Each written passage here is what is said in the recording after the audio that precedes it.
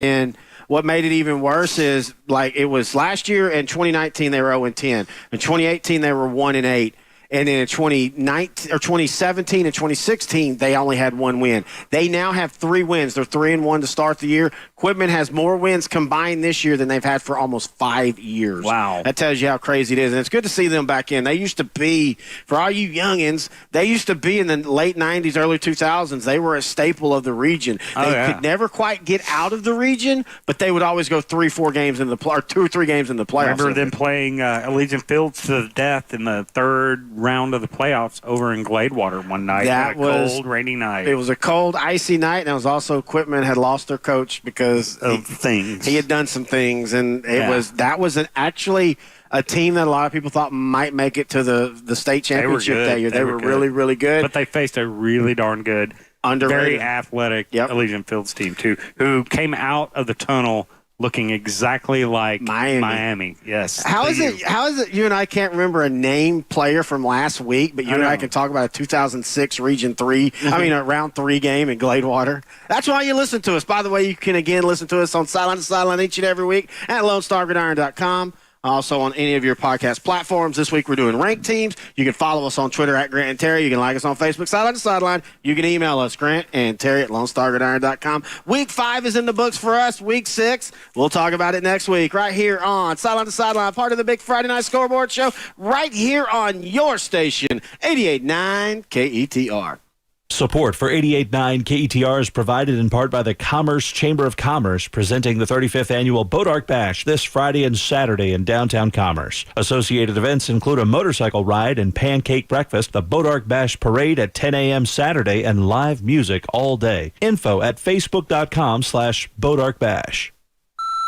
This is Todd from New Jersey. I listen to Bullseye with Jesse Thorne because I love his enthusiasm.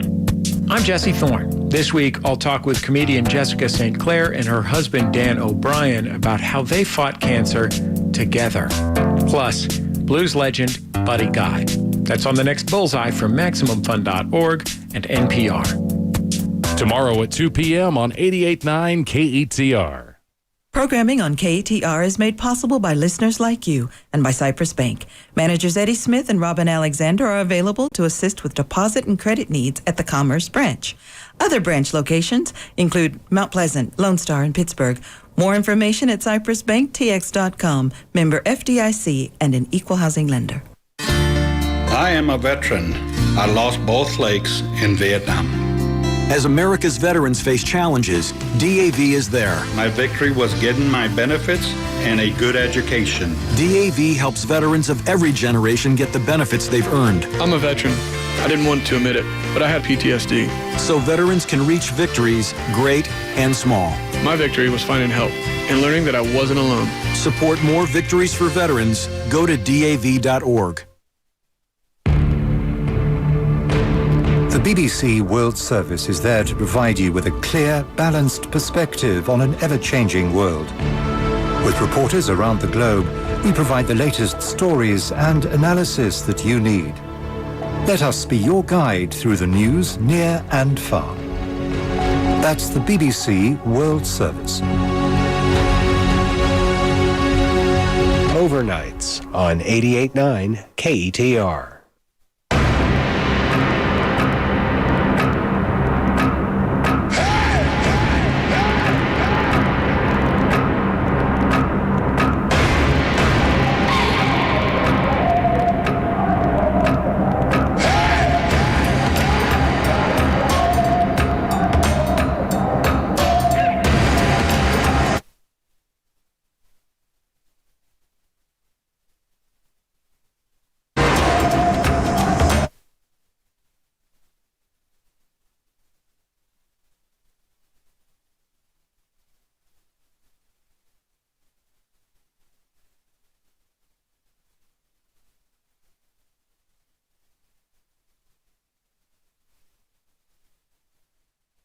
KETR. I'm Ryan Fulkerson, joined in studio by Jared Knight, and it is a beautiful football Friday night here in Northeast Texas. Isn't that right, Jared? I'm excited because, we talk about this from time to time, but we are in fall weather now. And that's, I get excited whenever we finally get to real, what we call fall, like football weather. Right. And so, that's kind of where I'm at. I think that this is finally the kind of evening that we have been looking forward to. If you happen to be out of the game this evening, then you're going to feel that cooler weather, and it's exciting. It is. It's certainly exciting. I mean, lows in the 50s we had this week, which was extraordinary, especially for mid-September in Texas. It's usually still considerably hotter than this around here, but I'm not going to complain about it. Right. Well, that's when we talk about football weather, we are talking about temperatures kind of in the. Do you have the currents? Because I know that we started this morning in the 50s, I want to say, and yes. So where are we at right now? Right now, 82 degrees and clear. Lows tonight, 55. Yeah, so it's going to drop to 55. Now that's probably around 2:30, 3 o'clock in the morning, but we are losing a lot of the heat from the day a whole lot faster than we typically do, and or that we typically have anyway. This is definitely turning into the sort of season that you kind of want, and that a lot of teams kind of prep for. The heavy part of the season is still in front of us, and we're already having nights like tonight. So I'm looking forward to what remains, and I was ready for that crisp feeling when I got out this morning and took a big deep breath in through my nose before I started sneezing, as a lot of people do this time of year. Yeah. I thought, this is the kind of crisp, this is what it ought to feel like around this time of year. And so it's what do they call it? Pumpkin spice season, Yep. Here we are. We talked about this last time we were on together. I think we had to end the night after our pumpkin spice conversation. Well, we won't start there then this evening. We've got to have something to build up to as we go through the evening. So why don't we start instead by talking about some of the big matchups that we'll be following this evening as part of the Commerce Tigers football broadcast and the big Friday night scoreboard program. It looks like in addition to the Bonham Purple Warriors matching up against Commerce here in Commerce tonight,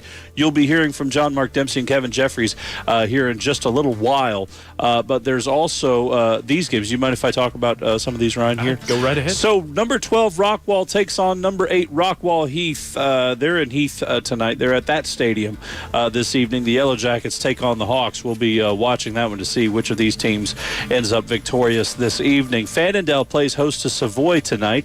Carter is on the road at Sunnyvale. Cumbie is at Trenton tonight. Waxahachie Life Mustangs play host to the Leopards of Liberty Ilo this evening. Greenville Lions are on the road at Royce City, just up I-30 or down I-30, depending on how you look at I-30. It's usually east to west, but Greenville's at Royce City this evening. Sulphur Springs is at number 4, Ennis this evening. The number 8 Paris Wildcats are hosting the Melissa Cardinals on this crisp fall evening. Wills Point is on the road at North Lamar tonight. North Forney is at Crandall. The number 7 Mount Vernon Tigers are at the Rains Wildcats tonight. Van Alstyne is on the road at Farmersville. Crum plays Community at the Community Stadium this evening. Quinlan Ford Panthers on the road at the Kemp Yellow Jackets. Winsboro's at Mineola. Caddo Mills on the road at Aubrey tonight. Number 2 Gunter Tigers play host to the Tigers of Whitewright this evening. Pottsboro's at Howe. Bells is at the Leonard Tigers. Como Picton is at Pagoda Rivercrest this evening.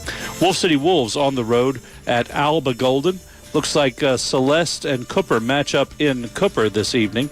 S&S Consolidated is on the road at Blue Ridge tonight. Fruitvale plays host to a non-UIL opponent this evening. And, of course, the Tom Bean Tomcats and the Bowles Hornets match up just there in Hunt County tonight. Mm-hmm. So we'll see that. You made a note there about Leonard on the big scoreboard here just a few seconds ago. Apparently the Tigers of Leonard still undefeated on the season. They are still undefeated on the season, and it's been handy victories every time. I mean, of course, against Commerce, we saw 43-6. Against Wolf City, we saw 43-7. What else have we seen out of Leonard this season? 62-43. Bonham put up a pretty good fight. That was back in week 3. Mm-hmm. Both Commerce and Bonham were on bye last week, and the Detroit versus Leonard game was canceled last week for unknown reasons, I'm assuming, because of still ever-looming threats to our public health. But, right. This week, we should expect to still see some more powerhouse football action out of the Leonard Tigers, if I had to guess. Well, we know that they're matched up against Bells this evening. We know that Bells is 2-2 so far on their season. They had matchups earlier in the year. I'm trying to pull those up so we can go back and look at Bell's history tonight. And I guess I'm not doing a very good job of that because so they played they lost against Whitesboro early on. Then this month so far they beat Breckenridge 41-20. They beat Valley View 60-6 this month, and then they matched up against Holiday where they lost 27-14. Holiday beat the Panthers of Bells, and so I guess tonight when they take on Leonard, we'll find out just exactly whether they're adding to the win column or the lose column. But you're pretty convinced then that the Leonard Tigers are going to keep on rolling? I'm pretty convinced. I mean, just based out of the performance that we saw personally in the game versus the Tigers, which a fledgling Tigers team early in the season, so it could have been just a bad matchup or bad timing. But, I mean, they've consistently put out high-point games, and they've consistently won. So I suspect that that's probably something that we're going to see tonight as well.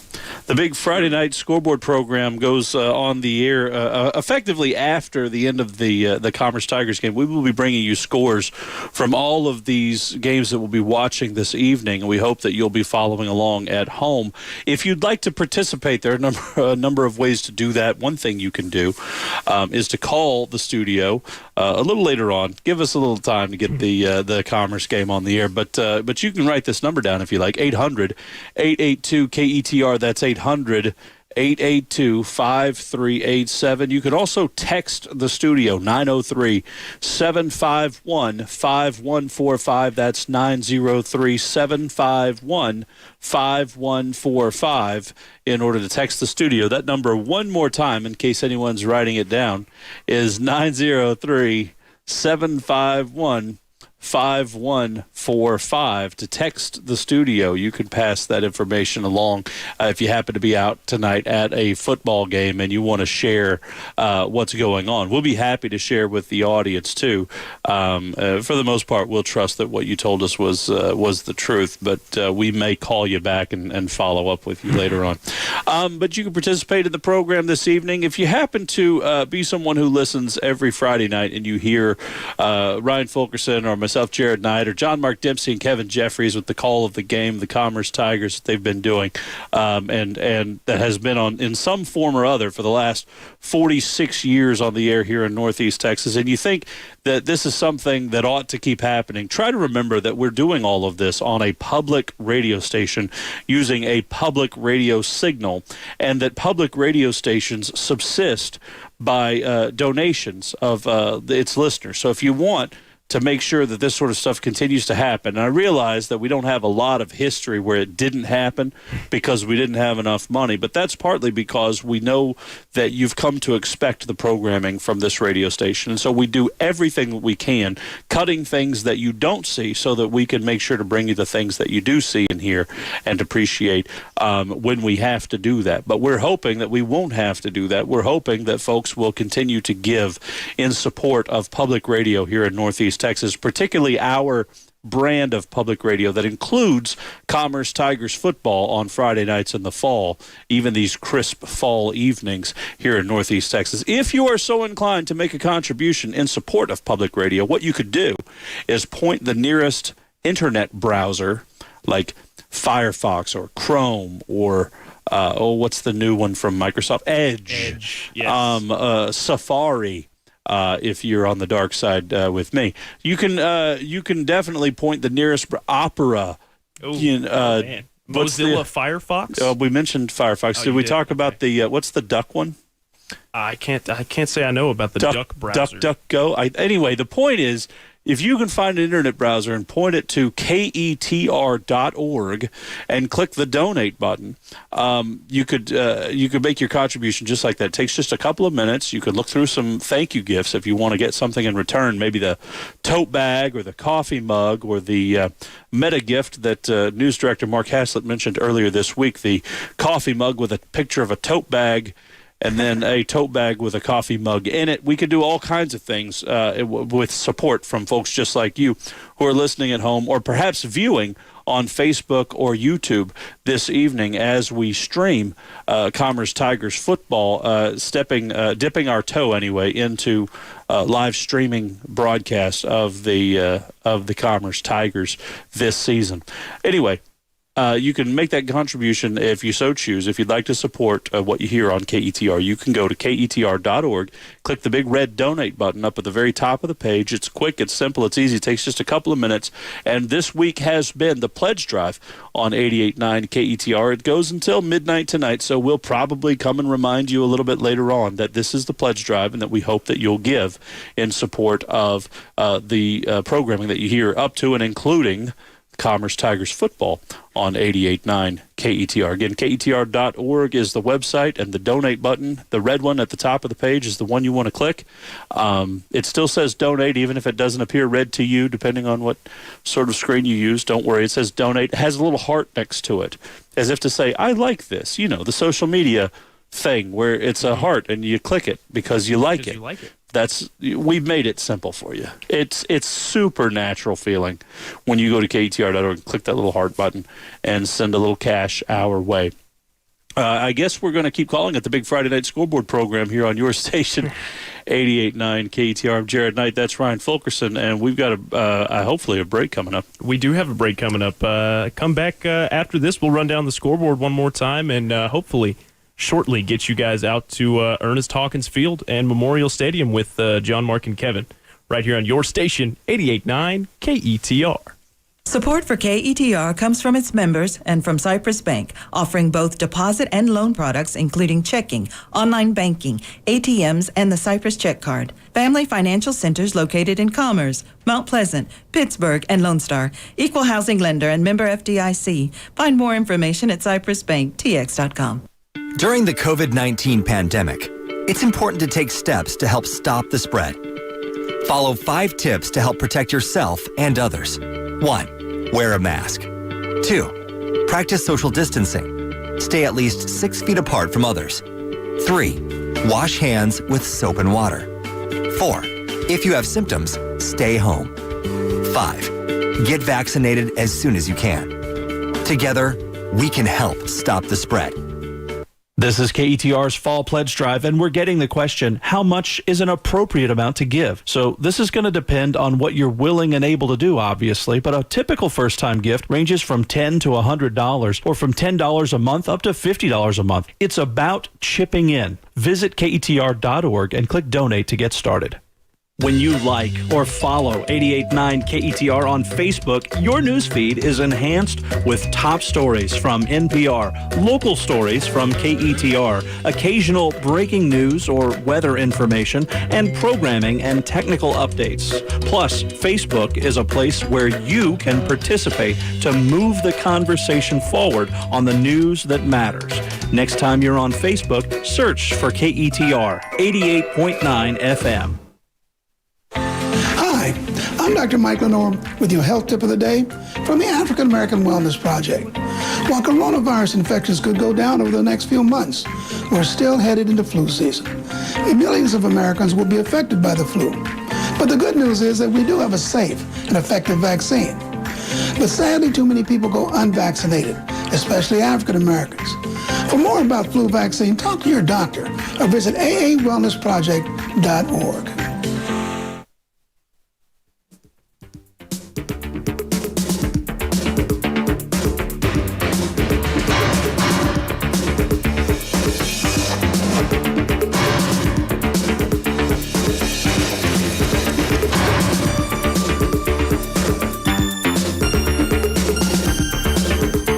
Big Friday Night Scoreboard program right here on your station, 88.9 KETR. I'm Ryan Fulkerson, joined in studio by Jared Knight. He is attending to some technical matters right now. So I am going to go ahead and give you guys the rundown of the scoreboard one more time before we get you out onto the field. Ernest Hawkins Field, in fact, at Memorial Stadium here in Commerce. Of course, tonight, the Bonham Purple Warriors are coming to town to hopefully put another loss on the Commerce Tigers docket. Not hopefully, but that's what they hope. Anyways, of course, Commerce fans, most of you who are listening here, I would assume being Commerce fans, hope that Commerce is able to hold it out and put another win in the column for the Tigers. Of course, number 12, Rockwall, the Yellow Jackets, are traveling to Rockwall Heath, not very far, but still traveling to number 8, Rockwall Heath, the Hawks, for the Battle of Rockwall tonight. We'll see how that one turns out. That one should be a game of interest tonight. The Savoy Cardinals on the road at the Fannondale Falcons. The Sunnyvale Raiders, they host the Carter Cowboys. The Cumbie Trojans on the road at the Trenton Tigers. The Liberty Ilo Leopards traveling to face the Waxahachie Life Mustangs. The Royce City Bulldogs are at home tonight against the Greenville Lions. The Sulphur Springs Wildcats traveling to face the number 4 Ennis Lions. The Melissa Cardinals, they're on the road tonight at number 8, Paris's Wildcats. The Wills Point Tigers traveling to face the North Lamar Panthers. The Crandall Pirates, they're at home tonight against the North Forney Falcons. The number 7 Mount Vernon Tigers traveling to face the Rains Wildcats out there somewhere in Rains County. Van Alstyne, the Panthers, they're traveling to face the Farmersville Farmers tonight. The Community Braves host the Crum Bobcats. The Quinlan Ford Panthers, they travel to face the Kemp Yellow Jackets tonight. The Winsboro Raiders are on the road at the Mineola Yellow Jackets. The Aubrey Chaparrals, they host the Caddo Mills Foxes tonight. Number 2, Gunter Tigers, they host the Whitewright Tigers. The Pottsboro Cardinals travel to face the Howe Bulldogs. The Bells Panthers on the road at the Leonard Tigers tonight. Of course, we talked a little bit about that earlier. The Como-Picton Eagles, they travel to face the Rivercrest Rebels. The Wolf City Wolves travel to face the Alba Golden Panthers tonight. The Cooper Bulldogs hosting the Celeste Blue Devils. The Blue Ridge Tigers hosting SNS Consolidated. That's the Rams tonight. And the Bulls Hornets, they're at home tonight hosting the Tom Bean Tomcats. I'm sure we'll have some other games thrown in that mix from the DFW area, the Northeast Texas listening area, more specifically. There, you guys can, those of you who are watching on the Facebook or on the YouTube, can now see that we have successfully established our live stream from Memorial Stadium. There's a little preview of the field up there right now for you folks that are, once again, watching on Facebook or YouTube. You can find us at facebook.com/KETR, I believe. Let's see. I can click on it and find out. Facebook.com/KETR radio. Of course, if there are some games that you guys are attending tonight and on your way home, you feel like letting us know how they went, you can also do that by calling in at 800-882-5387, or you can text us in the studio at 903-751-5145. That's 800-882-5387 to call, 903-751-5145 to text. I will also try to be monitoring the Twitter feed tonight, so if anybody feels like tweeting, you can tweet us. That's at KETR Sports. So there's all kinds of ways to get involved with the high school football action here on 88.9 KETR. Of course, tonight does round out KETR's Fall 2021 Pledge Drive, so you still have a couple hours left to give, and it still be a Pledge Drive contribution. You can do that at KETR.org and by clicking the big red donate button. Football weather has returned, so I guess we're just kind of doing a recap of the last segment here, but anybody who's just tuning in, right now 82 degrees and clear. Lows tonight getting down around 55. Tomorrow highs around 91. Lows in the low 60s. On Sunday, partly cloudy, highs of around 92. Lows in the low 60s. We're going to go ahead and take one more quick break, and then we'll hopefully get you guys shortly out to Memorial Stadium and Ernest Hawkins Field right here on your station, 88.9 KETR. It's the big Friday night scoreboard program. 88.9 KETR's Pledge Drive is underway right now. This is the week, and now is the time to show your support for the fantastic programming and irreplaceable service of 88.9 KETR. The process is simple. Just point your browser to KETR.org and click the donate button right now. And thanks. I'm Stephen Dubner. On the next Freakonomics Radio, the U.S. is very rich. So why do we have so many poor children? Too often there is blame around poverty, like this is a choice. That's ridiculous. So what's Washington going to do about it? I'm honestly still surprised it's happening right now. That's next time on Freakonomics Radio.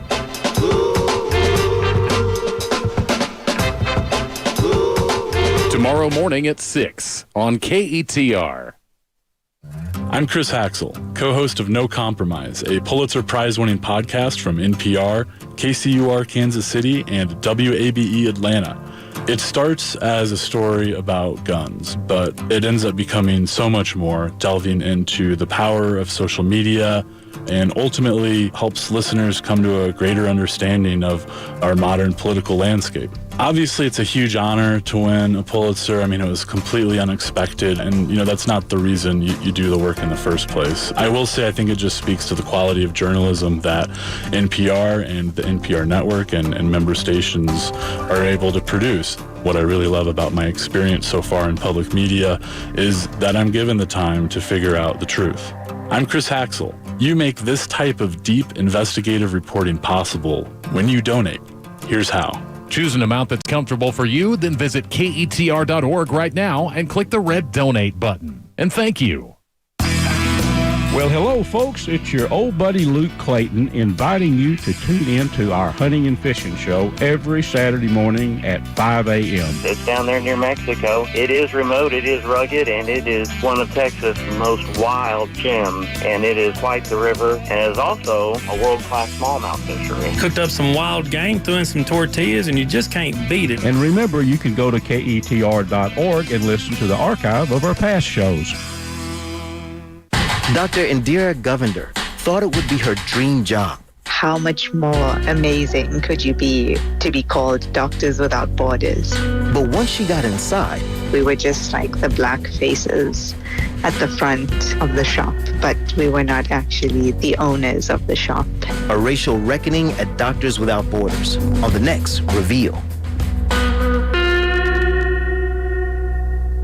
Tomorrow morning at 11 on KETR. Hello, I'm Mark Rudin, president of Texas A&M University Commerce. I want to encourage you to get a COVID-19 vaccine when it becomes available to you. I have taken the shot, and I hope you will do the same to protect yourself, your family, friends, and our community. The COVID-19 vaccines are proven to be safe and effective. They will make it possible for us to once again spend face-to-face time with our family and friends and return to our everyday lives. Please consider getting the COVID-19 vaccine. Thank you, and stay healthy, Northeast Texas.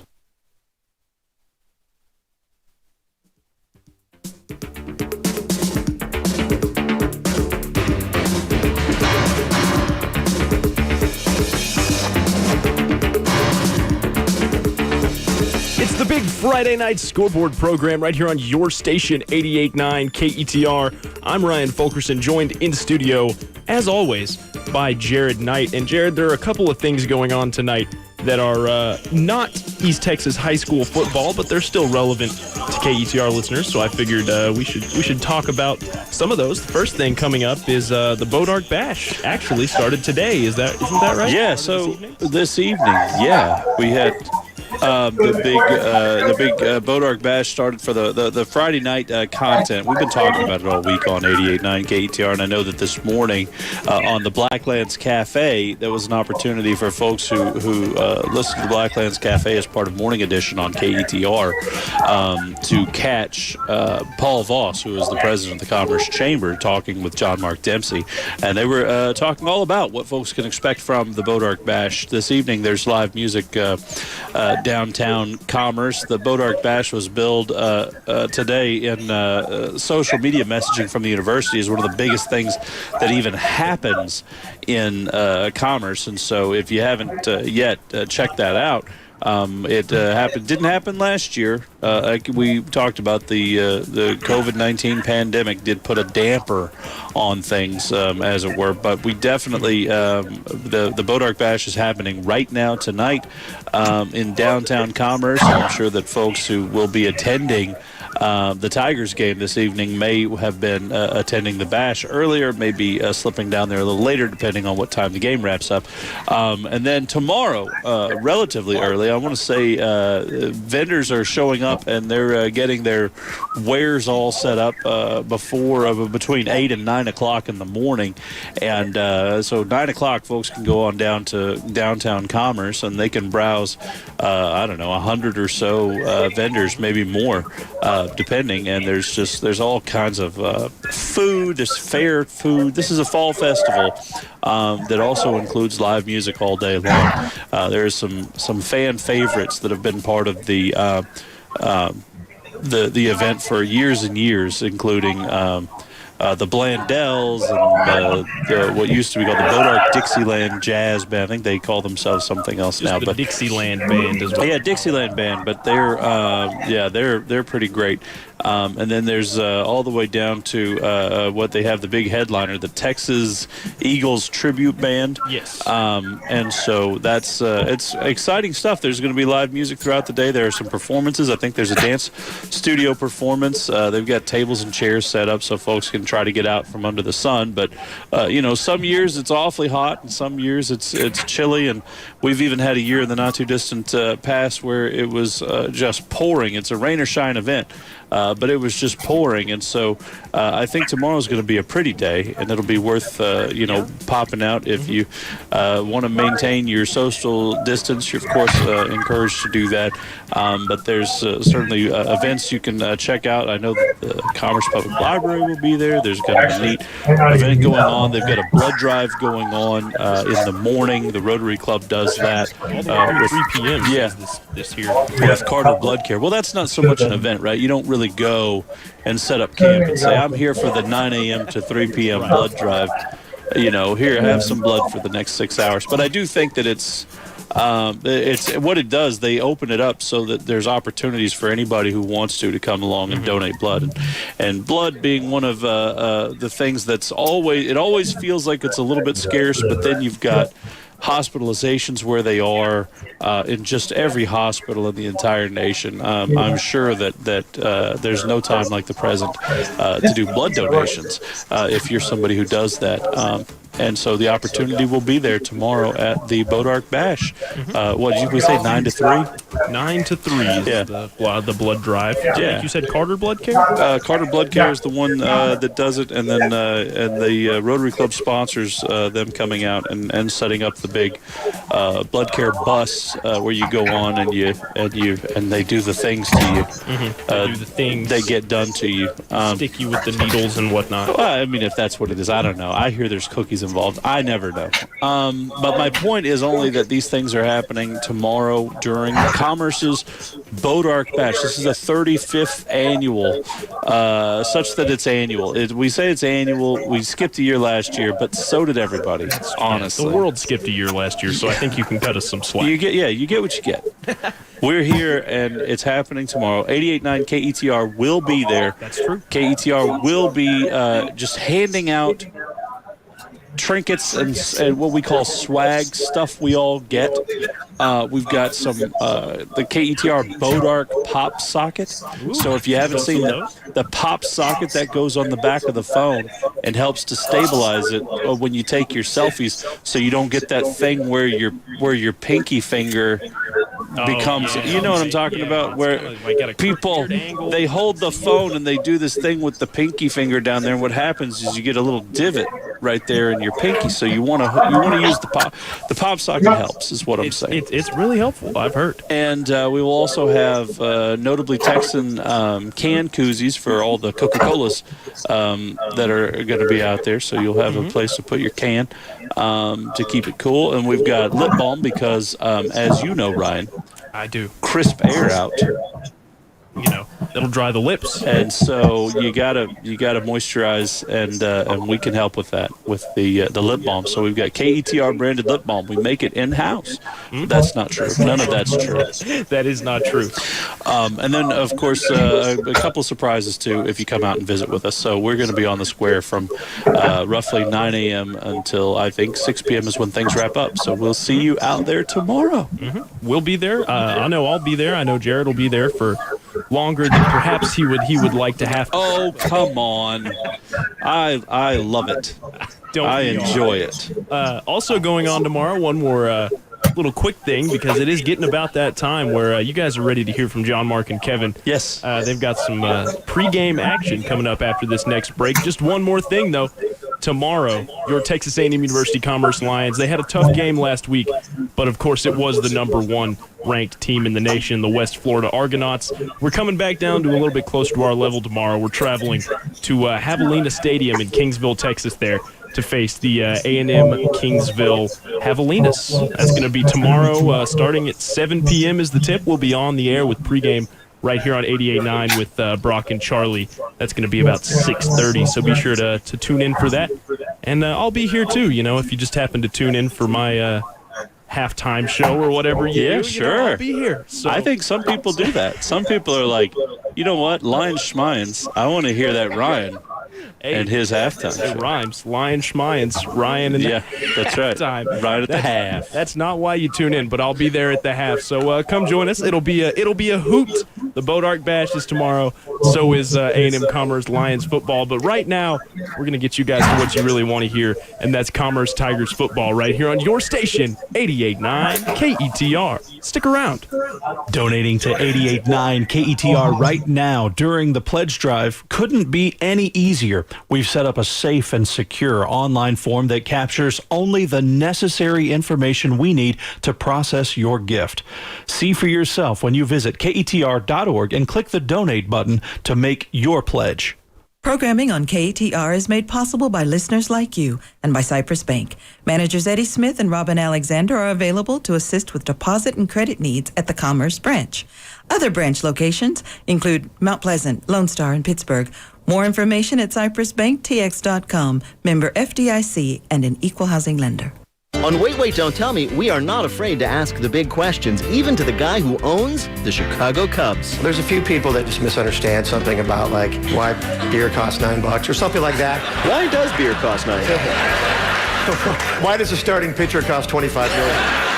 We're worth what you pay for us, which is nothing. Join us for the news quiz from NPR.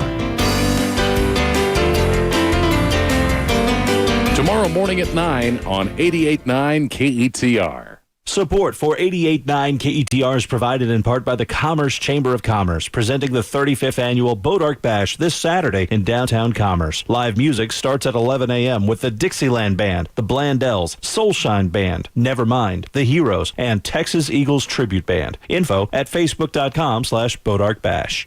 Hey, if you're the sort of person who likes to think, not all the time, but some of the time, if you like to explore, if you like to imagine, if you like to listen to a sharp and vivid conversation, if you like doing a puzzle or unpuzzling a puzzle, if you like mystery, if you like simply exploring, you might like us. We're Radiolab. We're on Saturday afternoons at 1 on 88.9 KETR. Check us out. And if you already have, keep checking us out. From A&M Commerce Memorial Stadium and Ernest Hawkins Field in Commerce, the Commerce Tigers meet the Bonham Purple Warriors in the First District 5 3A Division I game of the season for both teams. Good evening, everybody. I'm John Mark Dempsey along with Kevin Jeffries. We'll have the play-by-play in color of tonight's game for you. Jared Knight and Ryan Fulkerson will have scores from all over Northeast Texas and beyond all evening and on the big Friday night scoreboard. The Tigers are 1-2 after winning 28-14 over Lone Oak 2 weeks ago. Last Friday was the Tigers' bye date. Bonham also 1-2 after a 62-43 loss to Leonard on September 10th, and they also had their bye last week. The Tigers are coached by 31-year-old John McSheffrey, the Tigers' defensive coordinator for 3 seasons under former head coach Cody Farrell. A nod to Tigers' history, Commerce has won 2 state football championships in 1999 under Steve Lineweaver and in 2001 under Terry Crone. Commerce is 527, 502, and 45. That's a 512 percentage with 19 district championships. And we'll hear from Tigers coach John McSheffrey when Tigers football continues after this on 88.9. Los Angeles, Berlin, New York, London. The list goes on and on. Every week, SymphonyCast takes you on a journey to hear the world's greatest orchestras. I'm Allison Young. Join me for your front row seat to the world's best orchestras in concert, and all without the airfare. That's on APM's SymphonyCast. Sunday night at 7 on 88.9 KETR. I'm Maria Hinojosa. Next time on Latino USA, women and children are requesting asylum in Mexico in higher rates than men. But you rarely hear about what it's like to migrate undocumented when you're a woman, and how your body takes a central role when you're in transit. Women tend to try to get false documentation that will help them get on buses, but in different routes than men would traditionally take. That's next time on Latino USA. Sunday at 5 on KETR. Hope you enjoyed your meal. And I just want to say, he's lucky to have a brother like you. Lucky? Caring for my brother is far from easy. But he's a part of me, like my arms and legs, so I'll be his. No time for tired. Nothing can disable this love. He needs me, but I'm the lucky one, even though I need help now and then. If you're caring for a loved one, visit aarp.org/caregiving for care guides and community. Support for your strength. Brought to you by AARP and the Ad Council. Support for KETR comes from its members and from Cypress Bank, offering both deposit and loan products, including checking, online banking, ATMs, and the Cypress Check Card. Family financial centers located in Commerce, Mount Pleasant, Pittsburgh, and Lone Star. Equal housing lender and member FDIC. Find more information at cypressbanktx.com.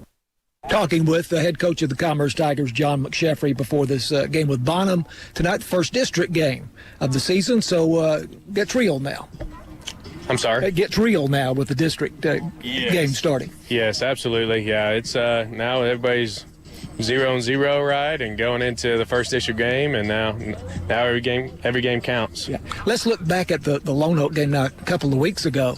It was almost like looking at a different team. Your guys just looked like a totally different bunch of guys, I thought, in that game. Yeah, they're starting to get comfortable with the new offense, and then defensively they did a better job executing and running to the ball, and getting back to being healthy and those things. So a lot of different, I guess, key points that kind of put it all together for us. Probably didn't surprise you all, the coaching staff, all that much, but casual observers, fans, to see Brody Bauman step in and do what he did at quarterback, and then you had Deshaun Jackson, and I don't know if you consider him a quarterback or a wildcat back doing what he's doing, but you got tremendous production from both of those two guys. Yeah, Brody did a great job stepping in and taking over, and did a good job operating the offense, and then Dede kind of was our wildcat back, and just kind of utilize his skills that he has and let him do his thing. Darren Deal is healthy again, your regular quarterback? Yes, he's back and he's ready to roll, and so there's sure some time tonight, and we'll just see who's got the hot hand. Yeah. Will we continue to see Deshaun Jackson and the Wildcat? Oh, yeah, I think that'll stay a part of the offense for sure. Absolutely. Pretty hard to stay away from that. We said the name last week of Jamarian Lewis Brown, found ourselves saying his name quite a lot, and then when I looked at the stat sheet, he did have 5 tackles. I thought he made a big contribution for you there on the defensive line. Yeah. So he does a good job, and he's kind of first Friday night action for him, so he's still learning. Yeah. He's still raw, but I look for big things from him in the future, and I think Coach Crowley did a good job of kind of getting him to understand. So it's been good. Mm-hmm. He is a sophomore, junior. What? He is a sophomore. Yeah. So he is very young. So what else did you take away from the Lone Oak game? I would say. And I talk to you about before every game, I guess, about just execution and being smart and putting ourselves in situations to make the plays. And, that was something that was a little bit better for me, because I kind of felt like the 2 games prior to it, we were situations we weren't. We didn't execute in them, and it's stuff that we work every week. So I think they did a lot better job understanding. Again, I think they're getting comfortable, getting a little bit cooler weather. Yeah. All that stuff is playing major parts for us. Mm-hmm. Did the week off help? absolutely. Yeah, I think it was a good week. We did some team bonding and with some team activities, and we had a good time and got healthy. So, yeah, it was well-timed and this year for sure. Can you say what your bonding activities were? Yeah, we went bowling. And so they thought we were going to practice, and I put them in a team room. They thought I was mad about them. You know, I kind of played it off, and I was mad about grades, this, that, and the other. And then I said, all right, load the bus, we're going bowling, and they just erupted. So, and that was on a Tuesday, which typically is a long practice day for us, you know, one of them. And so anyhow, yeah, they had a ball. It was great. good. That's a great story. So Bonham coming in here, and you have a common opponent. They played Leonard as well, and they had a tough time with Leonard. Was that helpful that you've each played the same team? Yeah, I think so. I mean, right now I kind of feel like we're a different team every week, just with who we have. But yeah, I think you know, Coach Fletcher's done a good job at Leonard, and so seeing what he's doing versus Bonham, and Coach DeZern, what he did versus Leonard, and yeah, absolutely. Anytime you have common opponents, I think it kind of gives you what's the word? Just kind of a grasp of, you know, what that team looks like, the caliber. Yeah. They, Bonham gave up more points to Leonard, but then they scored more points, so I don't know what you make of that. Yeah, they lit up the scoreboard. Bonham did a good job, Leonard both, and so, yeah, it was just gave us a lot of film to watch and study and see what we need to do. Their back, Jaron Ross, number one, looks very, very quick. Yeah, he can run. I remember him in track in the spring, and so, yeah, he can go a little bit, has a little shake to him, and so we'll have to kind of keep him contained. Mm-hmm. And they have a veteran quarterback in Mason Rodriguez. His older brother was a great quarterback, and so he's pretty competitive guy. Yeah, absolutely. He runs in their family for sure. His brother is one of the first quarterbacks I faced when I came to Commerce, and he could roll. Mm-hmm. And that year, there was about 3 or 4 different teams that had quarterbacks like that, and I was like, man, it don't matter what I do defensively. But no, again, good bloodline, knows the game. You know, he started for hitting them for, I guess, 3 years now, I believe, and so he's comfortable. He knows what he's doing. Yeah. Do you all make much of the great history of this series going back to 1917, and it's Commerce 33, Bonham 32, and 1 tie? No, I didn't know what the record was, but no, I don't think the kids really grasp that, to be honest. But when I talk to people around the community, they absolutely they want to play Bonham, and they want to be at that game. Right. So just because of the history between the two, right? It's an extraordinary history there. Coach, good luck. Thank you. John McShaffrey, head coach of the Commerce Tigers, and Tigers football continues again after this on 88.9. From in-depth stories to breaking news, the BBC World Service provides an essential global perspective to your day. With our worldwide network of correspondents, the BBC is there to bring you trusted, balanced news and to help you understand what's trending, why it matters, and bring you the compelling stories of our world. Listen to BBC World Service. Overnight, every night on 88.9 KETR.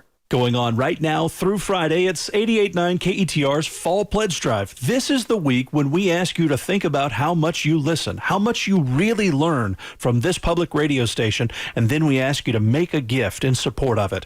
Making a one-time gift or a sustaining monthly gift is easy. Visit KETR.org and click Donate. Snap judgment means your mother, your kids, the dog, and your boss are just going to have to wait until the story is over. Join me, Glenn Washington, for Snap Judgment. Snap Judgment. Storytelling with the beat. Do not miss it.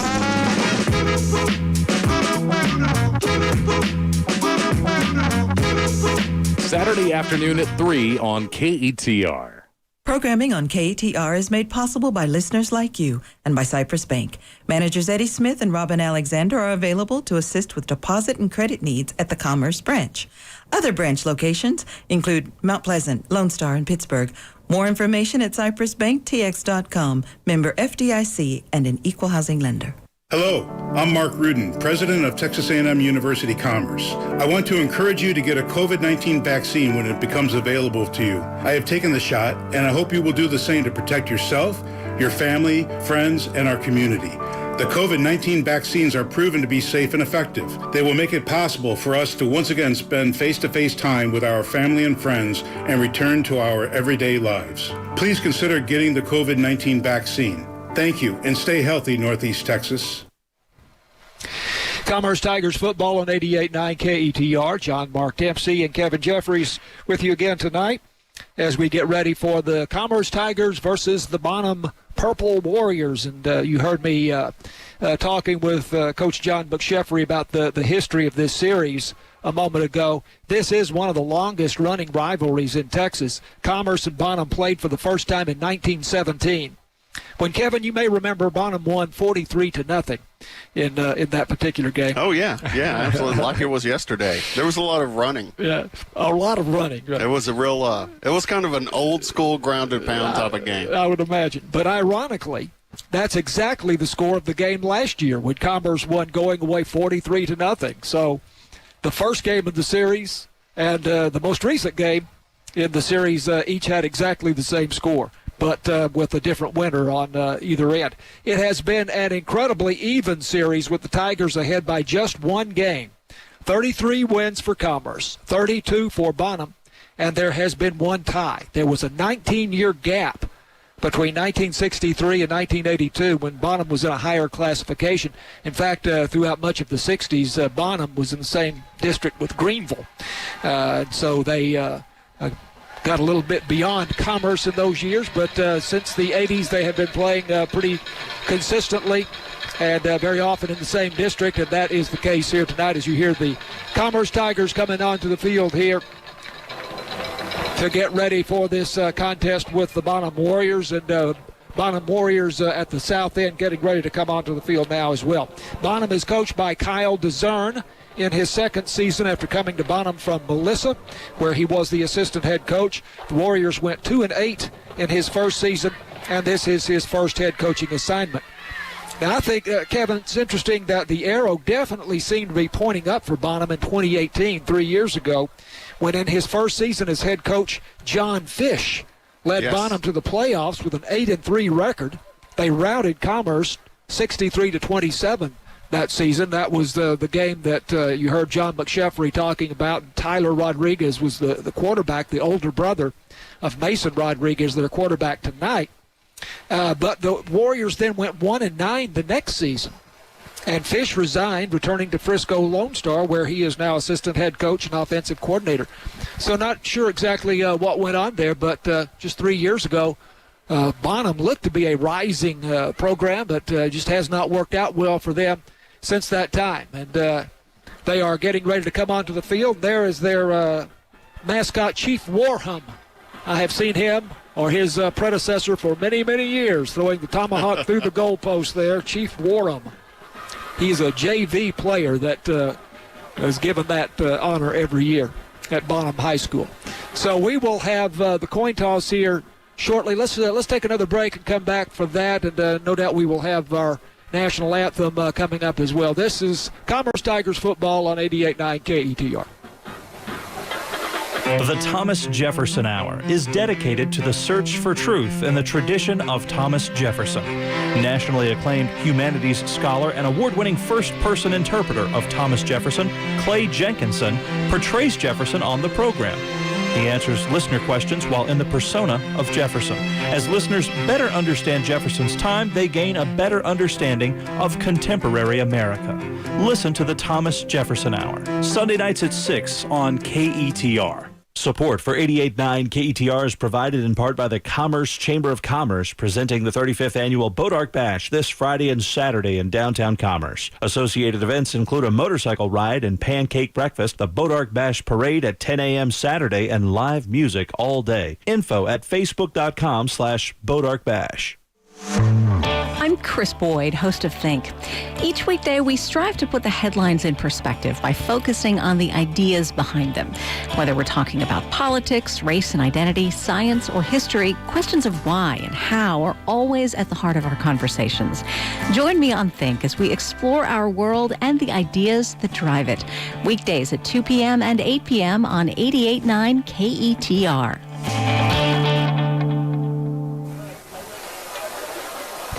Commerce Tigers football on KETR 88.9. We have just had the coin toss, and it looks like Bonham won the toss and will receive and defend the south end zone at A&M Commerce Stadium and A&M Commerce Memorial Stadium and Ernest Hawkins Field here tonight. So the Tigers will be kicking off and will be on defense to start the ball game. We'll be having our kickoff here shortly. Our starters for Commerce on defense, first of all. Defensive ends are Carlos Serrano and his brother Henry Serrano. Defensive tackle, Jamarian Lewis Brown, whom you heard us refer to. Moses Branch also at defensive tackle. Linebackers are Carlos Aubrey, Isaiah Simon, and Kendrick Greer. Cornerbacks Dre Gadlin and Tyshawn Harris. Strong safety is Deshaun Jackson, and the free safety is Ashton Seal. And here's our national anthem from A&M Commerce Memorial Stadium. By Jason Wallace, Commerce Middle School Band Director.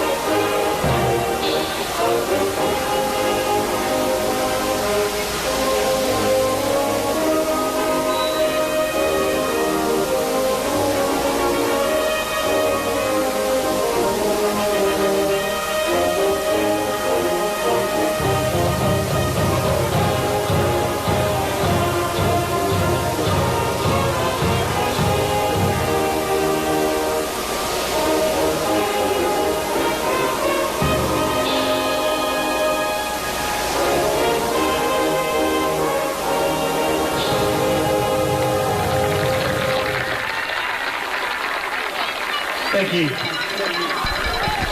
Commerce High School Band with our national anthem, and we will very shortly have the kickoff. Tigers on offense this evening. Of course, starting at quarterback Darren Beal, at running back Isaiah Simon. The receivers, Miles Boyd is back tonight after having been out for a couple of games, and we're looking forward to seeing him back in action. Dre Gadlin, also an outside wide receiver. The slot receivers are Deshaun Jackson, and we'll see him also at the Wildcat position this evening. Ashton Seal, also a slot receiver. And the offensive line, Cody Jenkins starting at left tackle tonight. Noah Howell, the senior, at left guard. Henry Serrano going both ways starting at center. Jack Nichols at right guard, and Andy Jenkins, the brother of Cody Jenkins, starting at right tackle for Commerce tonight.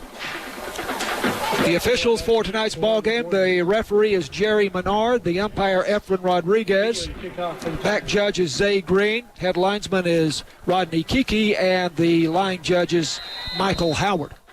And kicking off for the Commerce Tigers this evening, Emmanuel Castillo, the freshman place kicker, and he has it teed up at the 40-yard line. 79 degrees as we start the ball game. And we play on the artificial surface here at Ernest Hawkins Field. And a diagonal kick to the right side is fielded by Hunter Hagland for Bonham at about the 38-yard line. So they'll have pretty good field position to start the game. But the Tigers, Kevin, like to go with that diagonal kick toward the sideline. Try to kick it a little bit short and try to make something happen with your special teams. Tigers have a lot of guys with speed, so they try to make something happen there. It gives them a chance to. At this level, makes a lot of sense.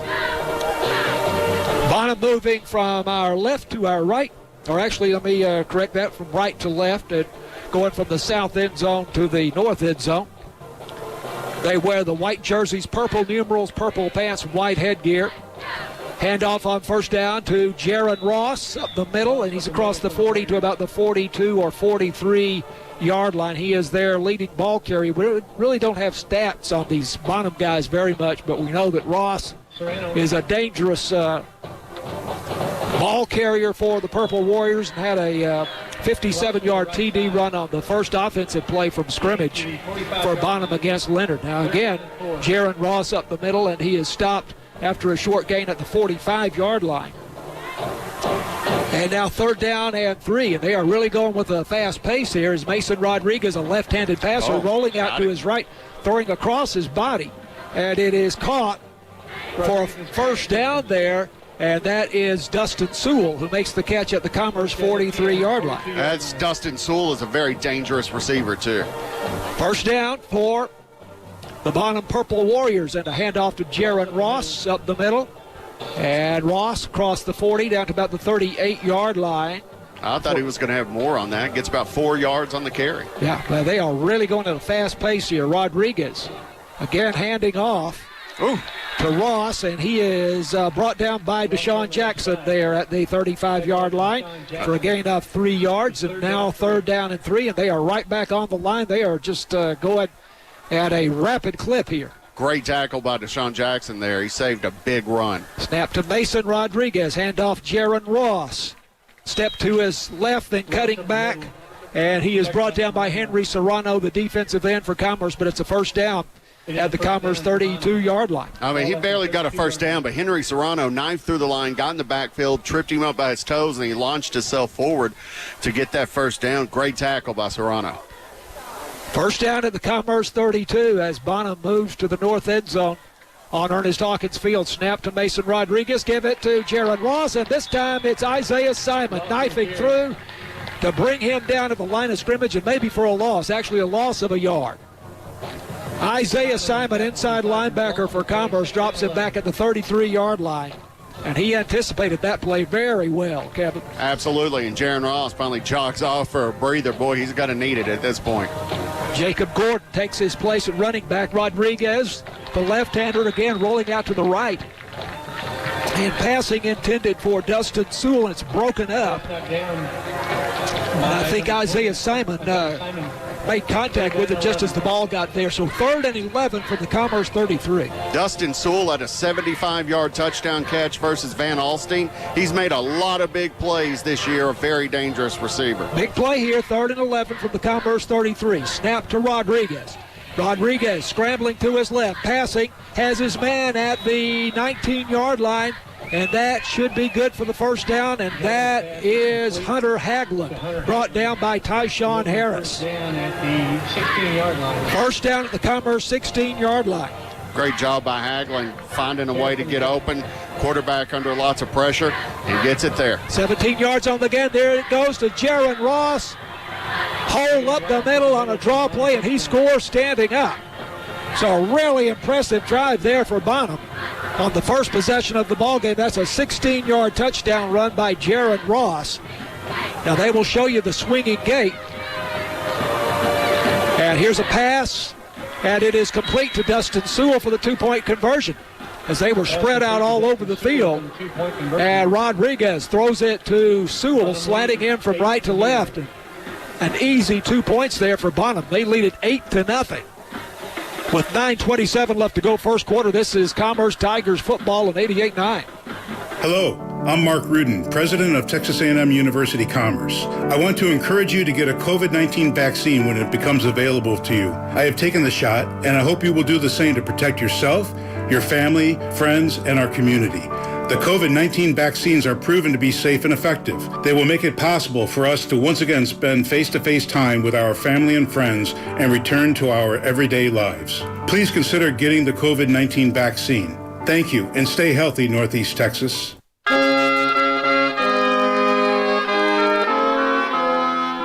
I've missed getting back to the lowlands. Let's take a journey with the earliest Dutch polyphony, Antwerp in the 16th century, and the footsteps of Herman Hollanders with his Parnassus Ecclesiasticus, this week here on Millennium of Music. Sunday morning at 6 on 88.9 KETR. It's a 62-yard drive for Bonham in 10 plays. 62 yards, 10 plays. And the touchdown comes on the 16-yard run by Jaron Ross. 2-point conversion pass from Rodriguez to Dustin Sewell. And now the kickoff. This is end over end. Shalim Rios kicking to the far side, taken at the 30-yard line, and a short return here for the Tigers. to about the 35-yard line, and that is Miles Boyd on the return for Commerce, and they do give him the 35. So the Tigers down right away, 8-0. Big play on that drive, that third down conversion, 17 yards from Rodriguez to Hunter Hagland to the Commerce 16-yard line, and Jaron Ross scored on the next play, on that draw play. Here come the Tigers, out for the first time, and we see Darren Beal at quarterback. No, it is not. It is, I beg your pardon. Is that Brody Ballman? I believe so. And here we have a jet sweep to Ashton Seal on the first play from scrimmage. And Seal coming to the near side, makes the corner, turns upfield, crosses the 45, and we'll have a first down, but flag down back behind the play, and it's holding Commerce. Going to bring back that nice gain of close to 15 yards by Ashton Seal.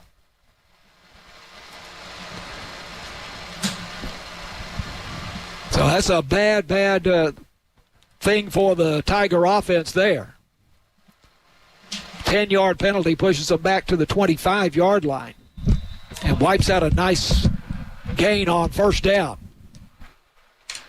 And it is Brody Ballman at quarterback, expecting to see Darren Beal starting, but it is Brody Ballman who had that great game against Lone Oak a couple of weeks ago. Ballman with the play action, now rolling out and passing. Again, this is Ashton Seal, makes the catch in the flat on the near side and motors down the sideline across the 40 and out of bounds at about the 43-yard line for a gain of 18 yards and only a couple of yards short of the first down here. Kevin's working on our crowd mic. If you don't hear any sound at all, that's the reason. He's trying to make some improvements. And it looks like we have another penalty against Commerce. This is an ineligible man downfield on this pass play. So these are two big gains, both of them involving Ashton Seal. First a jet sweep and then a little pass out into the flat.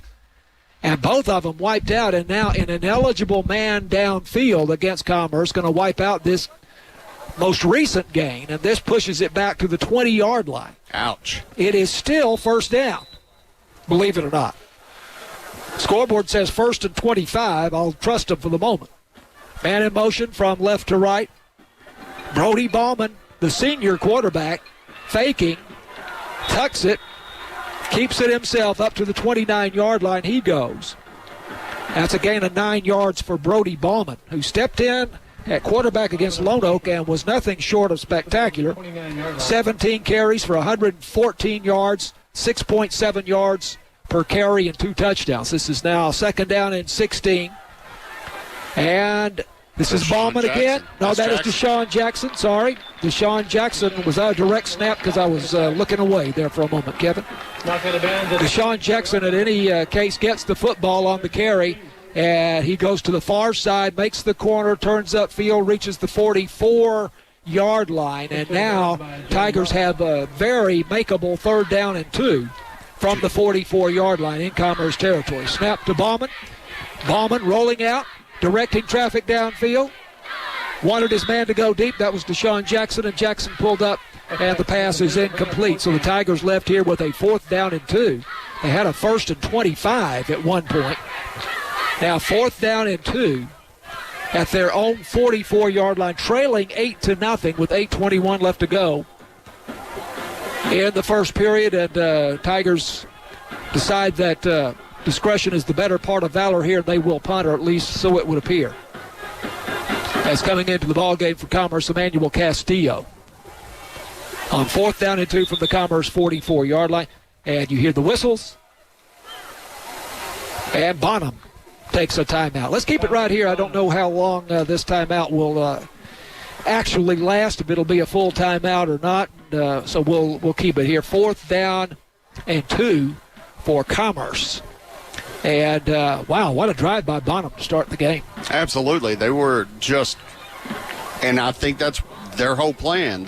We've seen their offense is capable of big plays, and if they've been doing this hurry up all season, that explains a lot. You keep the defense on its heels, then you try to get out, you try to score as fast as possible, and then hope your defense holds. Hope they make some mistakes, hope they go up, because Bonham's been allowing points too, but they've certainly been able to score them. For celebrating their 40th pass reunion with us. Go Tigers. So Emmanuel Castillo, who punted against Lone Oak after Darren Beal was injured against Leonard, and did a good job. So he's in there to punt again, the freshman. And Brody Ballman was the snapper against Lone Oak. I'll try to see if he's still the deep snapper. Fake it. And now Castillo comes up and goes in motion, and it's a direct snap to Deshaun Jackson. And Jackson going off left tackle, and I don't think he made it. No, he plunged forward. He got stopped right about a half yard shy and then pushed back, and they're not even going to give him that good of a spot. Looked like he got deeper penetration, but this is going to be a turnover on downs and Bonham ball. Yeah, they get the ball back at the Commerce 45-yard line. So Commerce decides to go for the first down. They're on 4th down and 2. They snap it to Deshaun Jackson, who's in there presumably as a blocking back, and he went off left tackle, came up a yard short. So Bonham leading 8-0. First down at the Commerce 45-yard line. Ball on the far hash mark as they move to our right. Now this is Jacob Gordon in the ballgame at running back, and going off right tackle, has about 8 yards here, but a flag comes down very late on that play. Lewis Brown on the tackle. Jacob Gordon in the ballgame for Jaron Ross at running back. And now a conference between the officials. This will be a 2nd down and 2 as it stands for Bonham at the Commerce 37-yard line, but still some discussion about what the call here is going to be. And that is looks like a face mask penalty against Commerce. Against the Tigers. So that is another major penalty here against Commerce. And this will move the ball deep into Commerce territory here to the 22-yard line. 15-yard penalty, face mask against the Tigers. First down at the Commerce 22. Bonham leading 8-0. Mason Rodriguez, the fake to Jacob Gordon. Rodriguez keeps it himself, bounces off a couple of Commerce tacklers, and finally goes down at about the 7-yard line of the Tigers. That's a gain of 15 yards there. First down and goal at the 7. Snap to Rodriguez, whistles. That's timeout for Commerce. Tigers got a timeout just in time, and that might have been another touchdown there for Bonham, the way that play was developing. Bonham leading 8-0. First and goal at the 7-yard line. And again, we'll keep it right here at Ernest Hawkins Field for the moment, under the circumstances with Bonham threatening again. And this fast-paced offense, hurry-up offense that Bonham has shown us has really, really paid off here in the early going. But it is still very early, 7:55 left to go in the first quarter, and Bonham holding an 8-0 lead as they drove 62 yards and 10 plays on their first drive. Jaron Ross with the 16-yard touchdown run. Then they got the 2-point conversion on a little quick look-in pass to Dustin Sewell. And Commerce goes for the first down on 4th and 2 at the Bonham 44. Only got to the 45, actually at the Commerce 44, and now Bonham knocking on the door, first and goal. Handoff Jaron Ross between the tackles, cut down after a short gain. Kendrick Greer is there for Commerce, the inside linebacker. And Bonham actually doing a good job of opening up a little bit of running room there in the middle. It's short yardage, don't need that much. They got a little bit. Second down and goal from the 5. Oh, that's a good tackle. Again, Tigers tightening up here as they bring Ross down near the line of scrimmage. Noah Howell in there on the tackle. Yep. Noah Howell with the stop. So now 3rd and goal from the 5 for Bonham. Snap to Rodriguez, going to his left, slips, stumbles at the goal line, and he's across for the touchdown. I thought he was going to go down short of the goal. He lost his balance there, but somehow, in the manner of stumbling Sam McCord, he manages to get across the goal line there, and it's 14-0 Bonham. And again, they spread out all over the field here for the conversion. Now, change of personnel coming onto the field for Bonham, and apparently they will kick the conventional point after touchdown. Shalim Rios, I should say, is the place kicker. And Mason Rodriguez is the holder, and the kick is good, and it is Bonham 15 and Commerce nothing with 7:12 left to go in the first quarter. This is Commerce Tigers football on 88.9. Wake up and text. Text and eat. Text and meet up with a friend you haven't seen in forever. Hi. Oh, hey. Text and complain that they're on their phone the whole time. Text and listen to them complain that you're on your phone the whole time. Text and whatever. But when you get behind the wheel, give your phone to a passenger. Put it in the glove box. Just don't text and drive. Visit StopTextsStopWrecks.org. A message from NHTSA and the Ad Council. The music on Sunday Baroque is perfect for your weekend.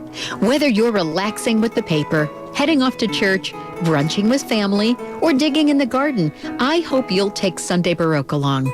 It's here for you every Sunday from 10 a.m. to 2 p.m. here on 88.9 KETR.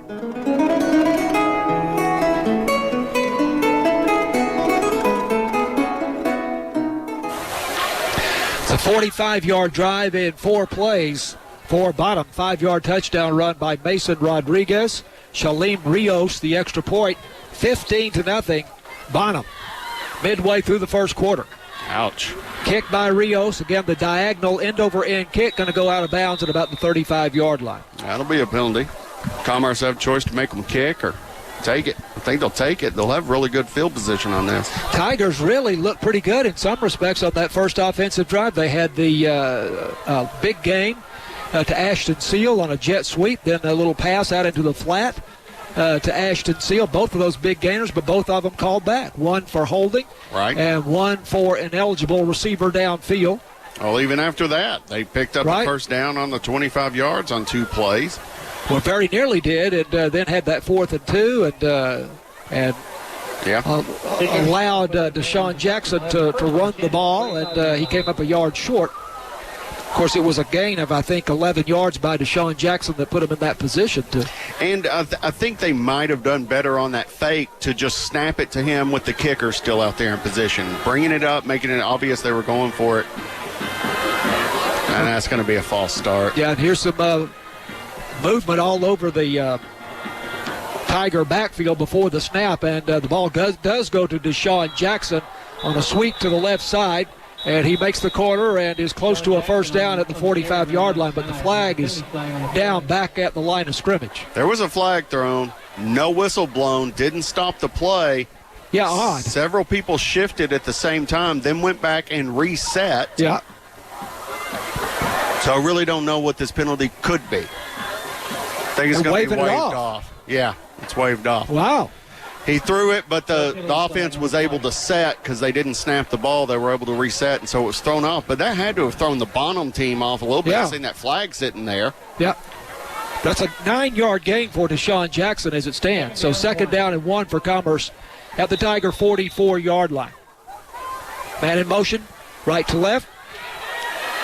And that is Ashton Seal again for Commerce. And Ashton Seal cutting back, crosses the 50 to the Bonham 46-yard line for the first down for Commerce. Very nice. 12 yards on the game. Well, make it 8 yards, and it's a first down in any case. Passing for Miles Boyd, and thrown behind him. He makes a diving attempt for the catch and still waiting for an indication. It is ruled incomplete, 2nd down and 10. We got no indication, but they're putting the ball back where it was. 2nd down and 10 at the bottom 46-yard line. Again, Brody Ballman here at quarterback for Commerce. Right now, this is Darren Beal back in the game at quarterback. There was a mix-up in the backfield on that one. Bill, I think, went to hand it off. Everybody was behind him. He was like, wait a minute. And so he tucked it and ran. Bonham was all over. He loses 2 yards. This is Darren Beal, who was the starter against Edgewood and the starter against Leonard. He was injured in the first quarter, I think it was, against Leonard. And then Brody Ballman started the game here tonight for the Tigers, but it's Darren Beal who's in the game now. Here's a play action as he fakes to a back going in motion from left to right. And now he is sacked. Ball comes free, but I think that's after the play is over, as Beal is sacked back at the Commerce 46-yard line. And now the Tigers looking at 4th down, and we make it 17. 4th down and 17 here for Commerce from the Commerce 46-yard line. And Emmanuel Castillo is in to punt for the Tigers, or will he? You have to think, 4th and 17. They're definitely going to punt in their own territory, but well, they might. You never know. Low snap. Hell, and there's always that. And then he gets the rugby-style punt away, and it's a good job there. Sure was, and it is taken at the 18-yard line on a fair catch by Jaron Ross for Bonham. Make it the 19-yard line. Ross received a punt at the 19-yard line, where Bonham will have it first. So Bonham leading 15-0 with 5:16 left to go in the first quarter. This game get the ball back. Not going how I thought it would go, John Mark. Oh, I tell you. It's been all Bonham, offense and defense. Tigers have only had 7 plays from scrimmage here so far. It would have been a lot better had it not been for the penalties. But it has been for the penalties. And so that has definitely taken the wind out of the Tigers' sails here. First down, Bonham at the 19-yard line. Mason Rodriguez handing off to Jacob Gordon, and he is brought down for a loss. That's Kendrick Greer, the inside linebacker, and the Tigers may be finally sort of finding their footing here on defense. That's a loss back to the 16-yard line, loss of 3 yards. Kendrick Greer just knifing through that line, getting in the backfield, making a play. Rodriguez in the shotgun, takes the snap, the left-hander rolling to his right, and throws it away. He was under terrific pressure there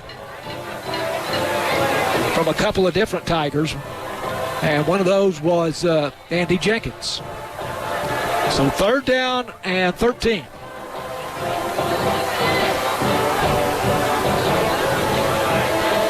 Greer under pressure. Ball between the hash marks at the 17-yard line. 3 wideouts to the near side, 1 to the far side for Bonham. Back to the left of Rodriguez. He throws downfield, and this is intended for Hunter Haglund. Incomplete, a little bit too long, and good coverage there by Tyshawn Harris for Commerce, step for step with him. So 4th down and 13. And a nice stand there by the Tiger defense after really being back on their heels for the first 2 drives by Bonham, but a really good set of downs there for the Commerce defense. Now Commerce should get the ball back here in good field position.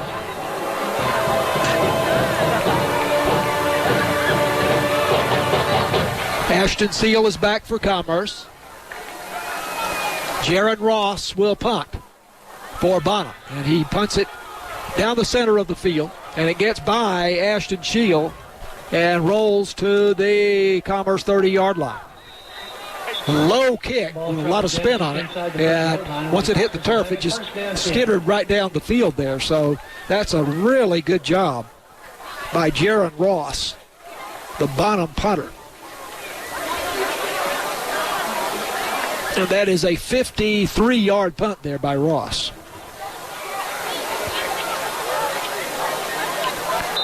But Commerce has the football back, reasonably decent field position at their own 30-yard line, trailing 15-0 with 4:26 left to go in the first period. Tigers moving to the south end zone on Ernest Hawkins Field at Memorial Stadium. Brody Ballman back in the ball game at quarterback for Commerce, and trying to run the option play to the near side. And that's Kendrick Greer, who's in the ball game at running back for Commerce. He pitches to Greer. Greer brought down for a loss at the 29-yard line. Loss of 1. 2nd and 11. Just trying to get something going, and Commerce needs something on this drive, down by 15. Snap to Ballman. Greer up the middle. There you And go. Greer, somebody was trying to pry that ball out. They did, but he was down first. Ball did come out, but I think we heard the whistles first, and that will be good enough for a first down for Commerce to the 41-yard line. Lose a yard, come back, get 11, move those chains. 12-yard gain by Kendrick Greer. First down at the Commerce 41-yard line. 2 wide to the left, 2 wide to the right. Slot receiver in motion left to right. Ballman back to throw, passing, and incomplete.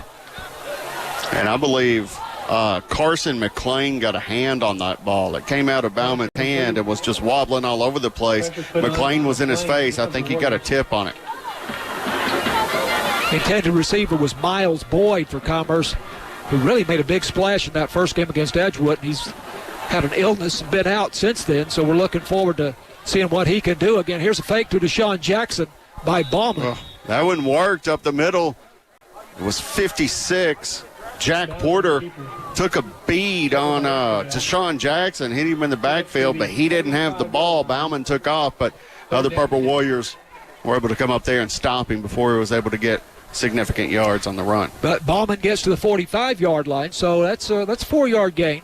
And it is now 3rd and we'll call it 6. And the snap to Ballman. Here is the give to Kendrick Greer, and he is cut down on his feet, cut down from his feet at the line of scrimmage or thereabouts, right at the 45-yard line. And the punting unit coming onto the field again for Commerce. They do give him the 46, so a gain of 1. And now 4th and 4 for the Commerce Tigers, trailing 15-0 with 2:38 and the clock rolling here late in the first period. Emmanuel Castillo on to punt once again for Commerce. Blocking back, moving up a step, and then going in motion, and wow, Castillo was roughing the leveled. kicker. He gets the punt away. I don't know how he got such a good punt away. I don't either. It was just a bad line by the special teams member coming in to block it. He completely whiffed on the block, else the hit would have been legal because the hit would have already been hit. And I think we see Castillo may wear a little bit of a loose helmet there, John Mark, because it came popping off, but he didn't seem to be hit quite that hard. Now, it's easy to say if you're not the one getting hit, okay? But he gets hit, slammed, helmet comes off, flag comes out. That's going to be a first down for Commerce. They're putting the ball down the bottom 49-yard line. I still haven't seen the indication, but it's obvious it was roughing the kicker. And he just waylaid. Rarely do you see a collision of the oncoming rusher of the punter that is as violent as that one. This is only running into the kicker for 5 yards. This isn't going to be a roughing. And it winds up in a first down, too, which that's surprising. I did not think was an automatic first down. And they had 6 yards to go. Here is Brody Ballman up the middle for Commerce after a fake to Deshaun Jackson. That's 10. And Ballman to the Bonham 39-yard line for a first down, so the Tigers rolling now. The other thing it's just amazing that Castillo got that punt away. First of all, that he got it away at all, but then he got away a very nice punt. Just really astounding. So on first down for Commerce from the 39-yard line, the handoff goes to Carlos Aubrey. First time we've seen him carry the football, at least for quite some time. Carlos Aubrey gets the call, and he is to the 31-yard line for a gain of 8 yards. Tigers on the march, trailing 15-0. A minute 39 left to go first quarter. Commerce going with a new formation here with backs on either side of Brody Ballman, the quarterback. Ross on the tackle. And here's a carry up the middle for Commerce. And I think this is Isaiah Simon for the first time tonight. Tigers leading ball carrier. Oh, that was Kendrick Greer again. Kendrick Greer to the 25-yard line for a gain of 6 yards. First and 10 for Commerce. Passing over the middle. And it is caught. Touchdown, Commerce. And that is Miles Boyd for the Commerce Tigers. Breaking in from left to right. Welcome back, Miles Boyd. 25-yard touchdown pass from Brody Ballman. 15-6. Bonham leads, but looking a lot better for Commerce at the moment. Absolutely. The Commerce Tigers came in, changed up their formation a little bit, got some quick hits, picked up some pacing, some momentum against Bonham, and bam, they started going for the hurry up, and it pays off at the end with that 25-yard strike. Emmanuel Castillo to kick the extra point. Figured very prominently in that drive when Commerce was going to punt, and in fact did punt, but he got wiped out by the oncoming Bonham rusher. And on the penalty, the Tigers got a first down, and then they moved right down the field and put a touchdown on the board. Commerce here calls timeout before the extra point kick. So what might be afoot here? 15-6, Bonham leads. Just moments ago, 25-yard touchdown pass from Brody Ballman to Miles Boyd, and that is the second touchdown pass of the season for Miles Boyd, the converted basketball player for Commerce. Yeah, who we were wanting to see a lot more of, but we saw him in game one. As you said, he's been ill for the last couple of games. Now he's back, making impact. Tigers right back at the extra point here, and apparently going to kick, but no, the snap is to Darren Beal, the holder, and he comes up out of his crouch, attempts a pass into the end zone for the two-point conversion, and it is no good. Not sure if that was by design or not, but pass for the two-point conversion is incomplete, and the score remains 15-6. So Bonham still with a 9-point lead with 1:27 left to go in the first quarter. This is Commerce Tigers football on 88.9. I'm Jessie King. On this week's 51%, we celebrate women in dance. We speak with a student at Juilliard and take some lessons from a professional ballroom dancer. It feels like therapy. We all love to dance, even if we have two left feet. Once, we play the music, anybody can dance. And we also speak with choreographer Helen Pickett about her creative process. This week on 51%. Tomorrow afternoon at 12:30 on 88.9 KETR. The A&M Commerce Lions return to the football field in South Texas this weekend against their longtime Lone Star Conference rival, A&M Kingsville. Commerce, uncharacteristically at 1-2-3 games in, but looking to get back to 500 and then start a new winning streak. Can they do it against the Hoggies in their own backyard? Join Brock Calloway and I at 6:30 for the pregame, 7 o'clock kick. Join us in South Texas if you can't make the journey. That is a 70-yard drive for Commerce in 9 plays. And now with the kickoff, we hear whistles. Kickoff was to the 30-yard line, and a fair catch was taken by one of the Warriors. But apparently the Tigers were offside, and will have to kick again from the 35-yard line. There you go. Push it back. Miles Boyd, 25-yard touchdown pass from Brody Ballman.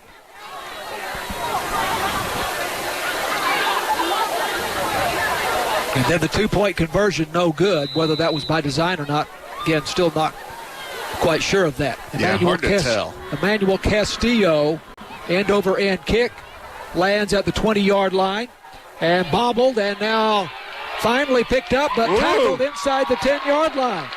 Picked up at the 10, he gets taken down. We get a flag on this. This might have been a face mask. That might be what they're trying to call. Didn't really look like it from here. Looked like he had him by the shoulder. Seal on the tackle for the Tigers. No, it's going to be a block in the back on Bonham. Half the distance to the goal. This will put them at the 2. It was Jacob Gordon that picked it up for Bonham, and Ashton Seal on the tackle for Commerce, and then the block in the back against the Warriors on the return, and this pushes them back to the 4-yard line. Block in the back is the call against the Warriors. So the fortunes have turned here quite a bit in the last few moments. We'll put them at the 4. Yeah, they start at their own 4-yard line, leading 15-6 over Commerce with 1:19 to go in the first quarter. Little bit of a breeze now kicking up from the south at the Warriors' back, but they won't have that for much longer with 1:19 left to go in the quarter. So Commerce defense here looking to force a mistake. Here's the handoff to Ross. Big hole up the middle. There goes Ross. 20, 30, 40. Ashton Seal misses him at the 50. 20, 10. Touchdown, 96-yard run by Jaron Ross for Bonham. Wow. 96-yard touchdown run. Huge hole on a draw play. Opened up. Somebody hit him around the 15 or 20-yard line. Ashton Seal had the last chance at him at the 50. Really didn't have a perfect angle. Did get his hands on him, but could not knock him off stride. And he goes right down the sideline for the touchdown, 94 yards. Now 96 yards. 96 yards, thank you, from the 4-yard line. Oh, that's the way to do it. The defense, you get down there close, you try to, come in, make something happen, maybe get that safety, cause a turnover. Sometimes you leave a little bit open, and that's what happened there. The Commerce Tigers left that left side open, and Jaron Ross, boom, hit it. Outraced everybody, used a little stiff arm along the way, too. Here's the extra point by Shalim Rios, and it is good. And Bonham leads it 22-6 with 1:05 left to go in the first quarter. This is Commerce Tigers football on 88.9. From performers such as Alicia de la Rocha to composers such as Astor Piazzolla, the Latin contribution to classical music has been extensive. Concierto celebrates the rich diversity of Hispanic classical artists every week, in English and in Spanish. I'm Frank Dominguez. Join me for Concierto. Sunday night from 9 until 11 on KETR. When she was 18, way before running for office, Stacey Abrams was invited to the governor's mansion in Georgia. She was stopped at the gate. The guard looks at me, looks at my parents, he looks at the bus that's pulling away, and he tells us we don't belong here.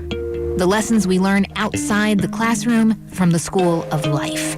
That's next time on the TED Radio Hour from NPR. Saturday morning at 10 on KETR. Commerce Tigers football on 88.9 KETR. Moments ago, a 96-yard run by Jaron Ross of the Bonham Purple Warriors after the Tigers had pinned Bonham back on the kickoff. Here's the kick. A short, angled kick to the far side of the field taken by Miles Boyd for Commerce. He bobbles it, but then falls on it at the 41-yard line. I think this game is still very unsettled, however. Yeah.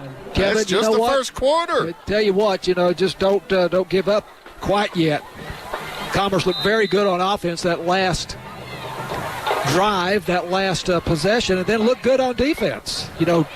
Prior to that, until they allowed the 96-yard run here by Jaron Ross, and that's what Bonham does. They get those huge plays. We knew watching video of him. He's very dangerous. So here are the Tigers. First down from the 41. And the pass downfield is incomplete at the 30-yard line. Close coverage there for Bonham. And that was intended for Deshaun Jackson. And that's Mason Rodriguez playing both ways for Bonham back on the coverage. Oh, that may have been while they were going at him, kind of running him a little bit. But see if he's tired. But again, that ball just overthrown a little bit. Jackson pulling up, trying to make a play on it, but wasn't able to. And after that, trying to draw the pass interference foul, wasn't able to do that either. It's Brody Bauman in the ball game at quarterback for Commerce, the senior. Eludes the rush, almost intercepted there by Cade Bowser for Bonham.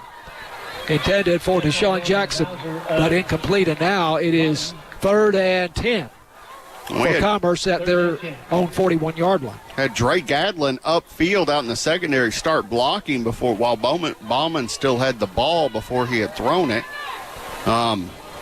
Could have been a penalty called out there, but he definitely expected that ball to already be in somebody's hands, and he's blocking upfield. Would have been nice if he'd been able to turn around, see that, and make a move to get open. He was in single coverage. See Andy Jenkins at center for the Tigers rather than Henry Serrano. Serrano is playing right tackle right now. So this is 3rd and 10 for Commerce from the Tiger 41-yard line.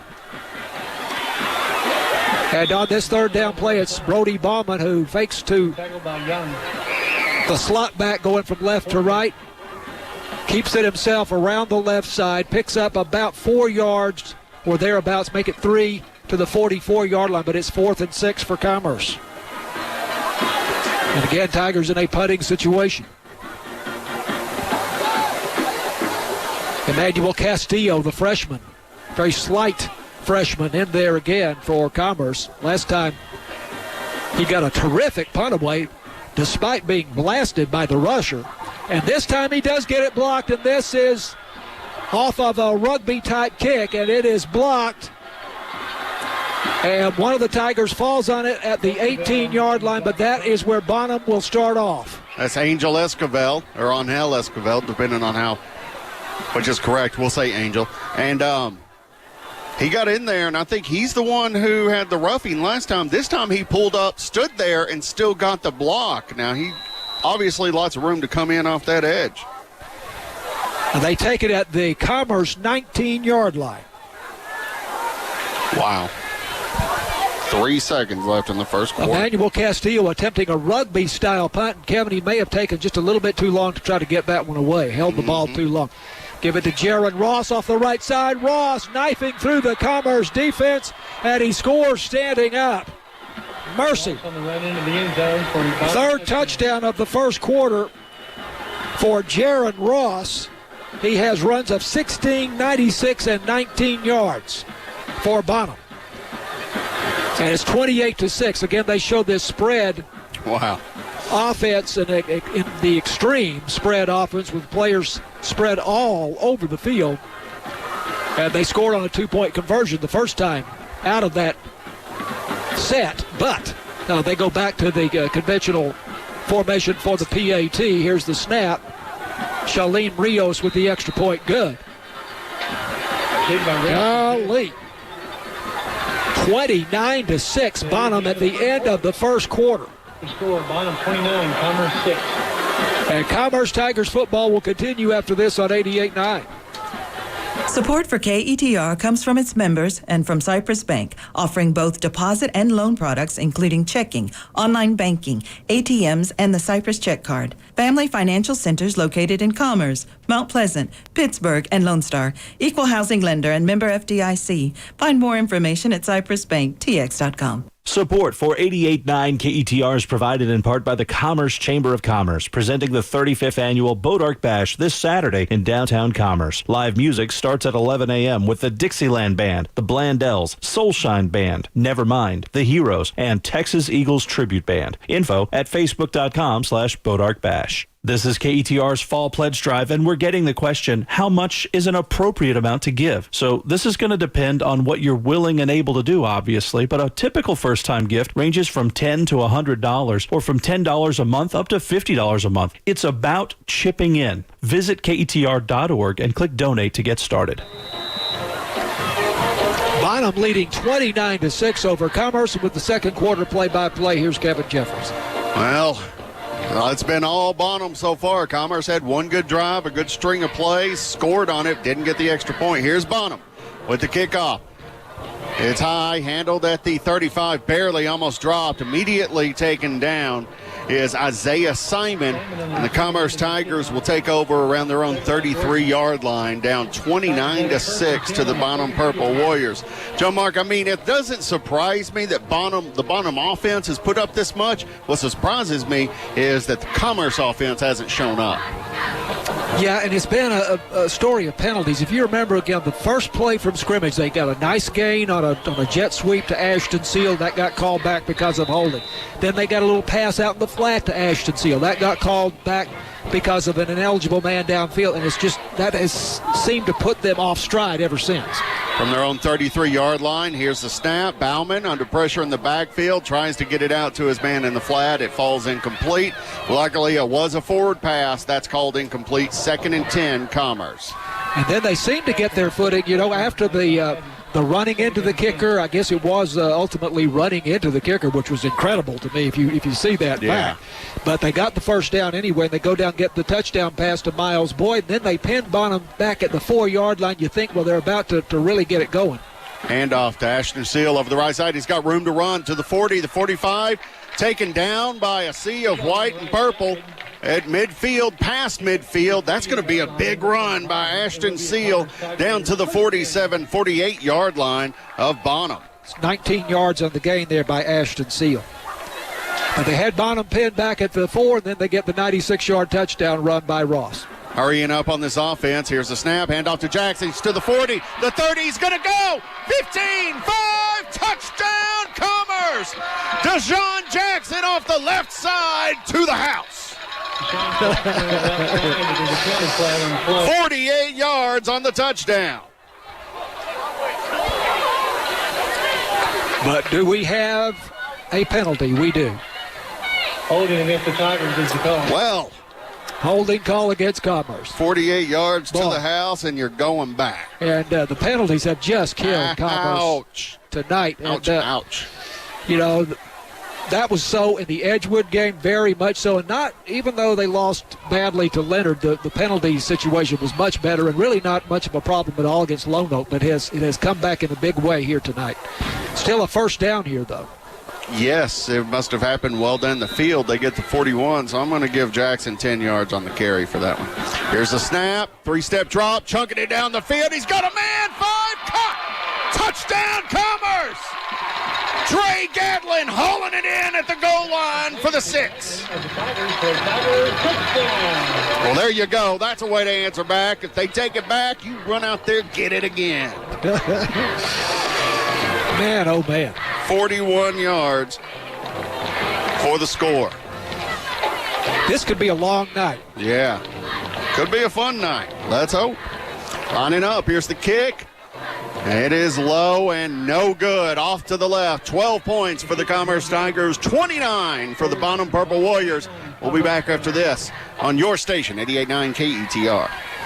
Next time on The Pulse, doing a hands-on task like making pie crust over and over again gives you a deep knowledge of the process. Instantly feeling what's going on. Put in a little bit, but not too much moisture. It's satisfying and somehow calming. Nothing between you and the thing you're making. Sunday afternoon at 2 on 88.9 KETR. You took the first step and quit smoking, but even former smokers may still be at risk for lung cancer. That's why SaveByTheScan.org wants you to know about a new low-dose CT scan that can detect lung cancer early. It takes only 60 seconds and could save your life. You took the first step, now take the next. Visit SaveByTheScan.org for a simple quiz to see if you're eligible and talk to your doctor about screening. SaveByTheScan.org is brought to you by the American Lung Association's Lung Force Initiative and the Ad Council.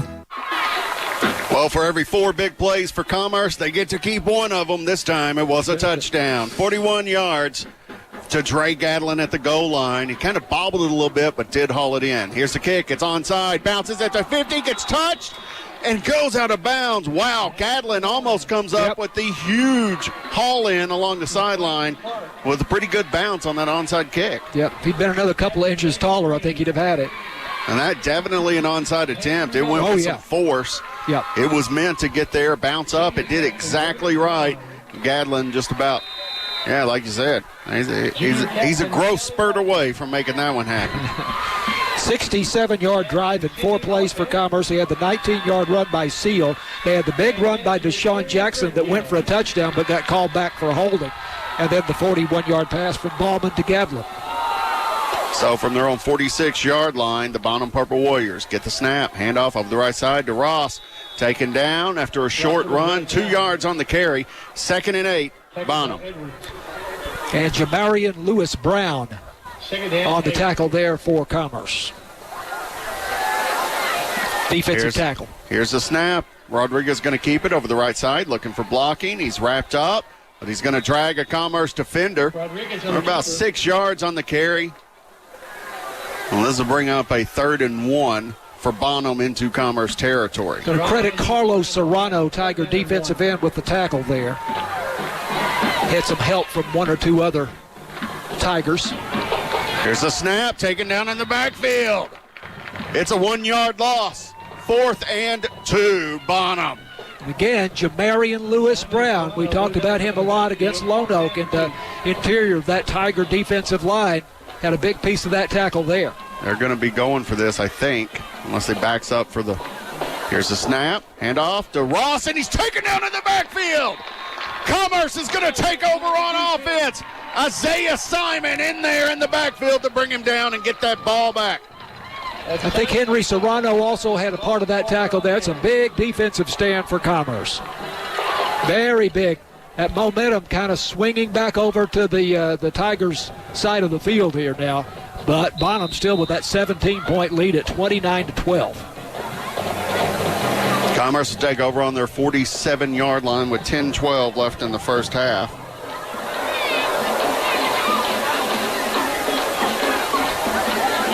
First and 10 from the 47-yard line. Two receivers far, one near. Here's the snap. Handoff to Jackson over the right side. It's under pursuit. Cuts back. Coming back to the near side of the field. Tries to work up the middle. Finds a little bit of room to run, but he's taken down. He turned a loss into 6 yards. He'll bring us 2nd and 4 for the Tigers into Purple Warrior territory. Yeah, I was waiting for a flag to be thrown there because when he's jumping back and forth like that, he's just inviting a holding call. But none came, so great. Gain of 6. Here's the snap. Handoff up the middle. No, he's going to keep it. Swing it out to Jackson. Dodges one tackler, but not the other. It's going to be a 2-yard pass, winding up for Bauman out there. 3rd down 2. So 3rd down and 2 for the Commerce Tigers, looking to the sideline to get the play. So a big formation in the backfield once again. Handoff over the left to Jackson. He slips one tackle, but not a second. That's going to be a 3-yard loss for Deshaun Jackson, bringing up 4th and 5. And that's Cade Bowser on the tackle there for the Bonham Warriors, a senior. We've seen him the past 2 seasons. Always a big contributor for the Bonham Purple Warriors. 4th and 5 from the 48-yard line in punt formation for the Commerce Tigers. That's a drive they'd like to have got some points on. They may try some trickery here. They do have 2 wide receivers split out wide to the far side. One on the near. The last 2 times Emmanuel Castillo has punted, it's been blocked. Pretty wild business. We have some unflagged extracurriculars there in the backfield. It's punted into the end zone. This will be a touchback. So Bonham will take over on the 20. So that's a 52-yard punt there by Emmanuel Castillo. Yeah, the time before last was the running into the kicker penalty, which was eventful. And then the last time he tried to do the rugby-type punt and probably held on to it a half step too long and got it blocked. Well, this time of year, they put a couple of extra blockers on that side. That's been getting all that pressure on him. He was able to get it away. Because they take that time somewhat intentionally in order to, one, get a good step onto it at this level, but also to get the guys a little time to get downfield. That's right. Because at this level, you don't get quite the hang time you do at, big college and pros. Here's a snap, taken off to the left and taken down in the backfield. That's going to be a loss on Mason Rodriguez. And that is Miles Boyd on defense for Commerce, at defensive end, making the stop. Coming across the line of scrimmage and bringing him down for a loss, and you do kind of feel that momentum having switched here a bit. Commerce defense really rising now to the occasion. 2 receivers stacked on the near, but here's the handoff to Jaron Ross over the right side. Dodges a tackler. Turning up at the 20. Taking off at the helmet. That's going to be a face mask on Commerce. It'll be about a 5-yard gain, but then we're going to tack on some extra on that. He reached around the side, and you could see him pull on the helmet easily. It was Dre Gadlin. I think it was inadvertent, but he stuck out his hand to try to bring him down. His hand happened to be in the same place where Jaron Ross's face mask was. So... yeah, he pulled his hand off once he knew he had it, but it was too late. Yep. So 15 yards and an automatic first down for Bonham out to the 38-yard line. Ball at the 38-yard line, 1st down and 10. Wow, big penalties have been hurting both teams tonight, frankly, but Commerce more. 3 receivers on the far, 1 near. Here's a snap. I'll hand it off over the left side. Cuts upfield to the 40, 45. First down and a little bit more for Jacob Gordon on the run. That's going to be 12 yards on the carry for Gordon, his 2nd carry of the night. And that is Brody Ballman, the strong safety, making the tackle there for Commerce. Of course, he plays quarterback on offense. Here's the snap. Rodriguez going to keep it. Plunges forward. Doesn't get very far. 4 yards on the carry. 2nd and 6. Bonham. 7:18 left in the half. 12-29. Bonham is beating Commerce. Thus far, 3 receivers far, 1 near. Here's the snap. Handoff up the middle. Takes it to the right. Finds some room to run to the 40, 45. Caught from behind at the 30. Falls forward at the 35. Taken down off his feet inside the 35-yard line. A huge run by Gordon. Ashton Seal with the possibly game-saving or touchdown-saving tackle there for Commerce at the Commerce 24. 22 yards on that game. Here's the snap. Handoff to Ross over the left side. He's to the 20, the 15. Cuts upfield at the sideline. He's hit there. That's going to be 11 yards on the carry. Move the chains. 11 more for Ross. And there's a good example of a wide receiver blocking for the ball carrier. Hunter Haglund was out there keeping the Tigers off of Jaron Ross for another 3 or 4 steps and allowed him to get the first down. 1st and goal from the 13-yard line. Sorry, 1st and 10 from the 13. Touchdown, Bonham. Rodriguez keeps it, takes off to the left side, gets blocking, plunges through 1 blocker, and then hits the end zone, puts up 6 more for Bonham. Wow. Well, there for a while, it looked like Tiger defense was starting to get their feet underneath them and maybe be able to slow these Bonham Warriors down, but not so much here in the past several plays. That's an 80-yard drive here for Bonham in 7 plays. Just wham, wham, wham. They got an extra 15. Yep, that didn't help. Here's the kick. It's good. Bonham puts another one on the board, 36-12. Purple Warriors over Tigers. We'll be back with more Tigers football after this on KETR. Hi, I'm Tony Morris. Join me each week here on 88.9 KETR for Classical Guitar Alive. It's an hour of great music with guitar, and you'll hear interviews with many of the world's leading performers and composers. That's Classical Guitar Alive, Sunday night at 11 on 88.9 KETR.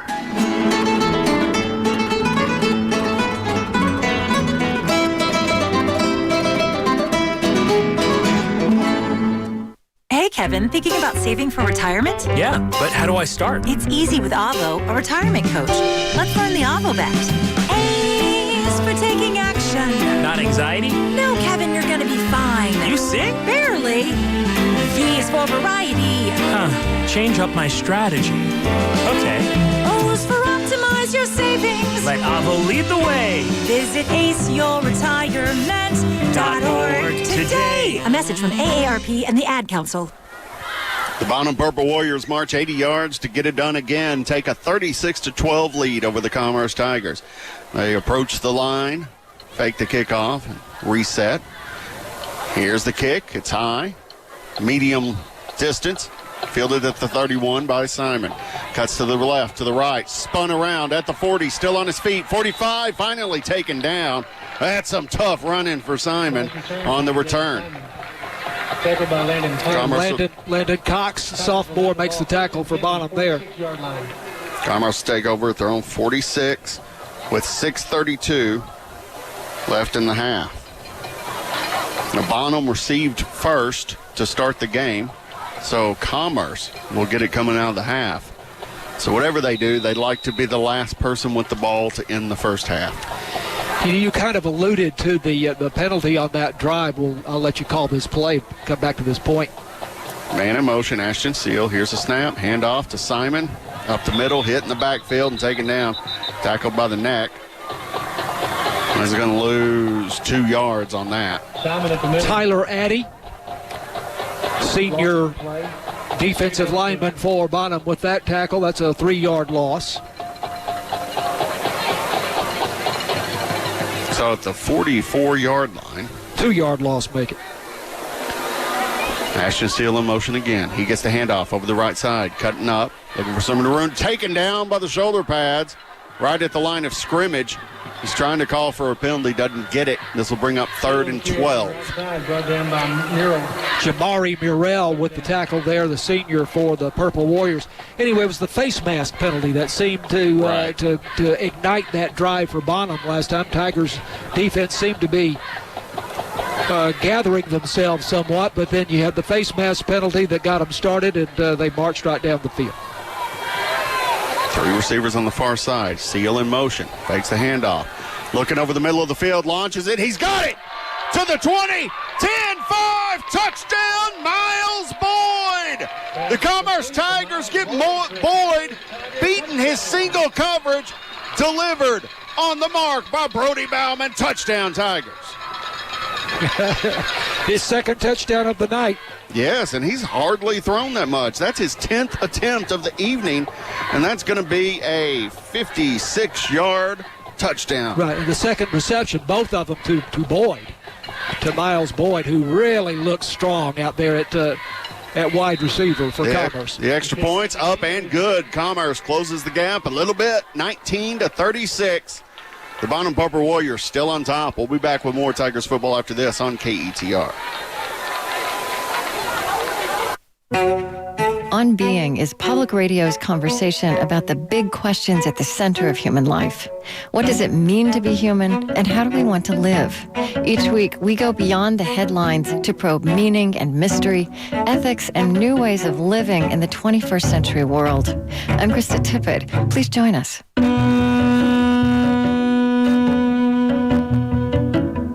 Sunday morning at 9 on your station, 88.9 KETR.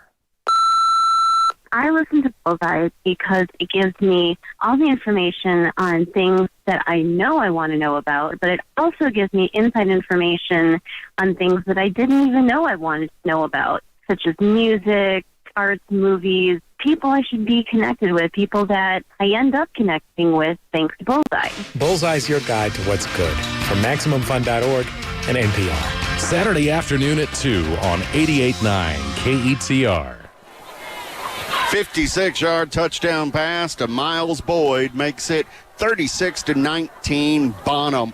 Commerce looking to kick off. Almost recovered an onside kick on their last one, and here there's a penalty, and this is going to be delay a game or timeout. There was a penalty, but then they said there was a timeout, so Commerce got the timeout done in time. I think it was going to be a delay of game, John Mark. Maybe so. I think Commerce was looking to do an onside kick again. He picked up the flag. Miles Boyd, again, is an outstanding Tiger basketball player. He's also outstanding baseball player. But he's a senior, and this is his first year to come out for football. 6'5". Well, we don't have heights and weights on these guys, but, yeah, I would guess 6'5", in the neighborhood of 200. I got a 6'5" for Boyd, yeah. Because I don't know where I got it, but I got it. You I got don't have his 6'5". I'm guessing 220. He's a big man. He is a big man. And he could do some damage out there at that receiver position. He also plays defensive end, made a tackle for loss here in the first half. So, wow. He is a terrific addition to this team. Here's the kick. It's an onside kick again. Hits a Bonham Purple Warrior, bounces on him. The ball looks like it was loose. He went bending down to get it. Bonham's got the ball. It looked like he should have recovered it, I believe. That was Ryder Soliday. They're recovering the ball. But it hit him in the knees, and then he bent over. It looked like he got a hand on it, but immediately was hit by some black jerseys. Some of the Tigers still think they got the ball. Yeah, there has been an indication, though, by the ref, and you don't get those close-up camera replays at this level, so I really doubt that's going to go to Commerce. But let's see if they change it. They do! They do change it! Commerce Tigers recover the onside kick. I think that was Hagen Welsert there. He was the one who it bounced over his head on the last kickoff, the onside kick, that Gadlin was almost able to haul in. That one hits him in the knees low. He was probably expecting another bounce up again. It bounced into his knees. He went to get it and was hit almost immediately, and then that ball, it had to change hands a few times there at the bottom of the pile, I'll tell you what. Yeah, give the referee there, Jerry Menard, credit, because there was an indication pointing in Bonham's direction. But he stepped in there and overruled it as they unstacked the pile, and Tigers have the ball back. And now a chance maybe somewhat to get back in this game in a serious way. At the Bonham 49-yard line, here's a snap. Ashton Seal off to the right side, cuts it up at the 50, gets down to the 45, falls forward. It looks like it's a fumble. Seal fumbles the ball. Bonham recovers. Purple Warriors get it right back. It's been that kind of night, hasn't it? Yeah. Oh, boy. I did not see him lose it, and was not able to see who recovered. Trying to listen there to Randy Starks to see if public address announcer had the player who recovered for Bonham. But at any rate, Bonham recovers at their own 45-yard line. That one play, well, woo! No lack of excitement tonight. 1st and 10 for the Bonham Purple Warriors. 3 receivers on the near side. The ball on the far hash. A lot of green in between their primary wide receiver, Dustin Sewell, and the line, offensive line. 36-19, Bonham leading with 5:05 left to go in the first half. Pistol formation. Here's the snap. Handoff over the left side, Jaron Ross. He's moving, but he don't get nowhere. Taken down at the line of scrimmage by the Commerce Tigers. No gain, 2nd and 10. Inside linebacker Isaiah Simon making the first contact there for the Tigers.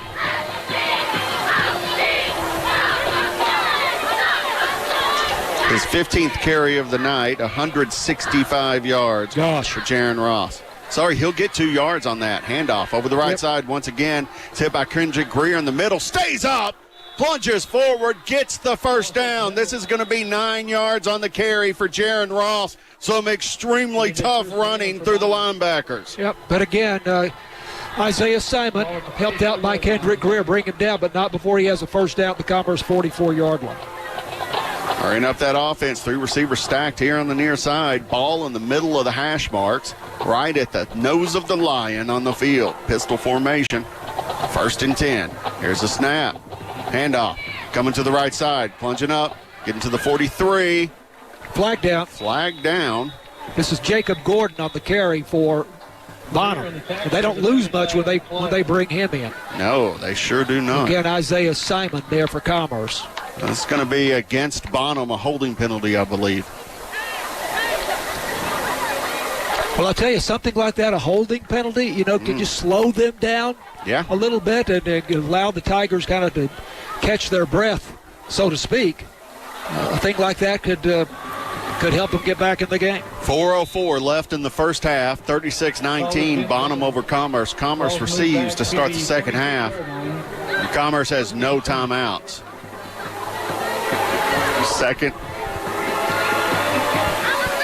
First and 20, excuse me. Here's the snap. Quick swing pass out to the right. Heading upfield, hit just past the line of scrimmage. That's going to be 1 yard on the catch by Jackson Abbott. And Ashton Seal made the tackle for Commerce coming up from free safety. 2nd down 19.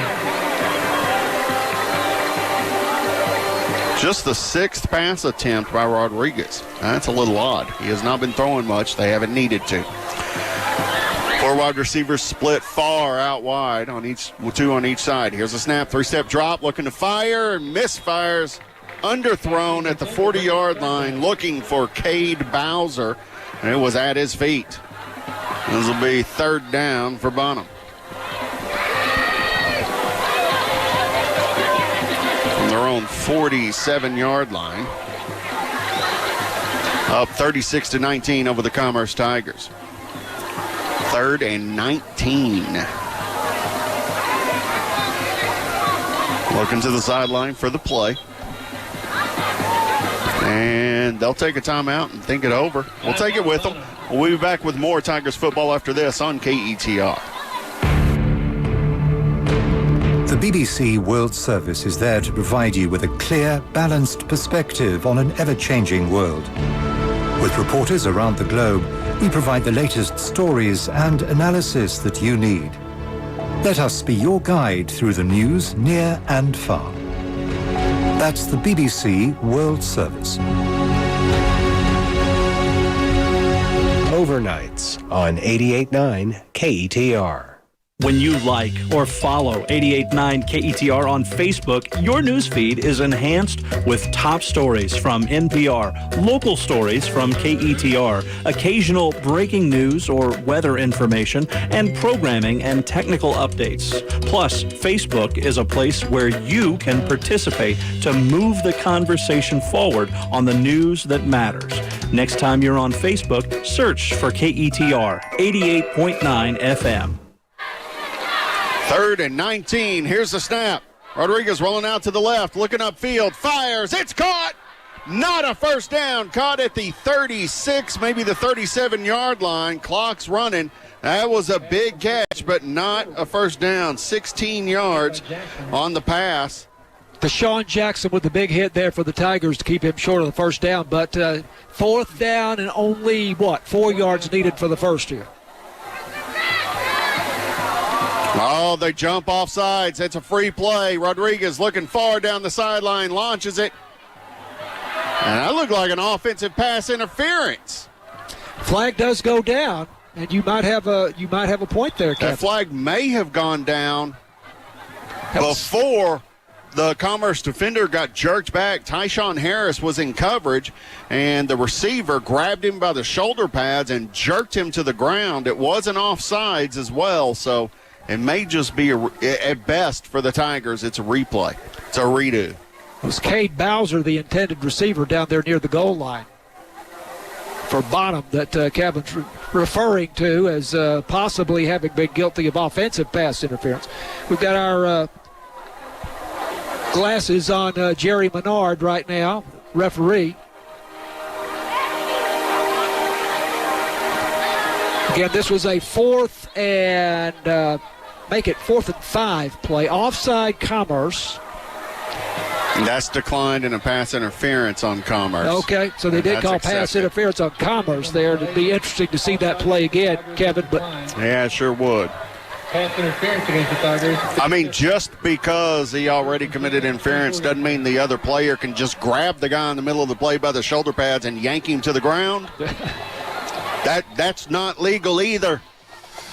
In fact, that's unsportsmanlike conduct, frankly. It doesn't matter. They don't listen to me. 1st and 10 from the 24, excuse me. Here's a snap. Jaron Ross up the middle, bouncing it out to the left. He's under pressure. Isaiah Simon has him, rides him out of bounds at the line of scrimmage, 0 yards. Careful there because that contact went well beyond the sideline. The Tigers might have been lucky there not to get a personal foul penalty for a late hit. But it certainly wouldn't have been a late hit. It's just been a matter of unnecessary roughness, I guess. Yeah, and they could have called it. He's actually going to lose a yard on that. Back to the 25. Here's a snap. Ross over the right side, trying to outrun pursuit. He does, tries to cut upfield, but runs into Dre Gadlin and gets taken forward. Falling forward, though, he gets 5 yards on the carry. Yep. 3rd and 5 for the Warriors. So I'm guessing Ross is right at 200 yards rushing at this point? 180. 180, okay. And 3 touchdowns. Here's a snap. Ross takes off a little early. Rodriguez taking it off to the right-hand side. He's going to have 5 yards, very close to the first down. They're probably going to move these chains. Aubrey on the tackle. Carlos Aubrey brought him down from behind.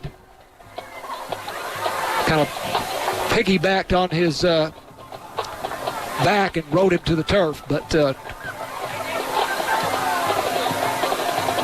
they are still very much in a threatening stance here. Oh, they're going to measure it. They are going to bring, even though he went down in the middle of the field, that's not where they spot the ball. They spot the ball near the sideline on this side. Not sure why. And they bring the chains all the way from the far side of the field to measure it here. Yeah. There's only one official set of chains. Gave him the 14-yard line. We'll see. They stretch out the chains, and first down, Bonham. He gets 5 yards on the carry and not an inch more. Moves the chains. Mason Rodriguez getting it done. So a minute 52 to go until halftime, and 36-19. an offensive explosion for Bonham here in the first half. And, I knew they had a good offensive team, but this has been stunning. They really played some excellent defense in the first half. Bonham has? Yes. Well, they have certainly at times, although they've given up 19 points to the Tigers. Have had I'm their at the moments. first quarter, actually. Yeah. Second quarter, they started giving up some bigger plays. Here's the snap.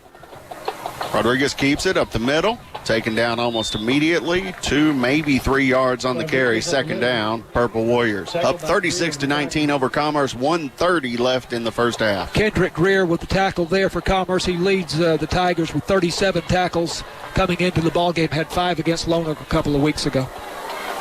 Give him 2. Here's the snap. Over the left side. Plunging up the middle. Near the first down marker. That's Jacob Gordon with the carry once again. Carlos Serrano with the tackle. We're going to give him 7 yards on that one. So 3rd and 1. Less than 1, really. Rodriguez keeping it. Plunges it up the middle. Walks into the end zone. Touchdown, Bonham. Gosh. For a Bonham touchdown. It's going to be a 6-yard touchdown run for Rodriguez. It's his 3rd touchdown of the night. I'll tell you, his performance here is starting to rival the one we saw by his older brother, Tyler Rodriguez, 3 years ago. Cade Bowser with the catch here. Here's the snap. They throw it to Cade Bowser trying to... And there's going to be a penalty on this play after it. Tigers stopped the 2-point conversion and never actually able to bring Cade Bowser down, but then as... he remained standing up. Eventually, a flag went down. I don't know if... A Commerce player had his helmet taken off, but I have a sneaking suspicion this one's against Commerce. Bonham is walking off the field here as if... it'll be assessed on the kickoff. Right, so in which case it would have been against Bonham. But it's 42-19, Bonham here. Holding on Bonham. Okay. I guess declined an extra point, no good. Yep. All right, 1 minute left in the half. 42-19, Bonham over Commerce. Holding was the call. Penalty will be marked off on the kick. Penalties marked off on the kick. So Commerce will have a chance to return this with good position. 42-19. I would not have guessed this. I might have guessed 42-42 or something like that. Yeah, I'm not convinced we might not see a different story in the second half, but I just don't think there's that much difference between these teams. Right. But wow.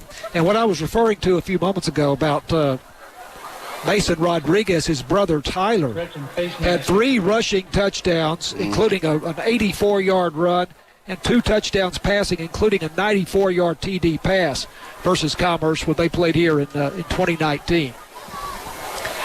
And Mason Rodriguez's performance is rivaling that tonight. So he has, at least 2 touchdowns rushed? No, 3. Yeah, 3. He has 3 rushing, but none through the air.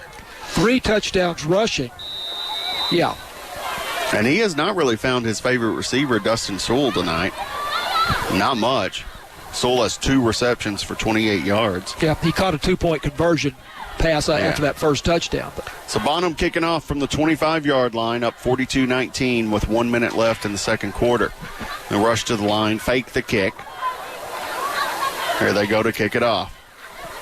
And they kick it high and deep. It's going to be fielded at the 27, to the 30, 35, cutting to the left at the 40. The 50, he's got some room to run. 45, 35, 30, cutting up. Ashton Seal, 20, 10, 5. Touchdown, Commerce! Ashton Seal taking it to the house on the kickoff return for a touchdown. I don't see any flags anywhere. Sweet, sweet music that, John Mark. Sweet, sweet music. So what did I say he fielded that? Well, I was just going to ask. 27? If that is 32. We'll give him 32. So let's see if we get to see the replay here. If it was the 27, then that is a 73-yard return. But we'll see if they. I'm sure they'll have the replay here in a moment. But a beautiful return there by Ashton Seal up the near side. He started to the middle, then jetted off to the left. Here's the extra point kick. It's up. It's good. Here we go. He fields it at the 27. Yeah. Cuts out to the left to the 50. Y'all at home watching this, you're seeing the replay. It's a thing of beauty. One man to beat there. Dodges him at the sideline and takes it on into the house. Commerce Tigers 26, Bonham Purple Warriors 42. We'll be back with the end of the first half after this on KETR.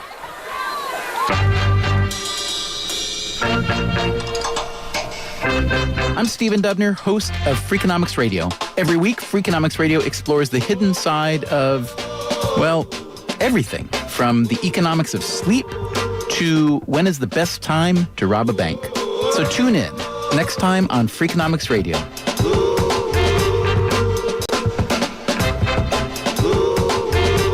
Saturday morning at 6 on KETR. Well, hello, folks. It's your old buddy Luke Clayton inviting you to tune in to our hunting and fishing show every Saturday morning at 5 a.m. Some of the smaller lakes, they're tremendous fisheries. You get to go out and fish. You catch a lot of fish, and it's just a heck of a lot of fun seeing new water. I love to see that cork go down. And remember, you can go to KETR.org and listen to the archive of our past shows. It's fielded there, taken off up the middle. He's taken off his feet after the Commerce kickoff right around the 40-yard line. That is Jamari Morrell on the return, and it looked like he was about to take that one to the house, John Mark. Down on the tackle. Well, will Bonham be content to run out the final 44 seconds here, leading 42-26? Well, that's a good question. They got it at the 40, so it's pretty good field position. How many timeouts? They got one. One timeout, no timeouts for Commerce. Bonham going to break the sideline huddle there. They do have their starters all in. Jaron Ross in the backfield. 3 receivers out to the far side. Ball in the middle of the hash marks. Here's a snap. Handoff to Jaron Ross over the left side to the 40, 35, or 45, I should say. Near midfield. Swallowed up by black jerseys there. 10 yards on the carry. And you know what, Joe Mark? Why not hand it to Jaron Ross? Sure. He already has a 96-yard touchdown. He puts up 10 more yards there, approaching 200. Kendrick Greer and Carlos Aubrey. Here's the snap, real quick. Rodriguez going to keep it. He's under pressure. Finally swallowed up. He picks up about 1 yard on the carry, as that was a super quick snap by the Bonham Purple Warriors. 20 seconds left on this. Rodriguez with a 1 yard gain. Okay, they are hurrying up, setting real quick. Same formation. Here's a snap. Rodriguez, 3-step drop, looking to the left, to the right. Under pressure, taken down in the backfield. That's Henry Serrano with the sack. That's Henry Serrano with the tackle in the backfield. Looking to throw down the far sideline. Bonham uses its last timeout with 5 seconds left in the half. Up 42-26 over Commerce.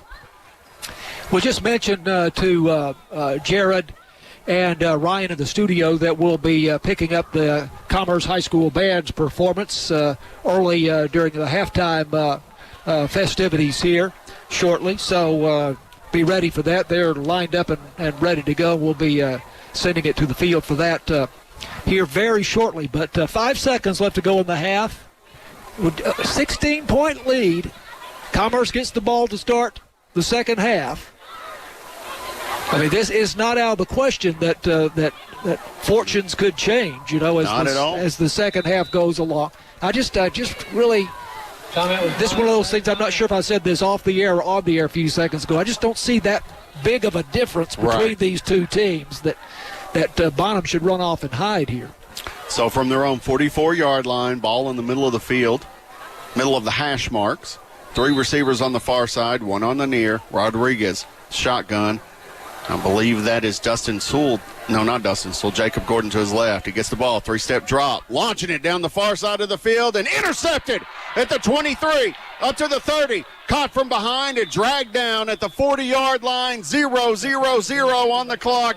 Commerce ends the half with a Tyshawn Harris interception. Right. Score, Bonham 42, Commerce 26. All right, I'll tell you got your money's worth here tonight, didn't you? If you paid whatever it is, admission price. And it's only halftime. You really You have been supremely entertained here if you came out to this high school football game. 42-26, Bonham over Commerce at the half. We'll take a quick break and be back with the Commerce High School band. And then at the end of halftime, we'll come back and go over some stats and some analysis from the first half and have the second half for you right here on your station, 88.9 KETR. When you listen to 88.9 KETR, you hear the astute news and information reporting that you have come to expect.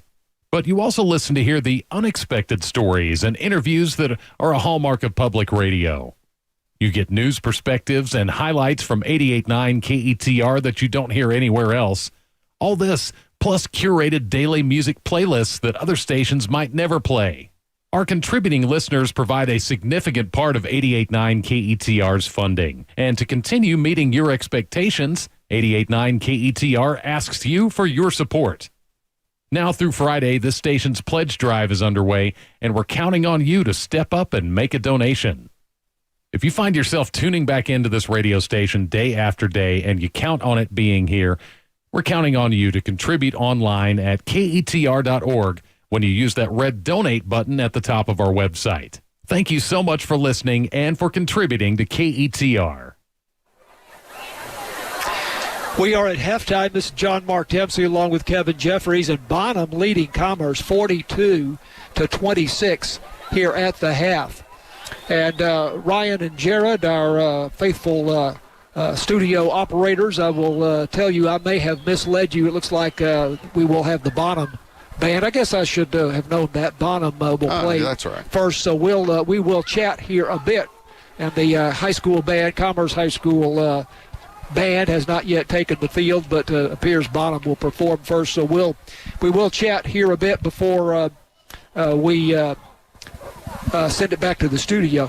I'm not sure if I want to recap all this scoring or not. I'm just going to do it just very briefly without getting into the weeds too much. Bonham I could scores, just call out the big touchdown plays. Well, Bonham scores on their first drive, 62-yard drive in 10 plays with the first drive of the game. Jaron Ross, a 16-yard run. They got the 2-point conversion to make it 8-0. Mason Rodriguez, the quarterback, with a 5-yard run to make it 15-0. And then Commerce gets on the board on a 25-yard pass from Brody Bauman to Miles Boyd.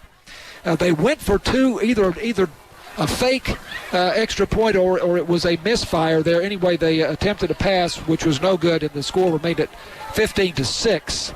And then, on the kickoff, they seemingly pin Bonham back against the goal line, and did actually at the 4-yard line. But on the first play after that, a 96-yard touchdown run by Jaron Ross for Bonham. The extra point good, 22-6. Bonham leading at that point. Then a blocked punt by Bonham, giving them the ball back at the Commerce 19-yard line. Ross scores on a 19-yard run. Extra point kick made it 29-6 at the end of the first quarter. Commerce comes back with a 41-yard touchdown pass from Brody Bauman to Dre Gadlin. By the way, Brody Bauman with 3 touchdown passes in the first half for Commerce. The kick, no good, surprisingly. 29-12, a 17-point Bonham lead, and that is very, very early in the second quarter. Bonham comes back, 13-yard run by Mason Rodriguez, the quarterback, at the end of an 80-yard drive. Shalim Rios the kick, 36-12. Bonham midway through the second quarter. Commerce scores on a 56-yard touchdown pass from Brody Bauman to Miles Boyd. The second time they have connected tonight. Castillo the kick, 36-19. Bonham leading.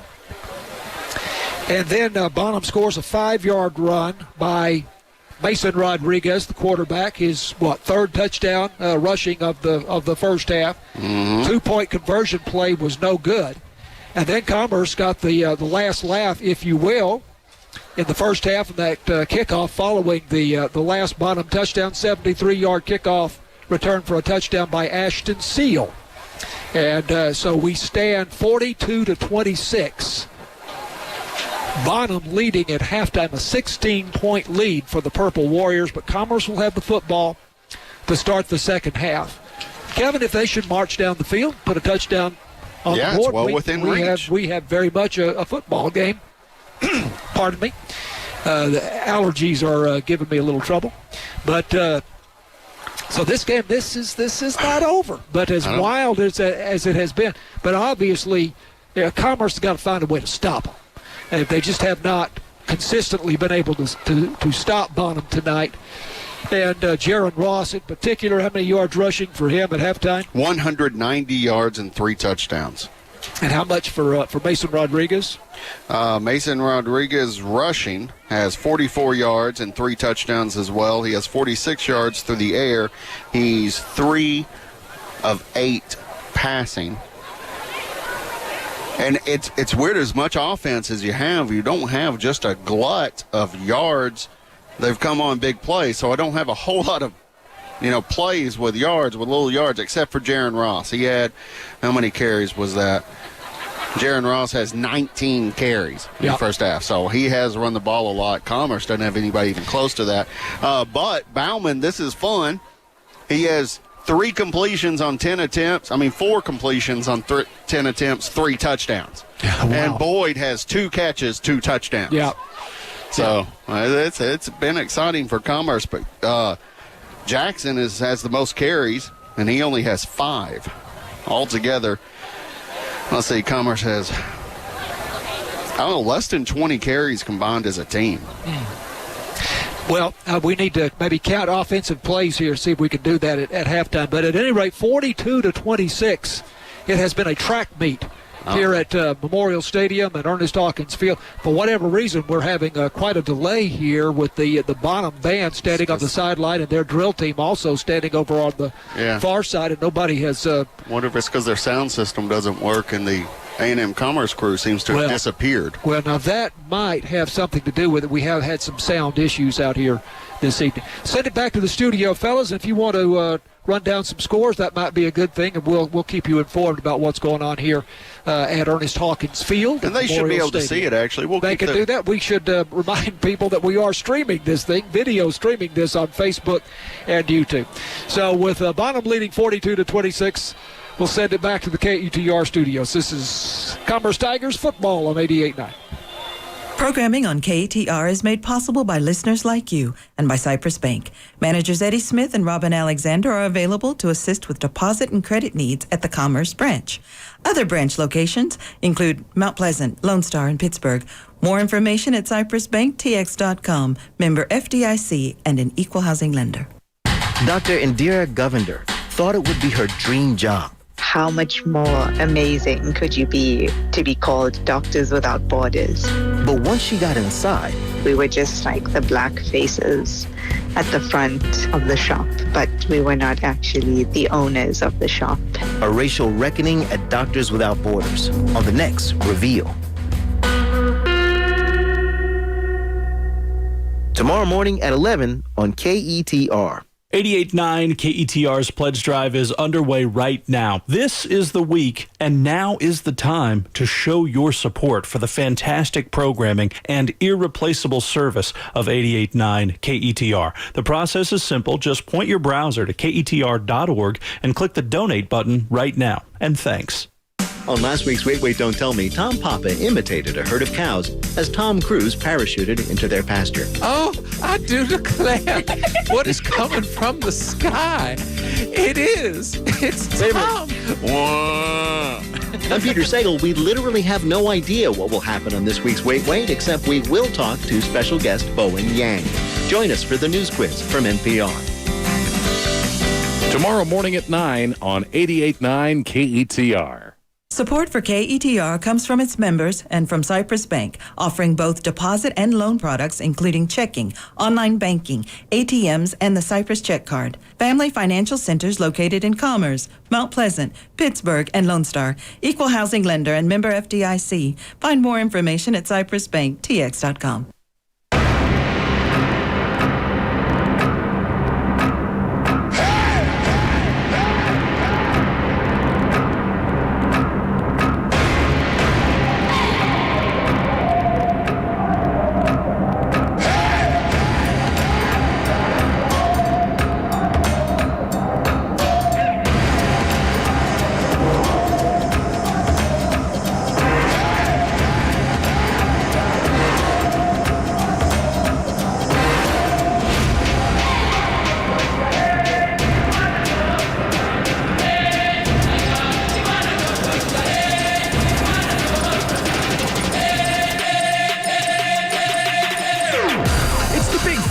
Night Scoreboard program right here on your station, 88.9 KETR. I'm Ryan Fulkerson, joined in studio by Jared Knight. And it's halftime in Commerce, where the Bonham Purple Warriors currently hold a 42-26 lead over the Commerce Tigers. Commerce looking to make a comeback in the second half, where they, of course, will receive the ball on the first kickoff. Jared, it's a beautiful football Friday night here in Commerce, Texas. I'm enjoying watching on the screen too, because I think it's kind of neat. We're doing this thing right now. We're sort of blocking the view of the Bonham Purple Warriors drill team right now. But if you're paying attention online, you can point a browser over to facebook.com/KETR radio, or you can go search KETR on YouTube right now, and you can you come up with what we're doing here on a football Friday night here in Northeast Texas. So right now we've got scores we've been keeping up with throughout the evening. We're going to step out of the way and carry audio from the marching band from Commerce here in just a few moments. But we did want to run down some scores that we have. Ryan, if that's all right with you, I'll go ahead and take off here. Certainly. We're flashing those scores as we can across the screen, but this is the latest that we've got from elsewhere around the region. As you know, right now Bonham Purple Warriors lead the Commerce Tigers 42-26 in Commerce. Right now, Rockwall Heath is ahead of Rockwall. They are leading Rockwall. That game being played at Heath tonight. It's 35-28 right now. Six-man ball. Fanadel beats Savoy tonight 62-0. That's a final score already this evening. Carter ahead of Sunnyvale 21-20. Somewhere in the second quarter was last check. That was the score. Looks like Trenton is in front of Cumbie 28-0 right now. Liberty Ilo out in front of Waxahachie Life 27-10. That was just before halftime. It's halftime at Royce City's homecoming tonight, where Royce City Bulldogs lead the Lions of Greenville 21-14 at halftime.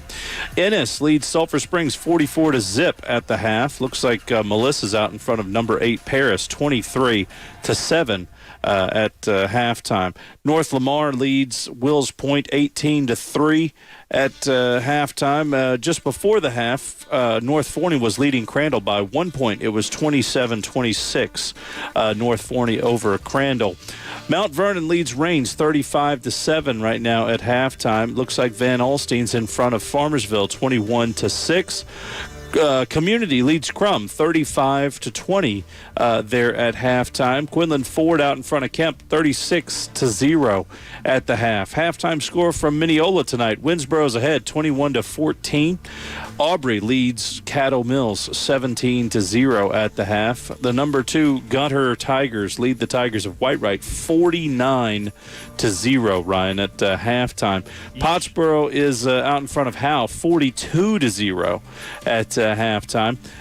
This one I wanted to call your attention to. Bell's leading Leonard tonight, the undefeated Leonard Tigers.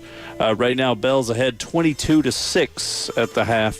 Looks like Rivercrest out in front of Como Picton 28-0 at the half. Wolf City Wolves leading Alba Golden Panthers at the half. It's 21-0, Wolf City over Alba Golden. Cooper Bulldogs in front of the Celeste Blue Devils 14-10 halftime. It looks like S&S Consolidated leads Blue Ridge 7-6 at the half. And just before halftime, Bowles was out in front of Tom Bean. It was 35-0. We're showing these scores as best we can on the old Facebook feed, as well as at YouTube, so you can follow along from your armchair at the house if you like. I even saw the other week, Ryan, that somebody was able to find the YouTube feed using an app on their Roku. Mm-hmm. I'm sorry, you could use YouTube or Facebook on the Roku. And they were able to pull it up on the television that they had out on the back porch, so they could pull up and watch. Campfire action while you're watching a football Friday night? Exactly. Why not? That sounds amazing. While you watch football on the radio, which is, here we are. We're able to transcending media norms, I suppose. Yeah, you take everything you knew about radio, and then you just poke it into your eyeball. That's what we're doing here. Just put it on TV. That's right. You take the radio. Well, some of us don't belong on film, but we're doing it anyway. Faces for radio and all, right? That's right now, on the campus of Texas A&M University Commerce, and right here at the KETR Sports Center, 69 degrees. Wow. A very comfortable football Friday night. Wind 3 miles per hour, so it's optimal sports ball weather, I suppose you could say. Even though we have had some missed field goals and whatnot tonight, I guess you can't fall those back to the wind as usual. But, it's you got to get better every day, and even if you miss a field goal with 3-mile-an-hour winds, you can always make one. And Ernest Hawkins Field, something of a magnet for laundry this evening. We're going to try to keep an eye on that, let folks know what's going on. But John, Mark, and Kevin have been calling the game this evening. The Bonham Purple Warriors band is on the field right now. You can kind of see behind us if you're watching along at home, and we'll be definitely checking in here shortly. And carrying the Commerce Tigers marching band here in just a few minutes. But if you happen to know about scores wherever you are, you're welcome to pass those along. You can obviously get in touch via Twitter. We talked about at KETR Sports. That's at KETR Sports on Twitter. We're also hanging out here in the studio with our text messaging machines, and you're welcome to text the studio 903-751-5145. That's 903-751-5145, and text the studio this evening on a football Friday night. John, Mark, and Kevin will be back shortly, and this is the scoreboard show, part of the big Friday night scoreboard program. So stick around after the Commerce Tigers game, and you'll definitely be able to catch up with all of the scores from around Northeast Texas. And I got to get my scoreboard working again here, so maybe we take a break and check back in with the band here shortly during halftime, where the Purple Warriors lead the Commerce Tigers 42-6 at halftime.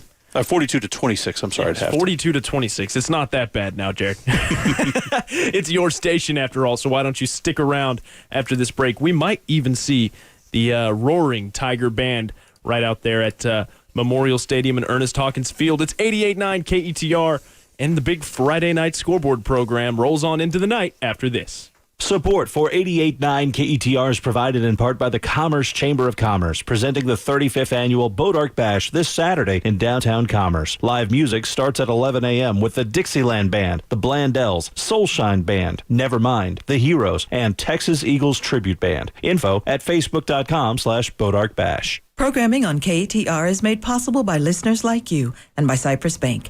Managers Eddie Smith and Robin Alexander are available to assist with deposit and credit needs at the Commerce Branch. Other branch locations include Mount Pleasant, Lone Star, and Pittsburgh. More information at cypressbanktx.com, member FDIC, and an equal housing lender. We explore with sound and style, allowing science to fuse with culture, information to sound like music.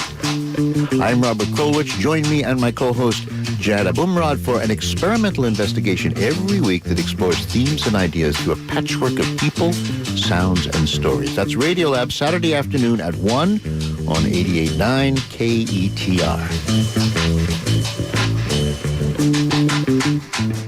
Support for 88.9 KETR is provided in part by the Commerce Chamber of Commerce, presenting the 35th Annual Boat Arc Bash this Friday and Saturday in downtown Commerce. Associated events include a motorcycle ride and pancake breakfast, the Boat Arc Bash Parade at 10 a.m. Saturday, and live music all day. Info at facebook.com/BoatArcBash. Hello, I'm Mark Rudin, president of Texas A&M University Commerce. I want to encourage you to get a COVID-19 vaccine when it becomes available to you. I have taken the shot, and I hope you will do the same to protect yourself, your family, friends, and our community. The COVID-19 vaccines are proven to be safe and effective. They will make it possible for us to once again spend face-to-face time with our family and friends and return to our everyday lives. Please consider getting the COVID-19 vaccine. Thank you, and stay healthy, Northeast Texas.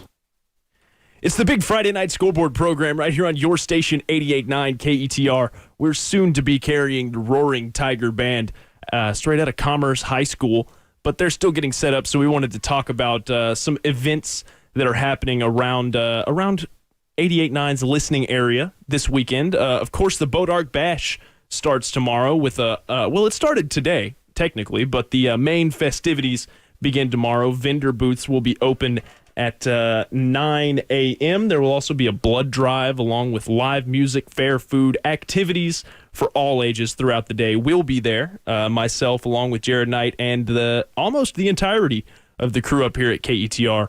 I would imagine. Some other things going on tomorrow, specifically your Texas A&M University Commerce Lions traveling to Kingsville, Texas, to play the A&M Kingsville Javelinas in a football Saturday matchup.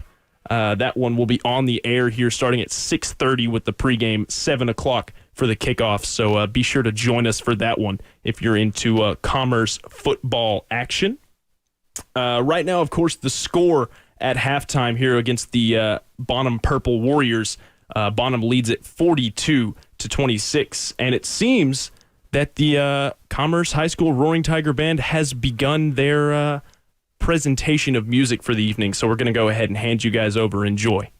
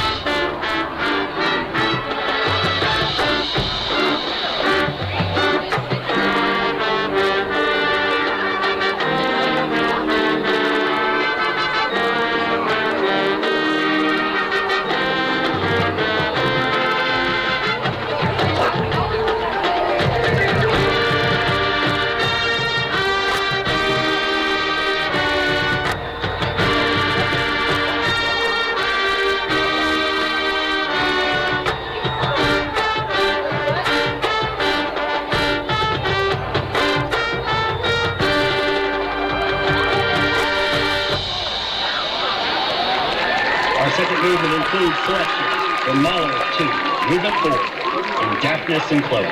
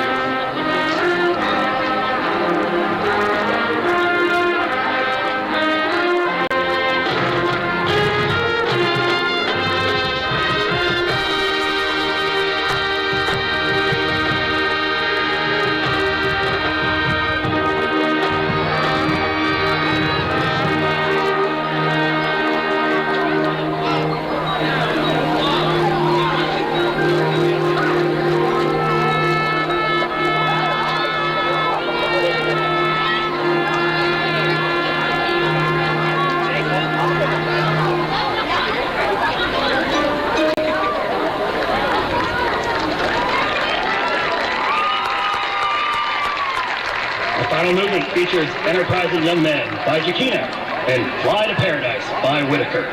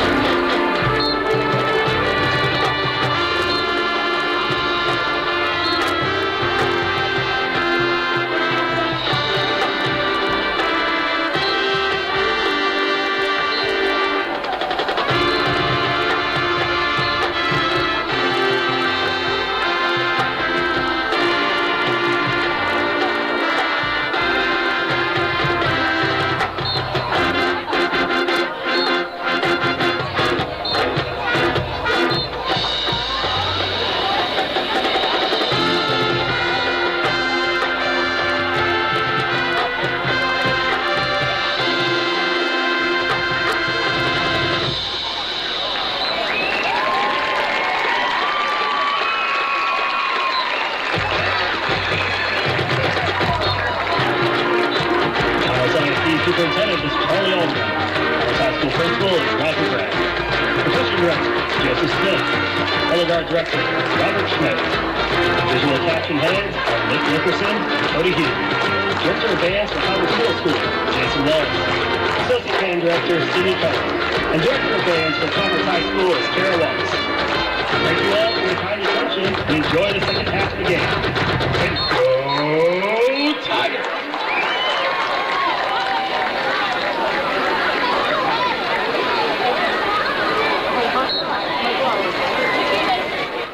Support for KETR comes from its members and from Cypress Bank, offering both deposit and loan products, including checking, online banking, ATMs, and the Cypress Check Card. Family financial centers located in Commerce, Mount Pleasant, Pittsburgh, and Lone Star. Equal housing lender and member FDIC. Find more information at cypressbanktx.com. Next time on APM Symphony Cast, we're at the BBC Proms in London, where pianist Benjamin Grosvenor tackles Beethoven's Revolutionary Piano Concerto No. 4 with the Halle Orchestra. And organist Anna Lapwood makes her Proms debut with Camille Saint-Saëns's Grand Symphony No. 3, his organ symphony. I'm Julie Amacher. That's next time on APM Symphony Cast. Sunday night at 7 on 88.9 KETR. Hello, I'm Dolly Parton. I'm a singer and songwriter, and I'm passionate about education, too. I want every child to learn to read and have books in their home. Learning how to read and knowing what's going on in the world are both important. And NPR removes barriers to good information so you can learn whenever and however you choose to listen. I believe everybody ought to know what's going on, and public radio makes it possible to stay in the know without paying a dime, unless, of course, you want to. When you listen to NPR, you get facts and you hear all kinds of perspectives, and it's only possible because people like you choose to support it.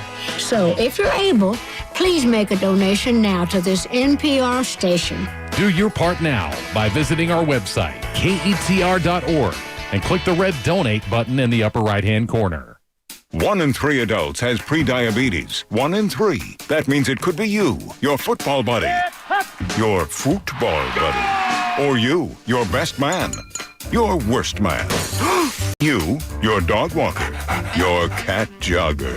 While 1 in 3 adults has prediabetes, with early diagnosis, prediabetes can be reversed. Take the risk test at doihaveprediabetes.org. Brought to you by the Ad Council and its prediabetes awareness partners.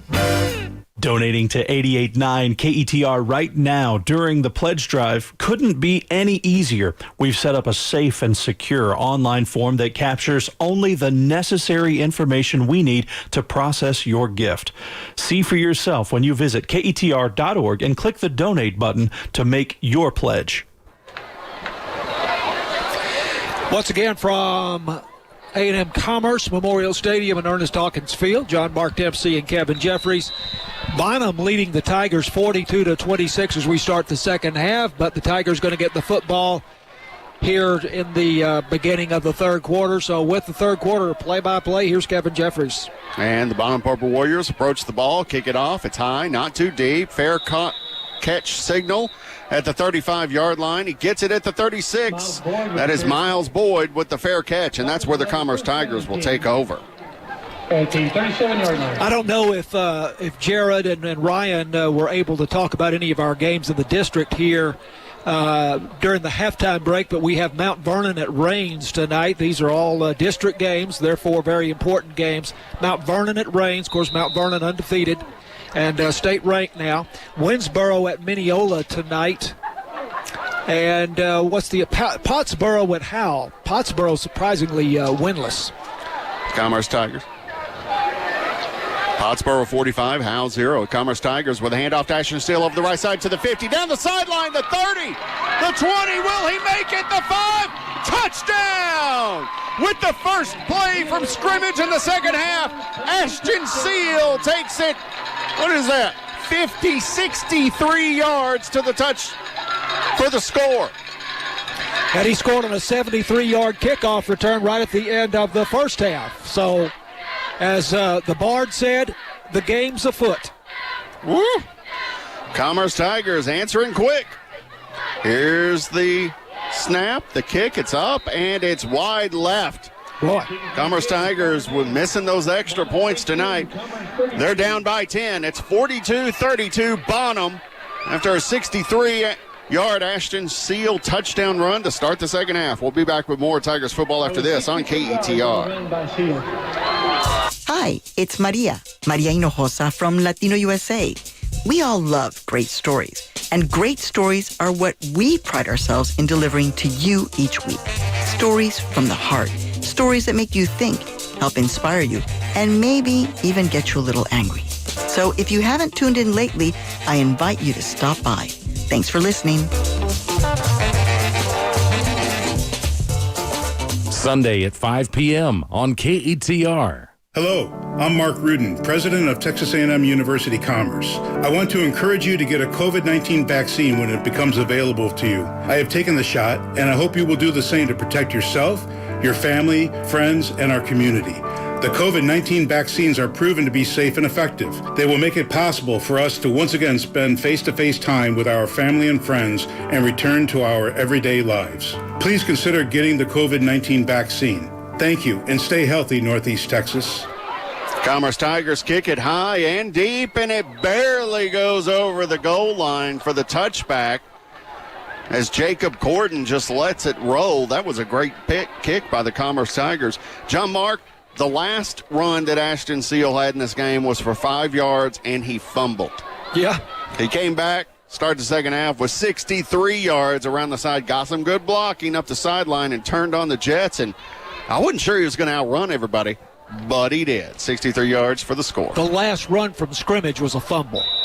But then he had that 73-yard kickoff return for a touchdown. Yes. Remember, he had a couple of plays on the Tigers' first possession that were called back.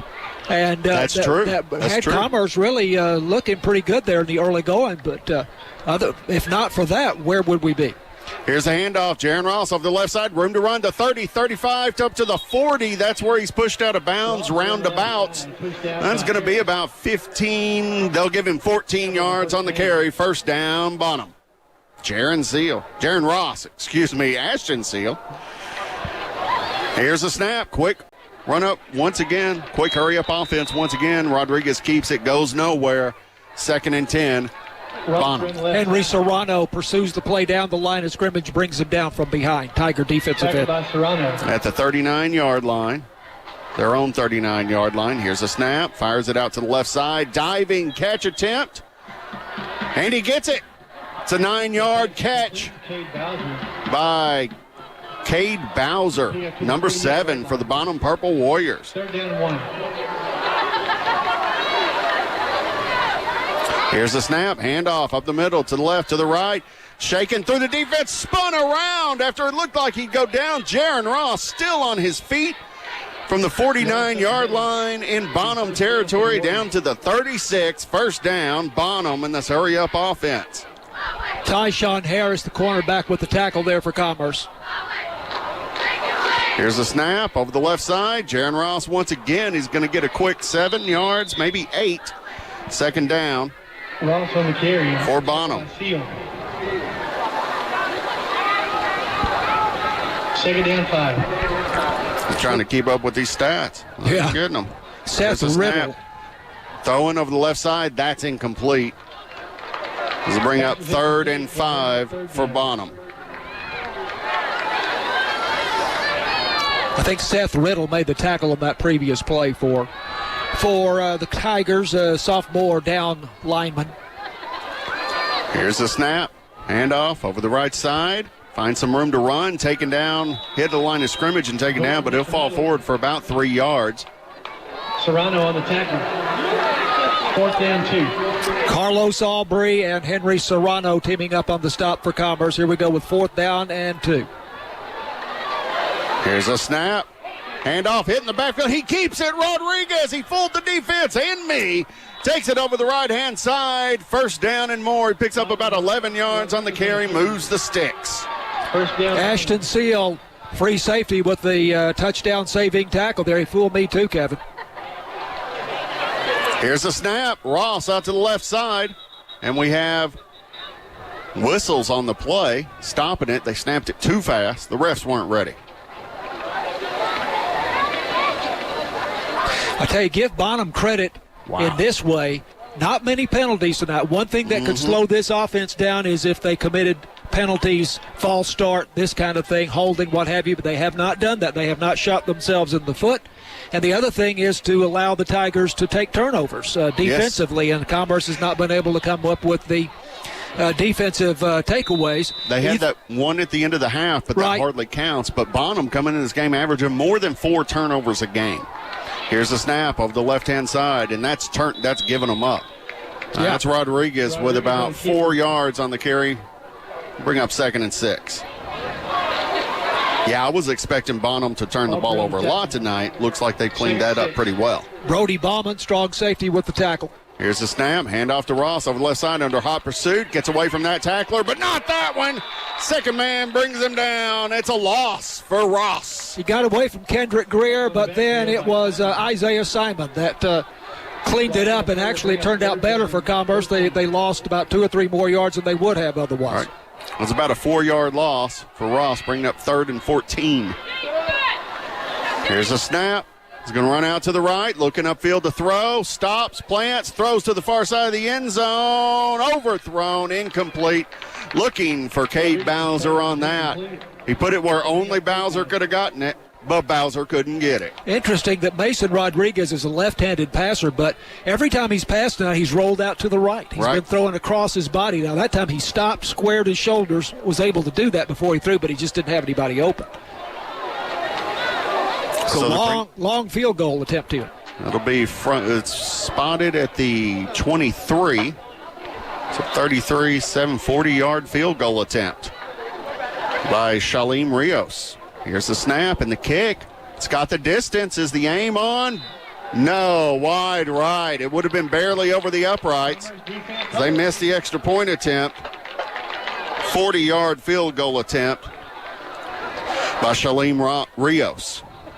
So there's a stop for the Commerce defense. That is only the second stop that they've had tonight, other than the Tyshawn Harris interception at the very end of the first half, which, as Kevin said, almost doesn't count because they were just trying to get one more play before the end of the half and didn't take too much concern with it. But so this is only the second legitimate stop, I would say, of the Bonham offense tonight by the Commerce defense. Wow. So they'll take over at their own 20. They're going to give it to them at the 28-yard line. Here's the snap. Takes handoff. Looking upfield. Fires. Throws over the middle of the field. Skips and then goes into the hands of Deshaun Jackson. Hits the ground. 2nd and 10, Commerce. So 42-32. It's a 10-point lead now for Bonham. And what was it at one time? A 16-point lead. I'll go back and 42-19 at one point. But it's a ball game now. Oh, yeah, over 20 points. All right, snap, handoff, left side, cuts upfield. Kendrick Greer on the carry down to the 30. There's a flag on the play. This may be a face mask on Bonham. There's a penalty flag on the play. That's the early indicator by the line judge as a face mask on Bonham. And that's the call. 15 yards for the Commerce Tigers, 2 for Kendrick Greer. At one point, it was 36-12 midway through the second quarter. So it's a 24-point lead at one point for Bonham. 24-point lead. And Tigers have cut that down to 10. Ball spotted at the 44-yard line. First down and 10 Tigers.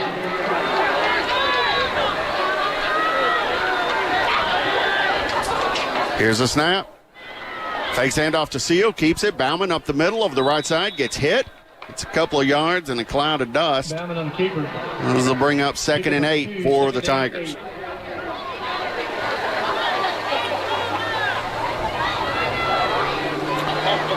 This has been a good one tonight. A lot of fun. The Commerce Tigers near midfield.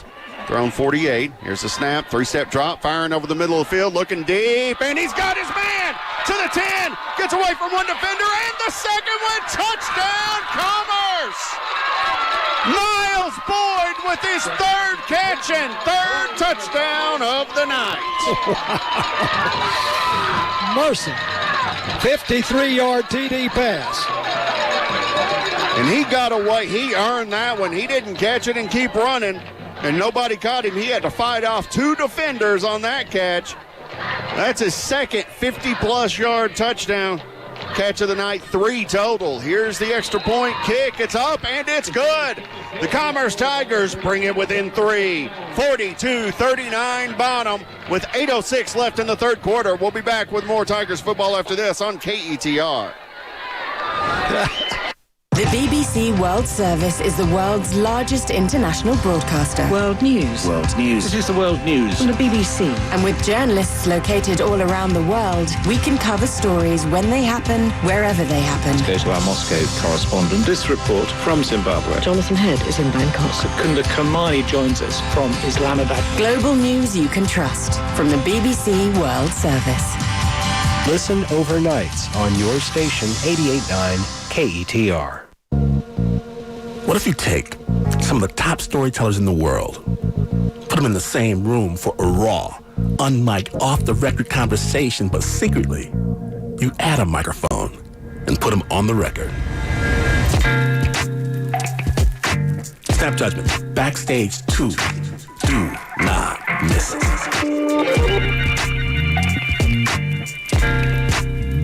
Tomorrow afternoon at 3 on KETR.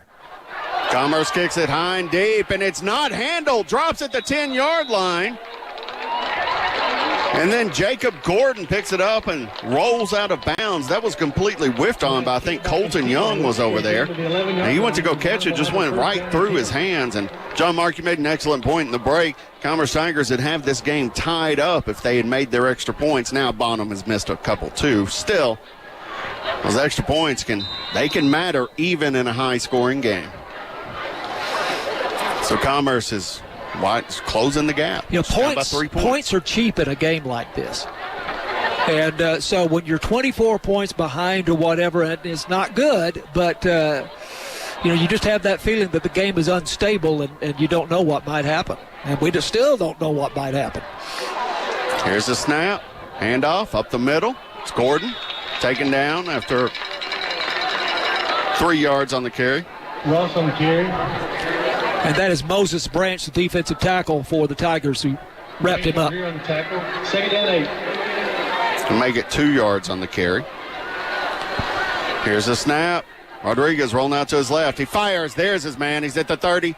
Moving up to the 35. Dustin Sewell. We've seen very little of him tonight. He catches that ball, and that goes from the 13-yard line. Bring up a first down for Bonham. All the way up to the 34. Ball up 34. 21 yards on the catch. The safeties, Deshaun Jackson and Ashton Seal teaming up on the tackle there for Commerce. Here's the snap. Handoff over the right side. It's Ross. He's hit. Gets away from that guy. Falls down at the linebacker level. It's down to the 41-yard line. That'll be 7 yards on the carry for Ross. 2nd down 4. 230 yards, 24 carries on the evening, 3 touchdowns. Seth Riddle with the tackle for Commerce. Here's the snap up the middle. It's Ross once again. He's got that first down, just a little bit more than pushed back. 4 yards on the carry for Ross. First down, Bonham. He does pick up enough for a first down. Up to the 45-yard line of Bonham. 7:04, Bonham leading 42-39. Here's the snap, rolling out to his left. Rodriguez looking up the sideline, fires, and it's missed. In and out of the hands to a diving or a crouching Dustin Sewell. We'll bring up 2nd down for Bonham. 45-yard line. Bonham in the hurry-up offense once again. 3 receivers on the far side. Ball in between the hashes. No receivers on this side. Here's the snap. Fakes the handoff. No, gives it to Ross. Over the left side. Flag on the play. Pushed out of bounds after about 3 yards. Around the left side. There's a penalty flag on the play. And this flag usually in the area of holding on Bonham. Push them back 10. 2nd and 20. Purple Warriors. That's the kind of thing we were talking about in the first half that Bonham had avoided and has prevented them from losing momentum on offense. But that kind of thing is big, and that can really throw a kink in the works there. So That's good for the Commerce defense. Back to the 35-yard line. 3 wide receivers top, none bottom. Here's the snap. 2-step drop, looking to the left sideline. It's bounced and caught. Interception, Commerce. Coming to the near side, to the 30, to the 20. Kendrick Greer to the 10, taking off his feet at the 8. Popped up in the air by, I think, Henry Serrano. Kendrick Greer catches it for the interception and the huge return. So the holding penalty against Bonham and then the turnover created by the Tiger defense. The ball was tipped. I'm not sure who tipped it. I think it was Henry Serrano. At the line. Whoever did it had Serrano's build, I'll tell you that. Well, that may very well be. That would not be at all surprising, but it was tipped, and that allowed Kendrick Greer to pick off the ball, and then the terrific return there. Of course, Kendrick Greer is a running back as well. Yeah. And a great job of returning the ball. Now Commerce poised to take the lead here. At the 4-yard line of Bonham, the Commerce Tigers. Here's the snap to Ballman. Handoff up the middle. It's a touchdown, Isaiah Simon. 4 yards on the carry. Commerce takes the lead. Isaiah Simon with his second carry of the night.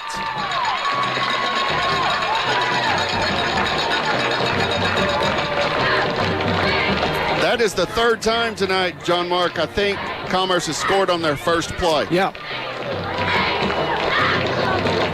Lining up for the extra kick. There's a flag on this. May have been a Bonham player came across the line, unless he was drawn off, and I don't think so. Offsides is the official signal on Bonham. So might you think about going for 2 here from the 1.5-yard line, so to speak? Apparently not.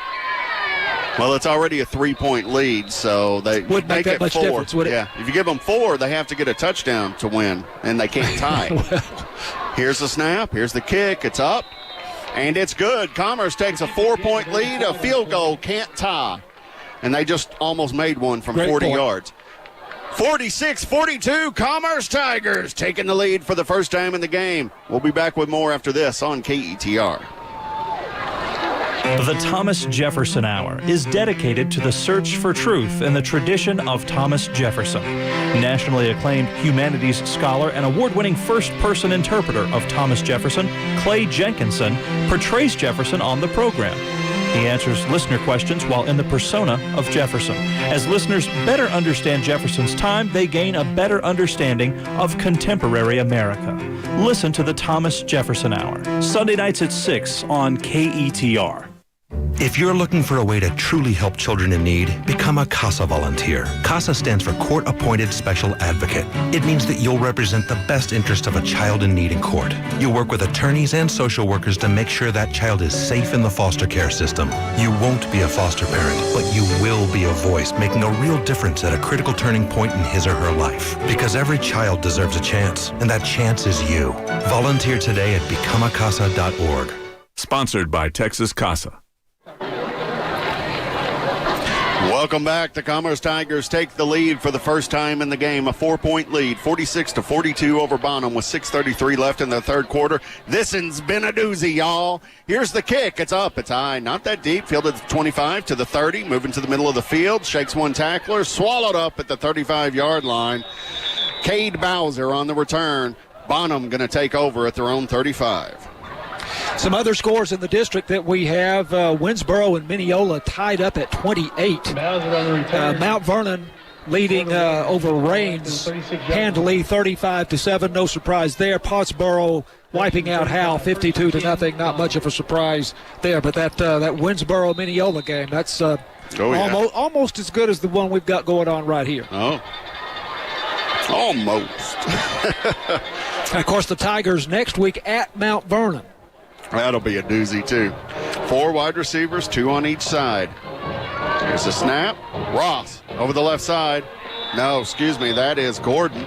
Over the left side, picks up 6 yards. You know, they can bring him in, Jacob Gordon. They don't lose much. They don't. Bring him in quite a bit. Jamari and Lewis Brown, the tackle. Here's a snap over the left side. Gordon once again. He gets the first down and more. Gets first contact and gets 5 more yards after it. This will be about 10 yards on the carry by Gordon. Ball at the 48-yard line. Ashton Seal, the tackle for Commerce. Give him 9 down to the Commerce 48-yard line. into Commerce territory. Here's a snap. Quick pass out to the left side, up to the 40, the 35. Flag on the play. Several. 30, spun around, down to the 25. This is that Dustin Sewell who we've seen little of tonight. And his big play may get erased here. 2 flags on the play. Just after he caught his ball and started heading upfield and across the middle of the field, showing his athleticism there, though, John Mark. Yeah, Drake Gadlin and Brody Bauman among 3 or 4 other Tigers finally able to bring him down about the 20-yard line. But it would have been a 30-yard catch, and it's a 10-yard loss on the block in the back by Bonham. I wasn't sure if it was holding or blocking the back, but yeah, I think you're right, blocking the back. And these penalties now are starting to take a toll on Bonham. Absolutely. Oh, they're not going to lose that many yards on this. They're only losing like 4 yards. So it was during the play. I'll have to do a reception for 4 yards. So 1st and 12 from the Bonham 48. Here's the handoff up the middle. Doesn't go far. Gordon on the carry. Gets 3 yards on the carry for Gordon. Second down 9. Down lineman Noah Howell and Jamarian Lewis Brown teaming up on the stop there for Commerce. You're starting to see more tackles by the interior down lineman for Commerce, which is a good sign. Yes.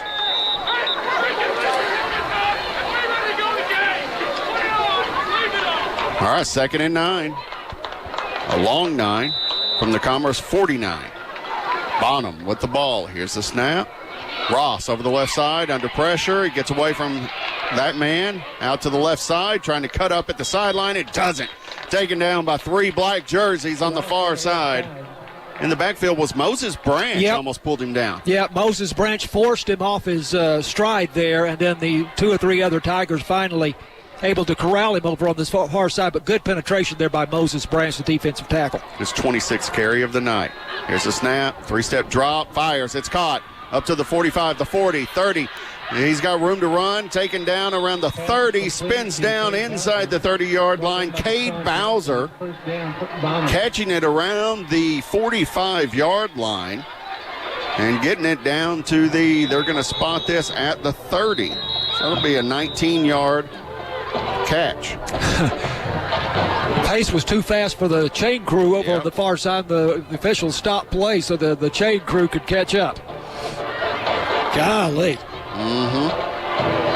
This has been wild, hasn't it? Yes, it has. Mercy. Commerce leading 46-42. If you went away midway through the first half, guess what? Things have changed just a little bit. Tigers with 3 touchdowns here in the third quarter. Seal the 64-yard run on the first play from scrimmage. Then the 53-yard pass from Brody Bauman to Miles Boyd. And then interception by Kendrick Greer set Commerce up at the bottom 4-yard line, and Isaiah Simon scored on the first play after the interception. And now Bonham with the 1st and 10 from the Commerce 30-yard line. And they're moving fast. Usually, thank you for saying the score again. Usually I'm able to give it more often. Right. Don't have time. Right.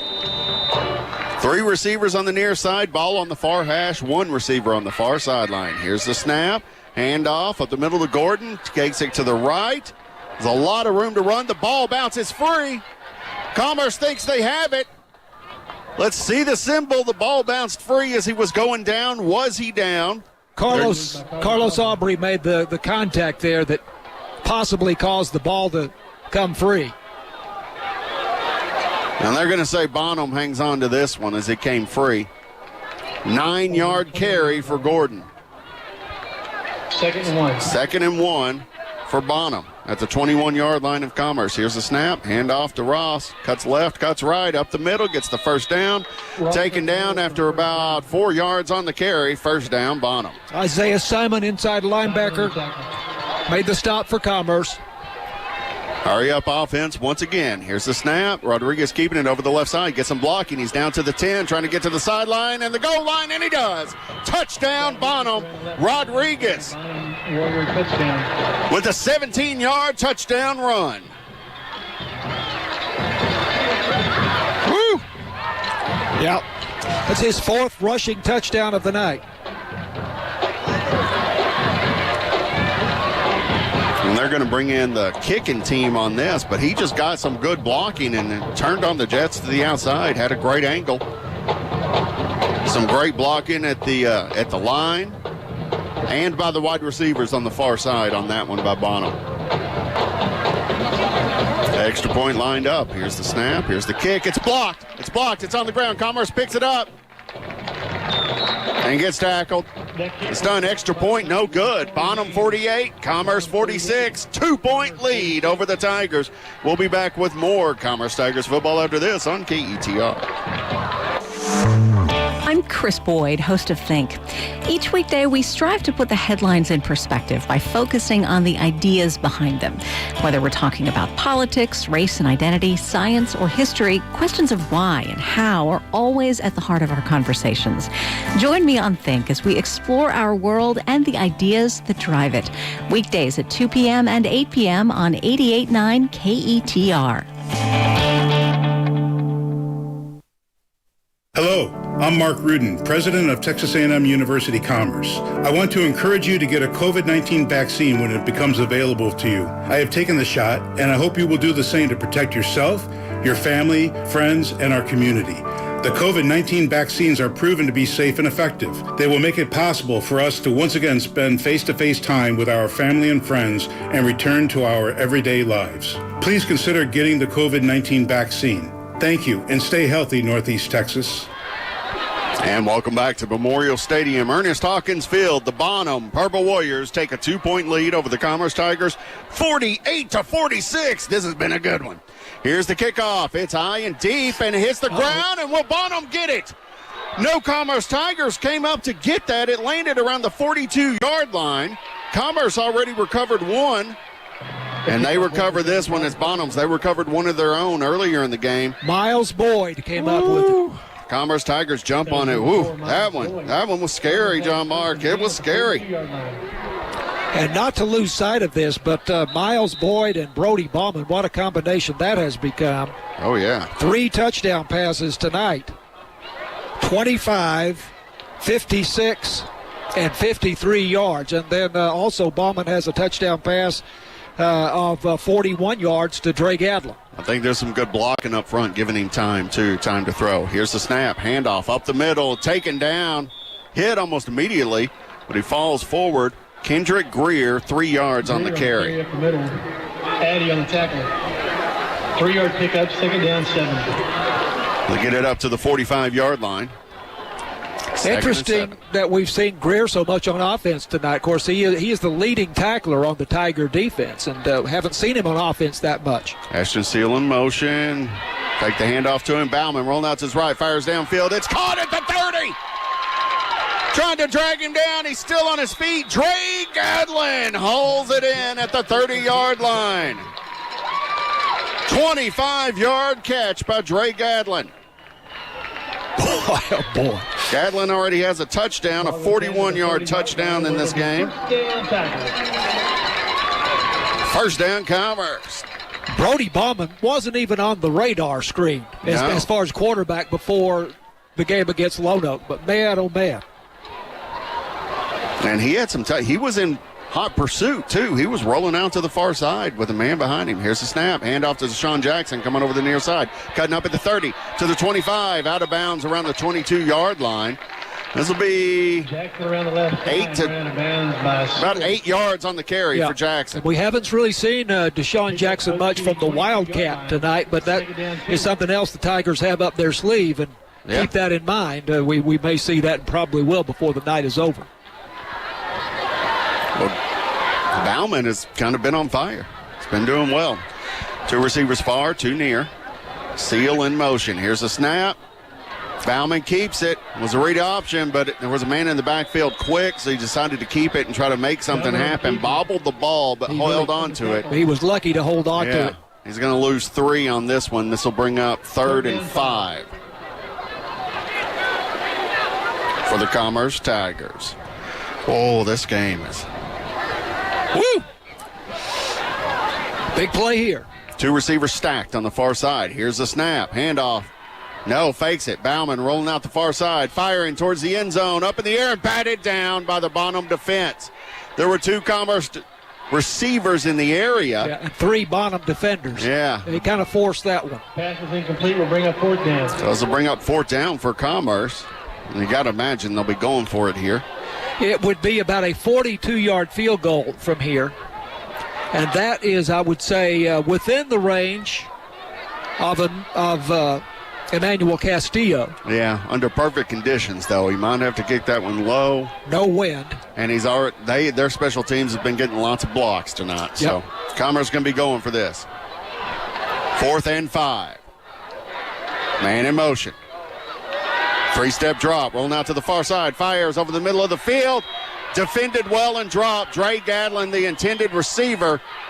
But in coverage was, you guessed it, Mason Rodriguez, the defensive back, quarterback, coming up with the good defensive play there. Turnover on downs. So Bonham held serve there. And now they hold that 2-point lead and have the ball back with 2:35 left to go in the third quarter. And Tiger defense has to rise to the occasion here again. Yep. So, 25-yard line. Bonham leading 48-46, 2:35 left in the third quarter. We got a whole nother quarter after this one. Ball on the near hash, 2 receivers on each side. Here's a snap, quick throw up to the 30. Not tackled, 35, 40 out of bounds, 15 yards on the catch by Cade Bowser. Yep. Pass is complete to Cade Bowser up to the 42-yard line. 1st down. You see in basketball, sometimes a team will come from way behind and then they either tie it or they take the lead and then it seems like they've spent themselves, you know, and I hope that's not the case here with the Tigers. This one up to the 42. Ross keeps it going to the left. Plunges up towards the middle. He was hit at the line of scrimmage, is still going to get 4 yards on this carry. We'll make it 3, 2nd and 7. Again, one of the down linemen, Jamarian Lewis Brown, with the tackle, sophomore for the Tigers. Here's a snap. Throws it out to the left side, incomplete. It hit the ground. The intended receiver was Jackson Abbott. It was just too low for him. Again, big play here, 3rd and 5. 45-yard line. Commerce calls a timeout. They know how big it is. We'll take this timeout with them. 48 Bonham, 46 Commerce. We'll be back with 2 minutes left in the third quarter after this on your station.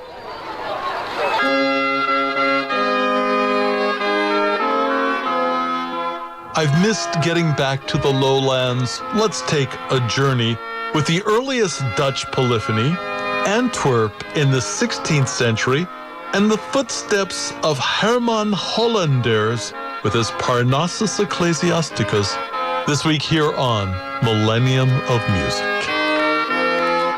Sunday morning at 6 on 88.9 KETR.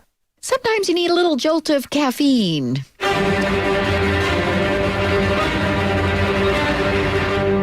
Sometimes decaf is better.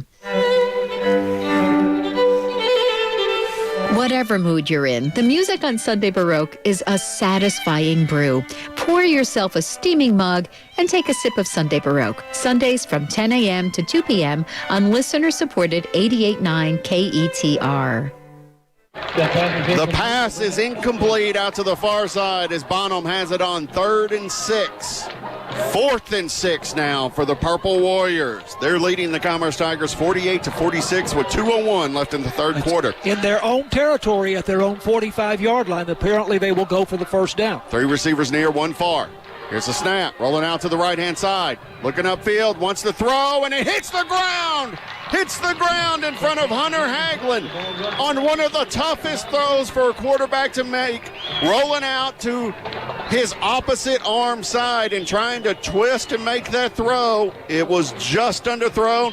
Turnover on downs. Commerce Tiger football. He's done that all game. I don't know that he's rolled out left and passed one time, which you would think would be the more natural thing. But he's had a lot of success, and can't argue with it. But they missed on that connection, and now the Tigers in great position here at the Bonham 45-yard line, down by 2. 1:57 left in the third quarter as the Commerce comes from the sideline talking to the coach. 1st and 10. 3 receivers far, 2 near. Man in motion. He gets the handoff. It's a reverse. Ashton Seal on the reverse to the 50. He's got room to run up the 40 to the 35. That'll be a first down as Bauman was out there blocking on the reverse. First it hands off to Jackson. Jackson hands it off to Seal, and then they had tons of green in front of them. First down Commerce. Jaron Ross, a great offensive back for Bonham, going both ways, ran him out of bounds over on the far side. To the 35-yard line. Here's a snap. Handoff over the near side. Kendrick Greer, he's got room to run to 30, 25, 20, cuts it back across. It's Deshaun Jackson, 10-5. Touchdown, Commerce! Deshaun Jackson does a little leap over the goal line, gets hit in the back, and a flag flies. But then points is gonna count. Touchdown, Commerce. 35-yard touchdown run. They had him lined up in the slot. Handed the ball to him coming from right to left, and then he made the corner, cut back, and nobody was going to stop him at that point. Unsportsmanlike conduct penalty against Commerce. As Kevin said, this is a dead ball foul. That was against Commerce? Well, now, wait a minute. I may be jumping ahead here. If it was because he jumped over the... It's against Bonham. Personal foul, but I thought I saw the unsportsmanlike conduct indication there for a moment, but I guess not. So, I mean, if they called it because he jumped over the goal line. No, I thought you had seen something that I didn't see, Kevin. He landed after that and then got hit in the back by a Bonham player after he landed in the end zone. Here's the kick. It's up, and it's good. Commerce Tigers take the lead once again, 53-48 over the Bonham Purple Warriors. And looking at the replay, you can see that hit late in the end zone. We'll be back with more Tigers football after this on KETR.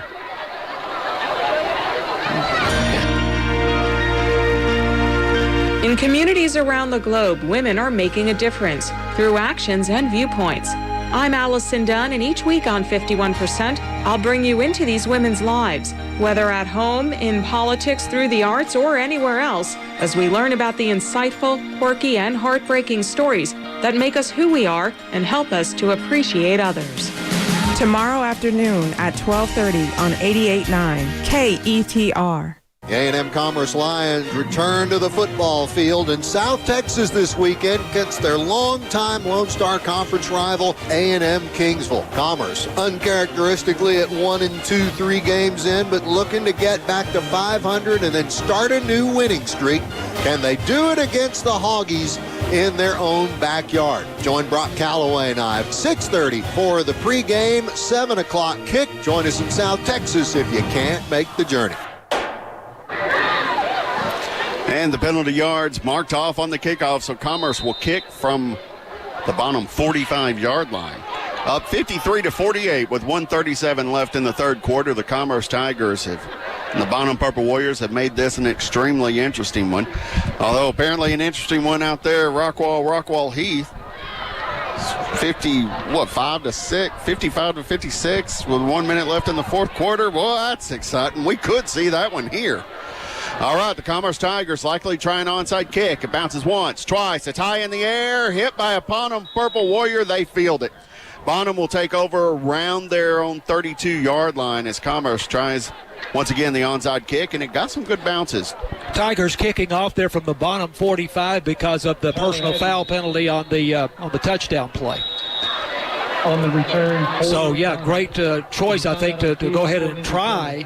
Now, do we have an illegal touching here about to be called? I don't know. I think we have an official's timeout because there is a Purple Warrior on the sideline. He's down. We'll take a quick break and bring him right back. 53-48, Commerce over Bonham with 1:34 left in the third quarter. More after this on your station. From performers such as Alicia de la Rocha to composers such as Astor Piazzolla, the Latin contribution to classical music has been extensive. Concierto celebrates the rich diversity of Hispanic classical artists every week, in English and in Spanish. I'm Frank Dominguez. Join me for Concierto. Sunday night from 9 until 11 on KETR. In the scoreboard center, we got Ennis leads Sulphur Springs a final 47-14. Ennis wins. Quinlan Ford beats Kemp 50-0, a final score. Whitewright falls to Gunter. Gunter 56, Whitewright 0, a final. Also, Wolf City beats Alba Golden tonight 27-20. Back to John, Mark, and Kevin in Commerce, guys. Near hash mark, snap, keeps over the left side, tripped up at the line of scrimmage, no yards for Rodriguez. Commerce defense stopping them cold. The brothers Serrano, Henry and Carlos there. Twin defensive ends for the Tigers. He spotted it at their 29-yard line. Here's the snap. Ross keeps it over the right side, or gets the handoff. Starts slipping. He's pushed down Ross around the right side by Serrano. No, I'm sorry, Moses Branch. He started push, but he tried to keep his feet. He picks up 3 yards on that, and I don't know how. Scooby-Dooed it forward for 3. Big play. Here, we may get a false start. Bonham has not been helping themselves with these penalties in the second half, John Mark. Yep. False start, Bonham pushing back 5. So rather than 3rd and 7, going to be now 3rd and 12. Woo! Sweet Caroline. From the 27-yard line, the Bonham Purple Warriors with 3 wide receivers at the top, 1 at the bottom. Ball on the near hash. 2-step drop, under pressure, rolling out to his left. Fires up the field, and it's caught in the air, and he stays on his feet at the 50, the 45, the 40. Taken out of bounds inside the 35-yard line. Justin Sewell showing his skills. Tyshawn Harris with the touchdown saving tackle there for Commerce at the 33-yard line in Commerce territory. He jumped up in the air, got hit, and looked like he'd fall down when he landed. Landed on his feet, turned around, and boom, he was gone. It was a 3rd and 12 play. Like a 40-yard catch on that. Here's the snap. Rodriguez keeping it. Taken down after a 15-yard run. Wow. 2 big chunk plays for First down 10, Bonham. For the Warriors. Here's a snap. Handoff over the right side to Ross, to the 20, the 15, the 10. He gets hit there, dragged down at the 7-yard line. Purple Warriors threatening to score. Dre Gadlin with the tackle. That was 13 yards on that carry, his 30th carry of the night. Here's the snap, handoff to Ross, up the middle, and waltzes over the goal line. Touchdown, Purple Warriors. Boy. That was his 31st carry of the night.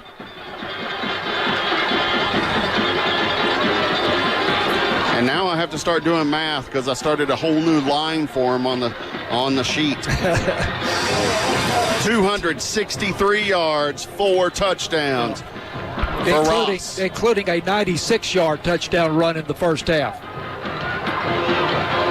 A 1-point lead. They're going to bring out the kicker and go for the single extra point. It makes more sense to go for 2. They may fake this.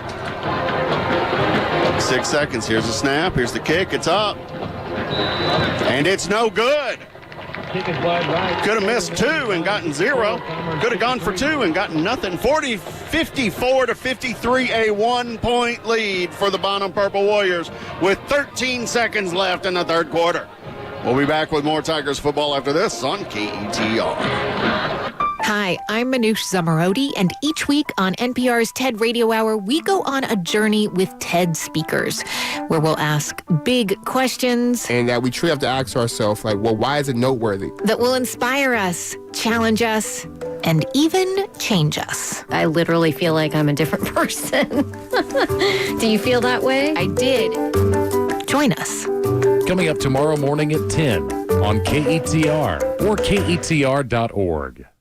New message. Your social security number has been suspended. If you do not contact us, your account will be deactivated. Scammers are aggressive when they contact a potential victim. Social Security Administration employees will never threaten you for information or promise benefits in exchange for information. In those cases, the call is fraudulent and you should just hang up. Don't provide any personal or financial information to these thieves. Call the Social Security Fraud Hotline at 1-800-269-0271.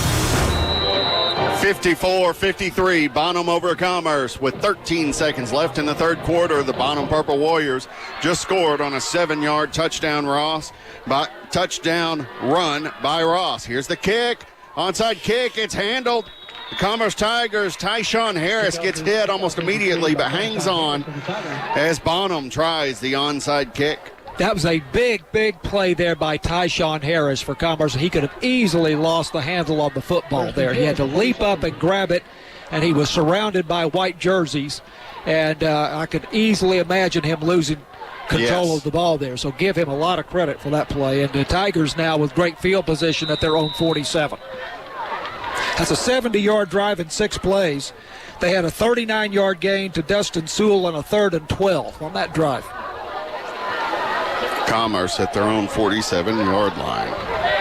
12 seconds left in the third quarter. Down by 1. Here's the snap. Gonna keep it. Throws intercepted. It's going back. 30, 20, 10. Touchdown Bonham with the pick 6. Bauman was under all kinds of pressure trying to get it out to Ashton Seal. Guess who? Jaron Ross. Jaron Ross with the pick 6. 5th touchdown of the night. Well, Commerce scored on the first play again from scrimmage on their drive, but it was for the other team this time. So I'm going to say that's a 45-yard return. We'll check it. Yep. And he just outguessed the Tigers there. He read the Tigers' mail. Here's the extra point attempt. It's up, and it's good. 61-53, Bonham over Commerce with 1 second left in the third quarter. Yeah, under pressure as we look at the replay, and Ross was waiting for that to happen. That's a defense teed that one up. We'll be back with more Tigers football after this on KETR. Next time on The Pulse, doing a hands-on task like making pie crust over and over again gives you a deep knowledge of the process. Instantly feeling what's going on. Put in a little bit, but not too much moisture. It's satisfying and somehow calming. Nothing between you and the thing you're making. Sunday afternoon at 2 on 88.9 KETR. Hi, I'm Tony Morris. Join me each week here on 88.9 KETR for Classical Guitar Alive. It's an hour of great music with guitar, and you'll hear interviews with many of the world's leading performers and composers. That's Classical Guitar Alive, Sunday night at 11 on 88.9 KETR.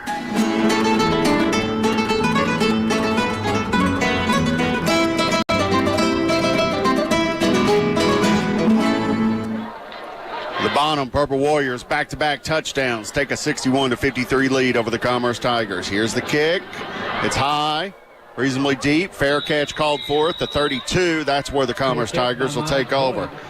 John Mark, we're going to go to the fourth quarter with the Purple Warriors 61 and the Commerce Tigers 53.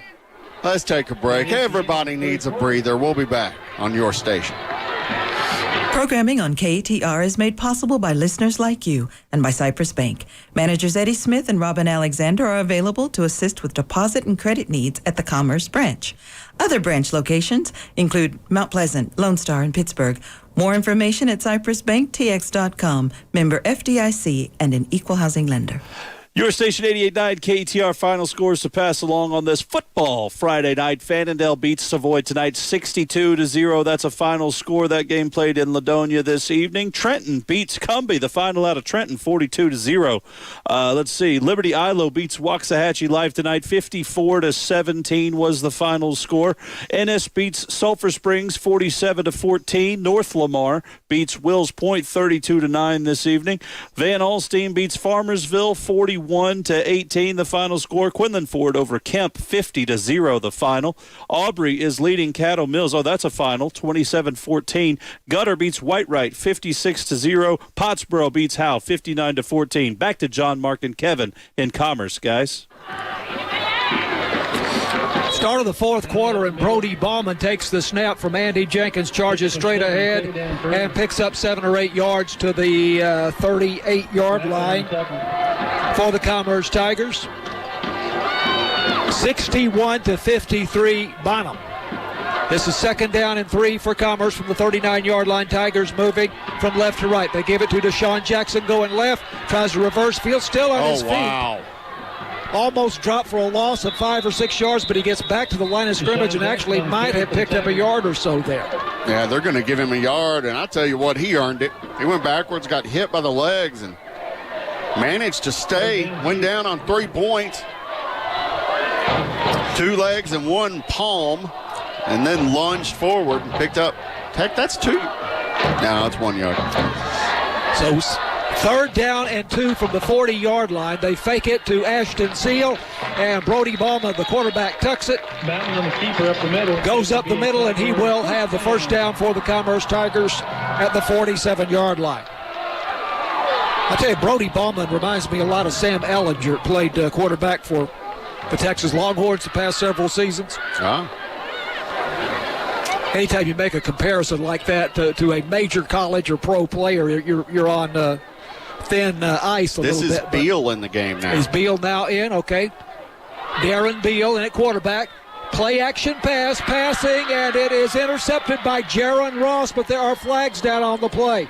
Ross, who had the interception, returned for a touchdown not long ago. Now he is returning this one for Bonham well into Commerce territory, but there are flags down back at the point where the interception was made, around the 30-yard line. It's a huge play for Bonham if it stands. About a 37-yard return. They'll have great field position with a 61-53 lead. But I think this is going to be pass interference, although there was no need for it. But I think they bumped the receiver with the ball in the air, cut him off. Jerry Menard, the referee. Jerry Menard, the referee. Bill comes in cold and tries a pass. And it did not look pretty.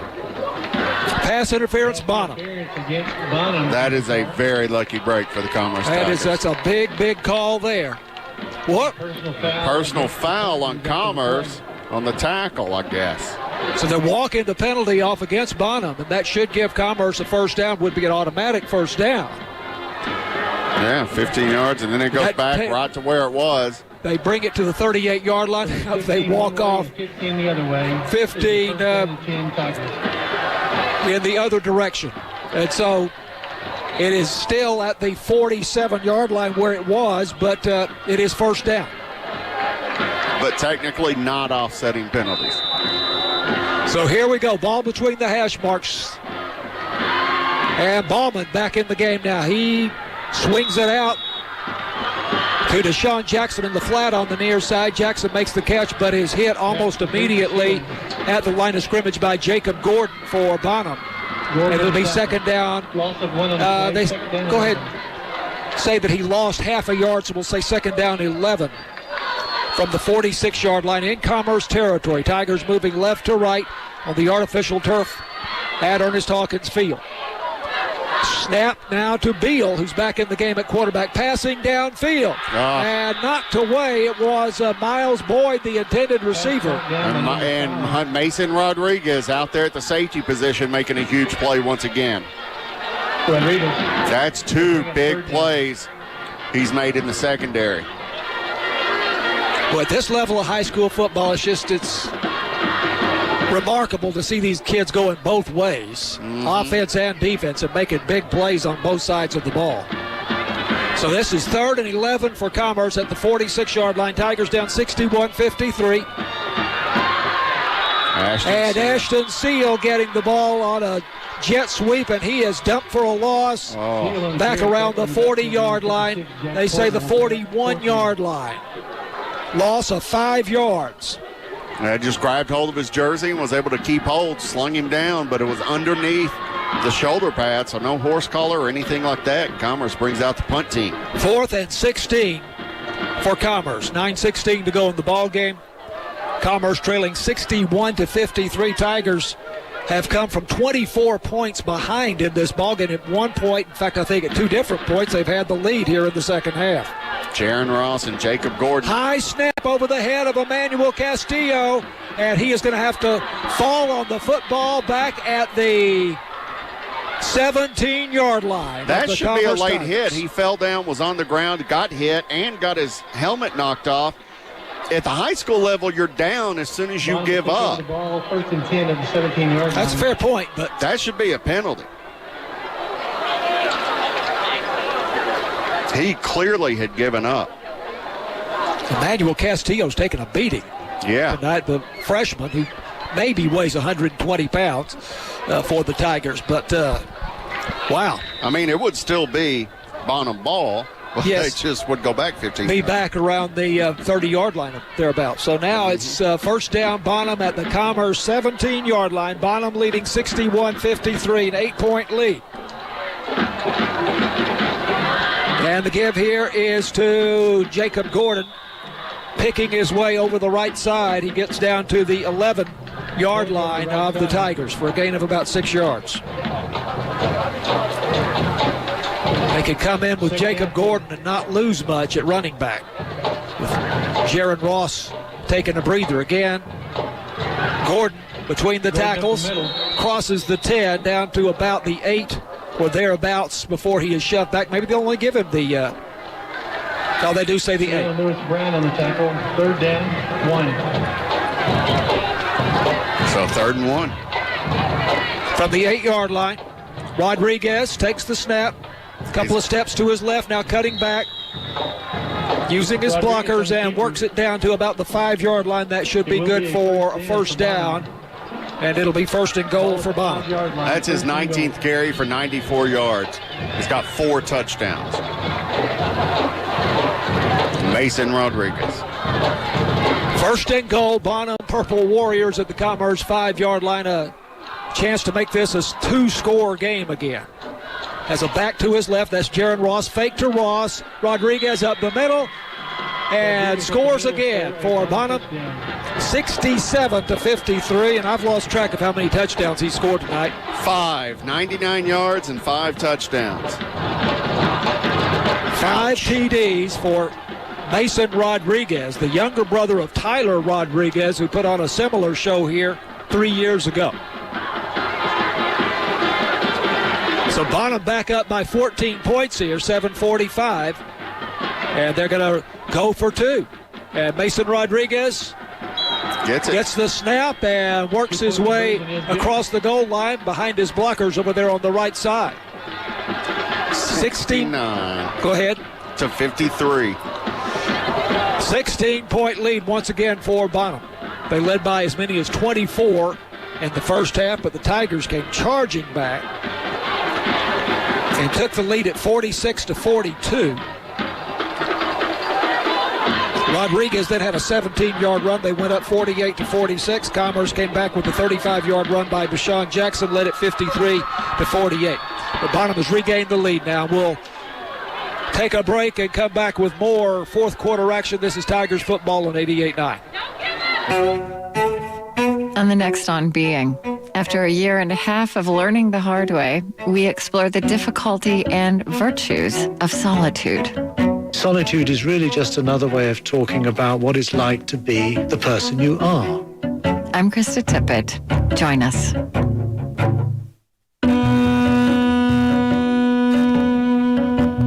Sunday at 9 a.m. on 88.9 KETR and KETR.org. This is Todd from New Jersey. I listen to Bullseye with Jesse Thorne because I love his enthusiasm.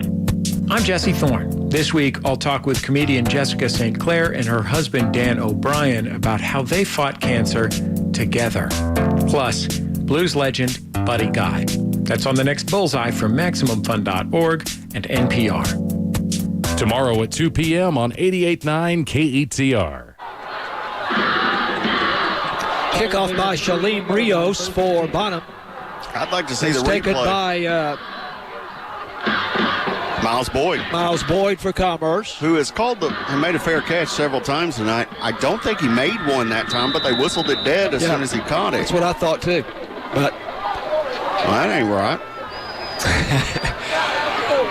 I'd like to see a replay. 69-53, Bonham. 7:43 left to go. That last drive set up on the high punt snap. Bonham started at the Commerce 17-yard line. 4-yard drive, Mason Rodriguez, the 5-yard run. Play action pass over the middle and incomplete. Intended for Dre Gadlin, I believe. Second down 10. That is Bauman's 18th pass attempt of the evening, John Mark. He's got 200 yards, 4 touchdowns, but only 6 completions. Some big plays, though. Some bombs to Miles Boyd in particular, and one to Dre Gadlin. Yeah, 6 completions for 200 yards.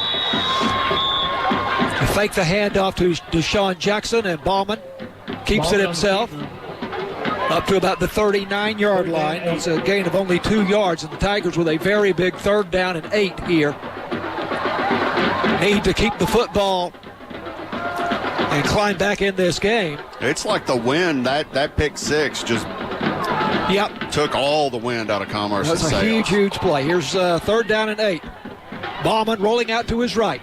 Passing and short. Ashton Seal. Of the intended receiver, Ashton Seal, at the 45-yard line. And Tigers have a decision to make here on 4th down and 8 from their own 39-yard line.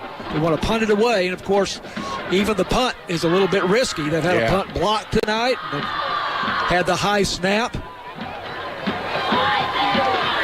Points are cheap here. 69-53, 16-point lead with 7:02 to go. And Commerce apparently going to go for the 1st down here from their own 39-yard line. Deshaun Jackson in motion. They fake it to Jackson, and Bauman is hit. He loses the handle of the football. Looks like Bonham is going to recover at the Commerce 30-yard line. And that is Carson McClain, junior down lineman for Bonham, who recovers at the Commerce 30-yard line. He may have knocked the ball loose as well. Yeah, just came in and punched it. 4th and 8, Bauman faking the handoff to Deshaun Jackson and then trying to plunge it up the middle for 8 yards. And they fumble it. 4th and 8. Bonham at the Commerce 30 now. They've had possession starting at the Commerce 17 and now the Commerce 30. Their last 2 possessions. 1st down, Bonham at the Commerce 30-yard line, moving to the north end zone. Hand it to Jaron Ross. He leaps over a fallen Tiger at the line of scrimmage, picks up about 3 yards. And Andy Jenkins finally makes the stop there for Commerce.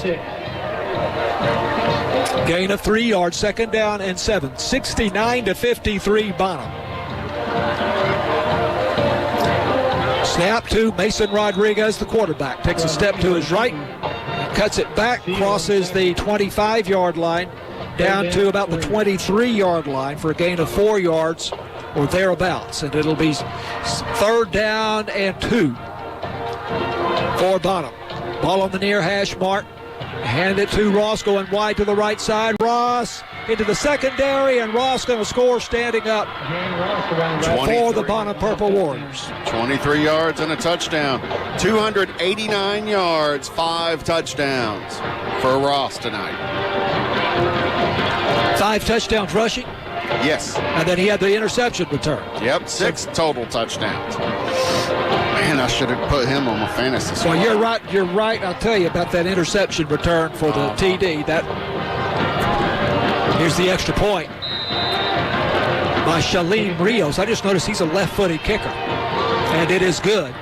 And the score goes to 76-53 with 6:06 left to go in the ball game. Bonham 76, Commerce 53. This is Tigers football on 88.9.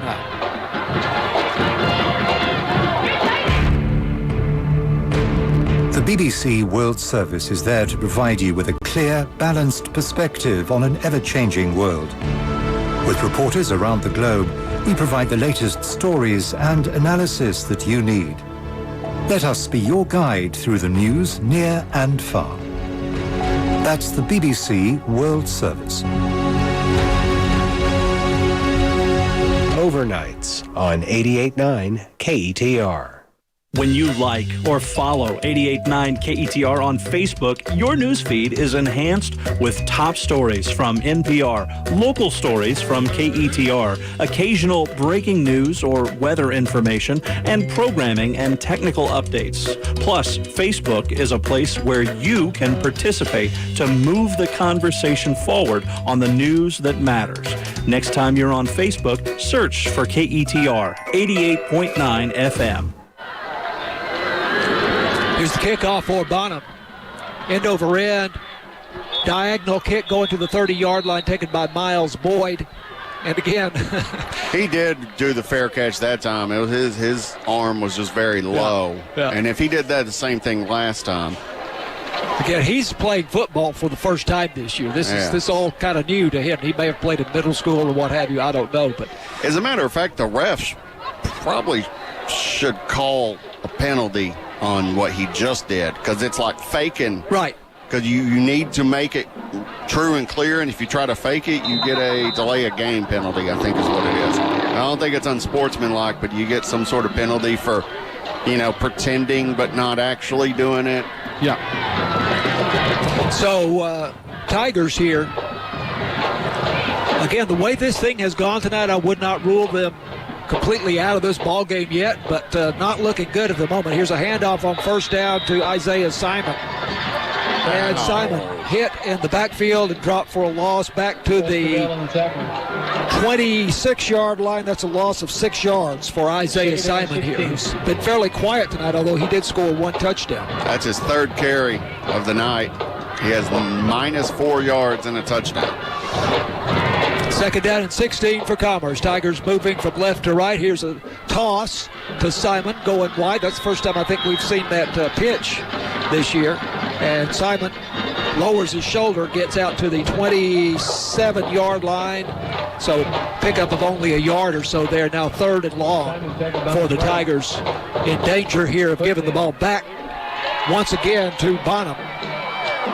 Leading by 23, 76-53. Just over 5 minutes to go in the ballgame. Snap to Brody Bauman. Throwing deep. Left side.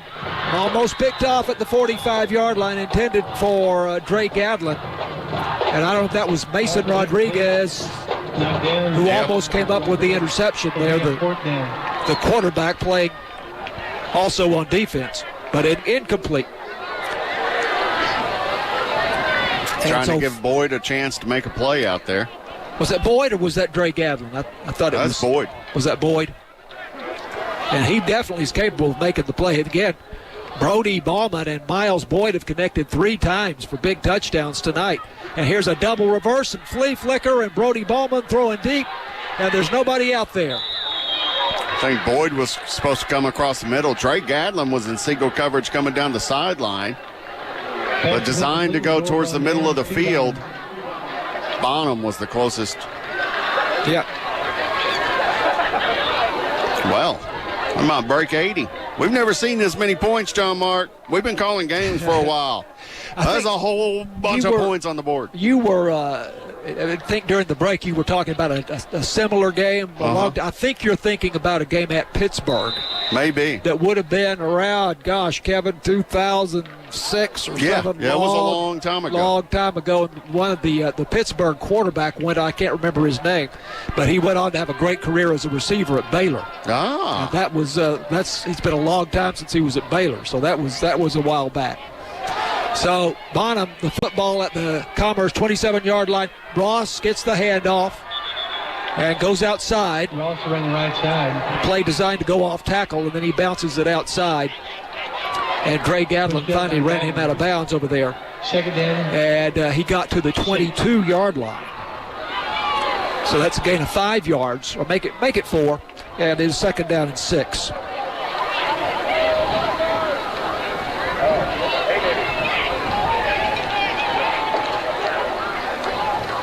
They're just trying to run clock now. 76-53. Bonham leading over Commerce. Here they come up to the line now. Ball is on the far hash as they move to our left. A trio of receivers out to the near side, one to the far side. Jaron Ross a step to the right of the quarterback. Mason Rodriguez, they give it to Ross.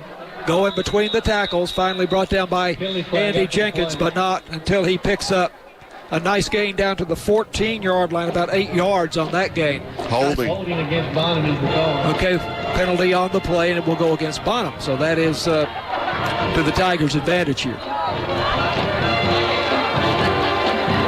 When Deshaun Jackson scored on that 35-yard run for Commerce, that put the Tigers up 53-48 with 1:37 left to go in the third quarter. Then Bonham comes back and they have a 70-yard drive. Jaron Ross scores on a 7-yard run to make it 54-53 Bonham. 13 seconds left to go in the third quarter, and then that was on the next offensive play is when Jaron Ross stepped in front of that pass with great anticipation, picked it off and took it back 45 yards for a touchdown. They went up 61-53. And that right now is the big play in the game. Here is second down and 16 for Bonham. And they keep it on the ground, as Kevin says, trying to run the clock here. Inside the 30, down to about the 28-yard line it goes. That's Jacob Gordon on the carry, who's had pretty good numbers himself here tonight. Yeah, 13 carries for 87 yards. Spelling Jaron Ross from time to time. Now it's going to be third down and about 12 at the 28-yard line.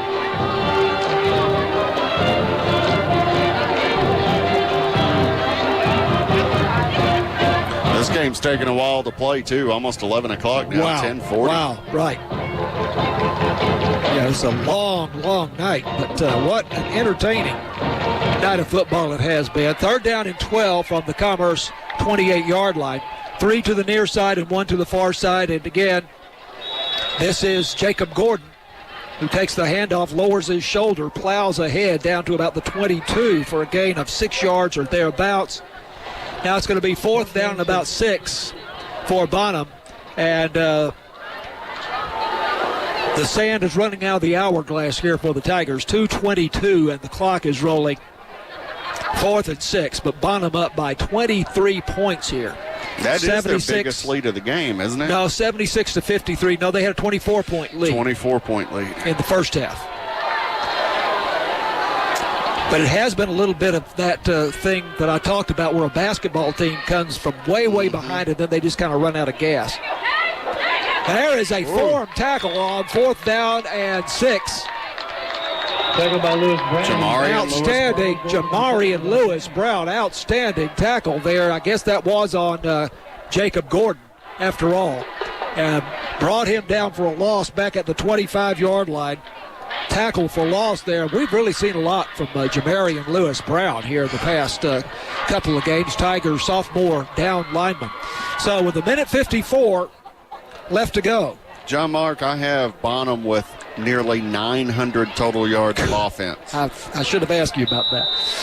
742 yards rushing, 156 yards passing. Good heavens. I remind the fans after the game, wow. Please stay off the I missed one of the receptions, too. Now, their last game, Bonham's last game, was against Leonard. Please stay off the field. And that was a 62-43 game, but Leonard won. Here's first down for the Tigers. Brody Ballman at quarterback, play action pass, going for Dre Gadlin. No, beg your pardon. It is another receiver who makes the catch for Commerce. That's Carlos Aubrey who makes the catch. And Aubrey all the way to the Bonham 42-yard line. Tackled by Barnes. It will be a first down. How many yards? 33 yards. 33 yards there to Aubrey. And now the handoff goes on a jet sweep from right to left, and that is Carlos Aubrey. Aubrey ran the left side. And that time, running more or less parallel to the line of scrimmage. No pickup, second down. For most of the width of the field, he only gets to the 41-yard line. But that's a pickup of 2 yards. So second down and 9. And the pass here in the flat to Ashton Seal, and Seal makes a man miss. Gets across the 35, out of bounds around the 34-yard line or thereabouts with 1:20 left to go. 3rd down and 3. 1:14 left to go in the ballgame. Tigers have one timeout left. Ball on the near hash as they move to our right. Back to either side of Brody Bauman. Give it to Ashton Seal, who had lined up basically at left halfback. On the right side. And Seal going right. Commerce Tigers first down. Cutting back as he crosses the line of scrimmage, gets down to the 25-yard line. So Commerce putting together a nice drive here, but less than a minute to go. And this one's going to go in the win column for the Bonham Warriors. And off to Deshaun Jackson. Jackson going right to left. Across the line of scrimmage into the secondary. Bumped out of bounds inside the 15-yard line at about the 13-yard line. Flag on the play. Timeout for an injury. And a flag on the play. Well, the Tigers down briefly, but seems to be up now on his own power. And as you say, a flag down on the play here. Face mask penalty against Bonham is the indication. Well, I would keep the run then. By Jerry Menard, our referee.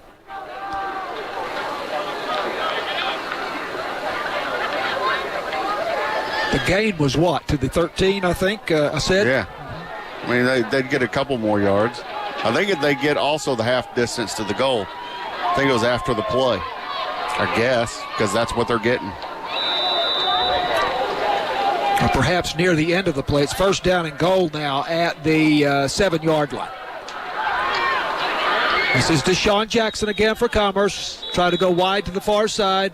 Making the corner, turning upfield, and out of bounds at about the 7-yard line. I beg your pardon, the 3-yard line. Looking at that. Second and goal from the 3-yard line. Second and goal at the 3-yard line. 36 seconds to go in the ball game. Bonham 76. Offsides 53. On Bonham. There was a penalty on the play. So they're going to take that. Ball marked down to half the distance again.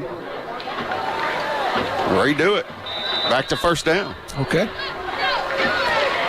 Line of scrimmage remains, however, the 3-yard line. First down. There's a low snap all the way back at the 15-yard line. And Brody Bauman has to fall on it. And they will mark it at the 17-yard line.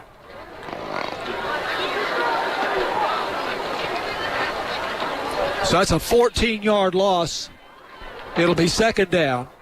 And 15 seconds left to go in the ball game. The clock is rolling. Tigers have a timeout if they want to use it. Snap to Bauman with the back on either side of him. Handoff goes to Ashton Seal. Seal is near the goal line. Ashton Seal, remember, has 2 touchdowns tonight. Easy to forget some of these things. And he gets down to the 1-yard line, and the clock apparently has run out. How in the heck are they running the clock still? Excuse me. Ashton Seal, a 16-yard run down to the 1-yard line on the final play of the game. And he's got some impressive yardage that he's piled up tonight with one thing and another. So this is has been an extremely entertaining football game tonight, needless to say. But a very frustrating game, I think, for the Commerce Tiger fans this evening. So a 76-53 loss to the Tigers' greatest rivals, the Bonham Purple Warriors, here tonight. And we'll come back and try to recap this thing as best we can when Tiger football continues after this on 88.9 KETR. Going on right now through Friday, it's 88.9 KETR's Fall Pledge Drive. This is the week when we ask you to think about how much you listen, how much you really learn from this public radio station, and then we ask you to make a gift in support of it. Making a one-time gift or a sustaining monthly gift is easy. Visit KETR.org and click Donate.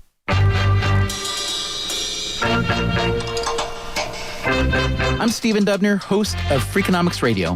Every week, Freakonomics Radio explores the hidden side of, well, everything. From the economics of sleep to when is the best time to rob a bank.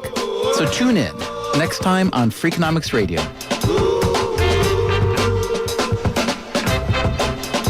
tomorrow morning at 6 on 88.9 KETR.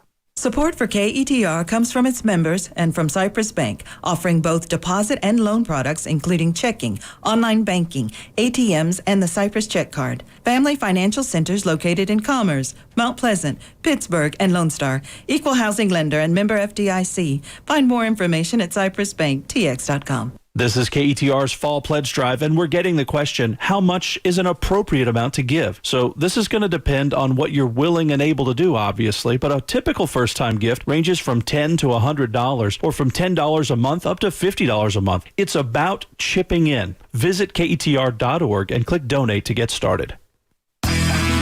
Well, hello, folks. It's your old buddy Luke Clayton inviting you to tune in to our hunting and fishing show every Saturday morning at 5 a.m. And that's what it's all about. When you talk about outdoors, I truly believe that family, friends, the campfire, and good talk, and that's what makes the outdoors great, Luke. If it doesn't get you excited and give you a little bit of buck fever, then maybe you ought to be playing golf. And remember, you can go to KETR.org and listen to the archive of our past shows.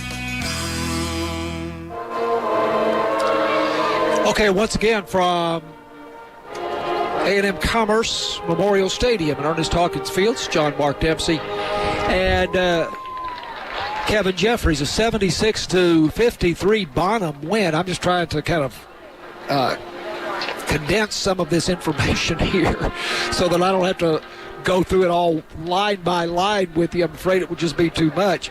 But the one thing I wanted to do was kind of summarize the evening of Jaron Ross and Tyler Rodriguez for Bonham this evening. And Kevin will have more in terms of the yardage. And what Kevin was talking about in terms of total offense there a few moments ago was pretty extraordinary. But Ross, Jaron Ross, 6 touchdowns tonight, 5 rushing and 1 interception return. And Tyler Rodriguez, 5 touchdowns rushing, the quarterback.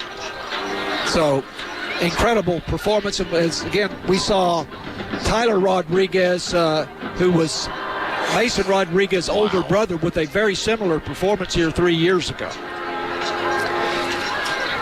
Yeah, Jaron Ross, 34 carries and 5 touchdowns. And, of course, he had the pick 6 as well. That basically, as if that rushing yard and that many touchdowns wasn't going to be enough, he actually probably put the game away with that pick 6.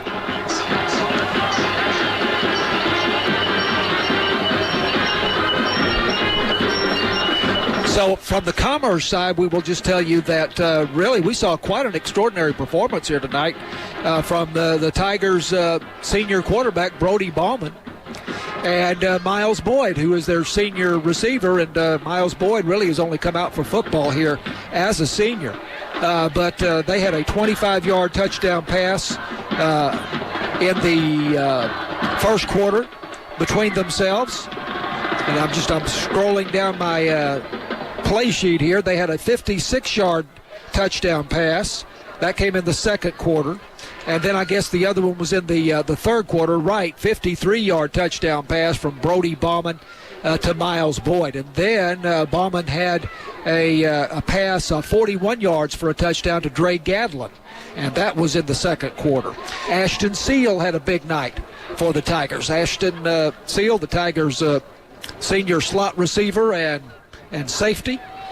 He had a 73-yard kickoff return for a touchdown this evening and a 64-yard run for a touchdown on the first play from scrimmage in the second half. He had 127 rushing yards, the touchdown, and that was on 9 carries. He did have the 1 fumble. Ashton Seal. Yeah, Ashton Seal. Wow. And receiving, he had 2 receptions for 6 yards, but they targeted him a few more times than that. So it would just be crazy to try to go through this touchdown by touchdown and line by line.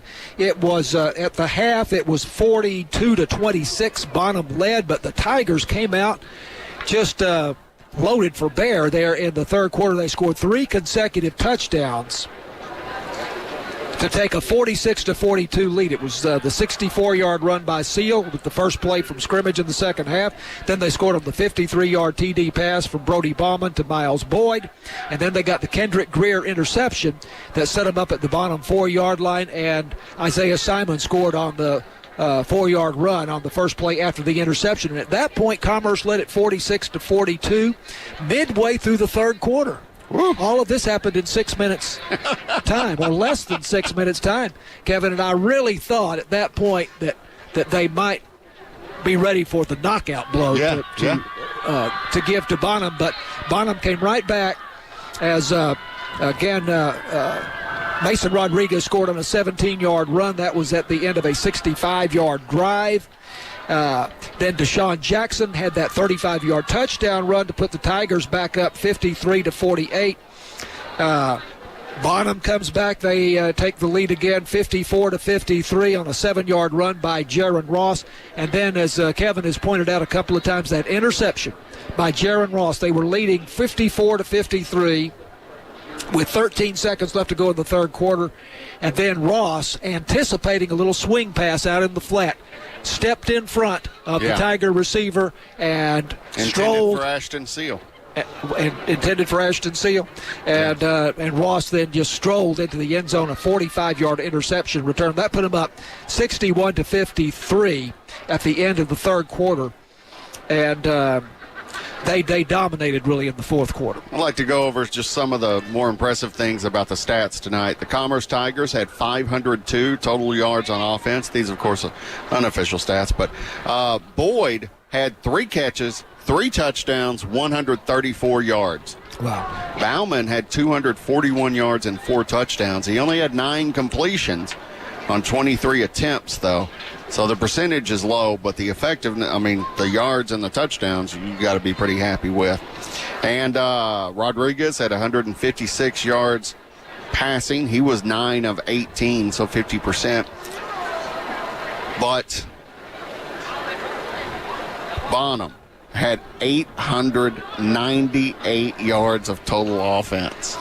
So we had 1,400 yards of offense in this game. And it was funny, before the game, I thought about going, hey, we may see 1,000 yards in this game combined. And I was like, Actually, I was going to say we must see 1,200 yards. And I went, that's overshooting. I think I'll just say 1,000. And if we hit it, that'll be impressive. 1,400 yards of offense in this game. The most points we've ever seen scored in a night calling a game. I think there was a game here in about 2004 or 2005, Wills Point came in here, and I seem to remember had like 900 yards of total offense in that game. And the game that we were trying to remember, I'll be able to look it up sometime during the next week, at Pittsburgh was another track meet similar to this way back, long time ago. But this is really something. But I tell you, it looked for a while there that the Tigers really were going to come back and win this thing, and they were down by 24 points at one point in the first half and actually came back and led 53-48 with 1:37 left to go in the third quarter. But that was the high water mark there for Commerce. They did not score in the fourth quarter. Tigers now 1-3 for the season, 0-1 in district play. Bonham is 2-2. And 1-0 in the district. Now, get our final score here tonight. Bonham 73, Commerce 56.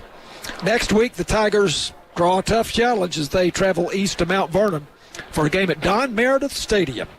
The Purple Tigers were 3-0 going into tonight's game at Rains, and we are told that they won that game. Mount Vernon beat Rains 56-21. Kickoff at 7:30 next Friday night. We'll be on the air shortly after 7. Other scores in the district, and I know they will give these again, but Mineola beat Winsboro tonight 36-35. We thought that would be a great game, and it was. And then Pottsboro, no surprise, even though Pottsboro is off to a slow start, they were 0-2. They're still Pottsboro, and they beat Howell 59-15 tonight. And we understand that it's a similarly wild game at Rockwall tonight, as Rockwall beat Rockwall 79-71 in overtime. Yeah, and I think both those teams were state ranked. That's impressive. Yeah.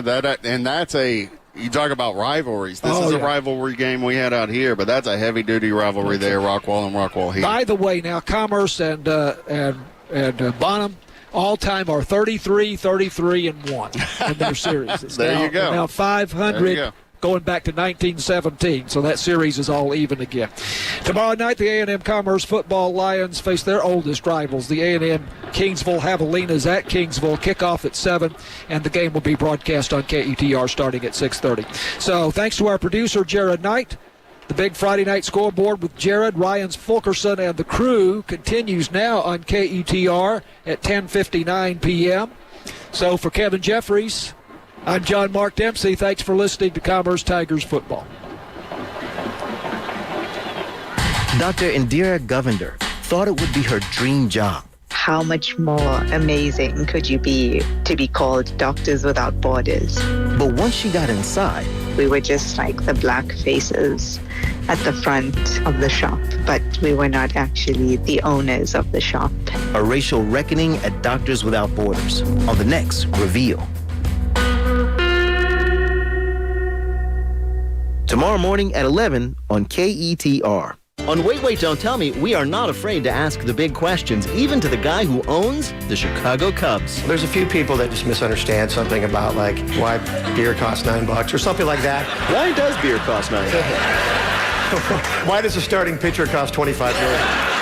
We're worth what you pay for us, which is nothing. Join us for the News Quiz from NPR. Tomorrow morning at 9 on 88.9 KETR. The average time a resume spends on an HR manager's desk is 7 seconds, and most of them are tossed aside. Now imagine if one of those resumes belonged to Yasmin, who was living in a shelter, juggling 3 jobs. I had to be resilient. That's something that you can't teach. We rely so much on a resume, yet it could never tell the full story of someone who had to be independent and take initiative. And that's how I handle every project I get. Discover new ways to develop great talent at gradsoflife.org. Brought to you by Grads of Life and the Ad Council. Support for 88.9 KETR is provided in part by the Commerce Chamber of Commerce, presenting the 35th Annual Boat Arc Bash this Friday and Saturday in downtown Commerce. Associated events include a motorcycle ride and pancake breakfast, the Boat Arc Bash Parade at 10 a.m. Saturday, and live music all day. Info at facebook.com/BoatArcBash. This week on Radiolab. It's the sound of the waterfall. You will have pains. Throbbing headache. Almost unbearable pains. That sort of drumming, thrumming, dangerous. You can't breathe. You're on the brink of something. The crazy lengths that people go to get ideas. You have 10 days to write this book. If it is not done then, you commit suicide. That's this week on Radiolab. Tomorrow afternoon at 1 on 88.9 KETR.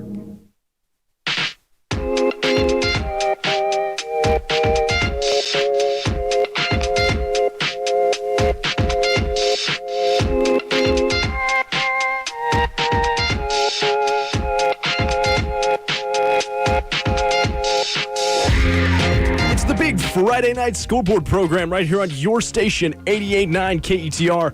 I'm Ryan Fulkerson, joined in studio by Jared Knight. And man, it was a wild game at Ernest Hawkins Field and Memorial Stadium tonight as the final score, Bonham Purple Warriors 76, Commerce Tigers 53. Man, this was... Whoever went to that game got their money's worth, huh? They did. I don't know what they charged for that, but I tell you, you got every penny. Every penny.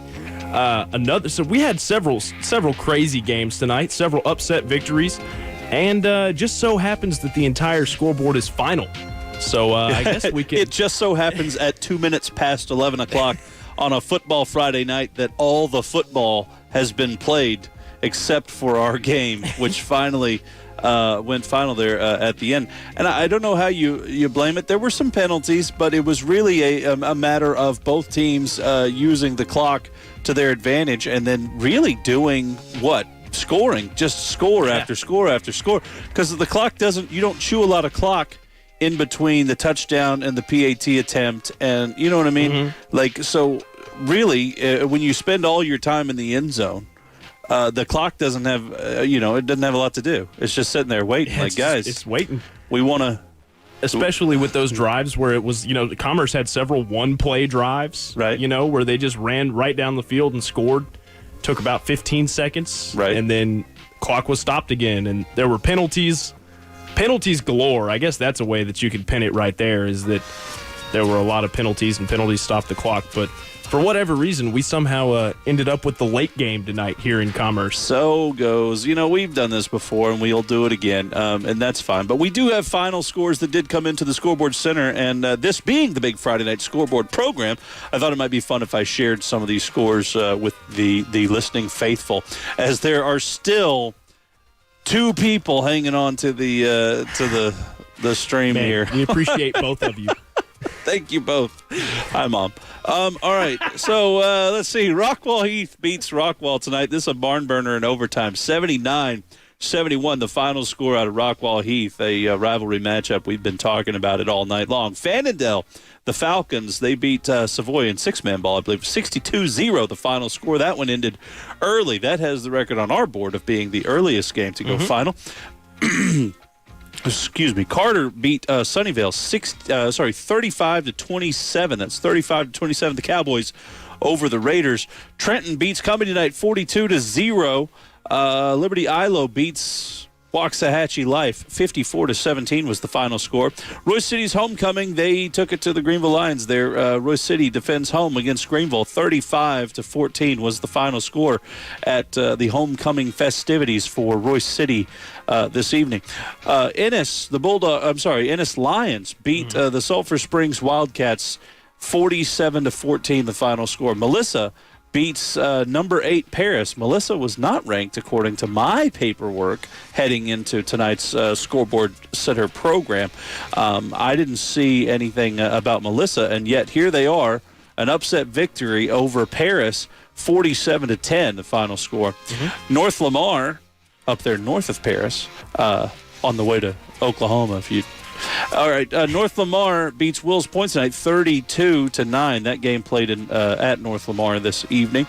Crandall beats North Forney 71-43. Jeez. If you could, as John Mark said over and over, points are cheap this evening, and I guess they were on deep discount all across Northeast Texas because there are just so many points on the board this evening. Let's see. Mount Vernon beats Rains tonight 56-21. Van Alstyne beats Farmersville tonight 41-18. Crum falls to Community. The Braves defend home against the Crum Bobcats. It was 50-40 Community over Crum this evening. Another score, 50, belongs to Quinlan Ford. They beat Kemp 50-0. This evening. Mineola beats Winsboro by 1, squeaked by 36-35 this evening in Mineola. Let's see. Aubrey beats Caddo Mills 27-14. Gunter beats Whitewright 56-0. These are very high-scoring games, is what I'm trying to say. They are. Pottsboro beats Howell 59-14 tonight. Leonard falls to Bells. Now this, we could call it an upset win. The 4-0 streak for the Leonard Tigers ends this evening. Bells, the Panthers of Bells win. Bells was, what did we say, 2-2? 2-2 before tonight. Now they're 3-2. Yep. And Leonard is 1-3. They are now 4-1. 4-1. I'm sorry. 4-1. That's right. Bells wins 37-29 this evening. Pagoda Rivercrest beats Como Picton 31-8. Wolf City beats Alba Golden 27-20. Cooper beats Celeste. It was 26-24 the final score. S&S consolidated over Blue Ridge 17-14. And then Bowles defends home against the Tom Bean Tomcats. The Hornets win 48-0. That was the final score at Bowles home this evening. Hey, if you happen to know about games or scores, you want to participate in the broadcast, it's okay if you've been holding off until the Commerce Tigers and Bonham Purple Warriors game ended before you called, but the phone lines are open. 800-882-KETR. That's 800-882-5387. You can still, as we've mentioned many times, text the studio. I've added up all the folks who've been doing that, and it's just not very many. 903-751-5145. That's 903-751-5145. If you'd like to text the studio, we'd be happy to engage with you in that way as well. And speaking of engagement, I have an announcement to make. Oh. That's a joke. Oh. I've been married for a very long time. I see. I wanted to get your mind going, hey, what are we about to hear? What sort of what sort of news is about to break on 88.9 KETR. And I tell you, it's not so much news. We've been talking about it all week, and that is that this week has been 88.9 KETR's Fall 2021 Pledge Drive.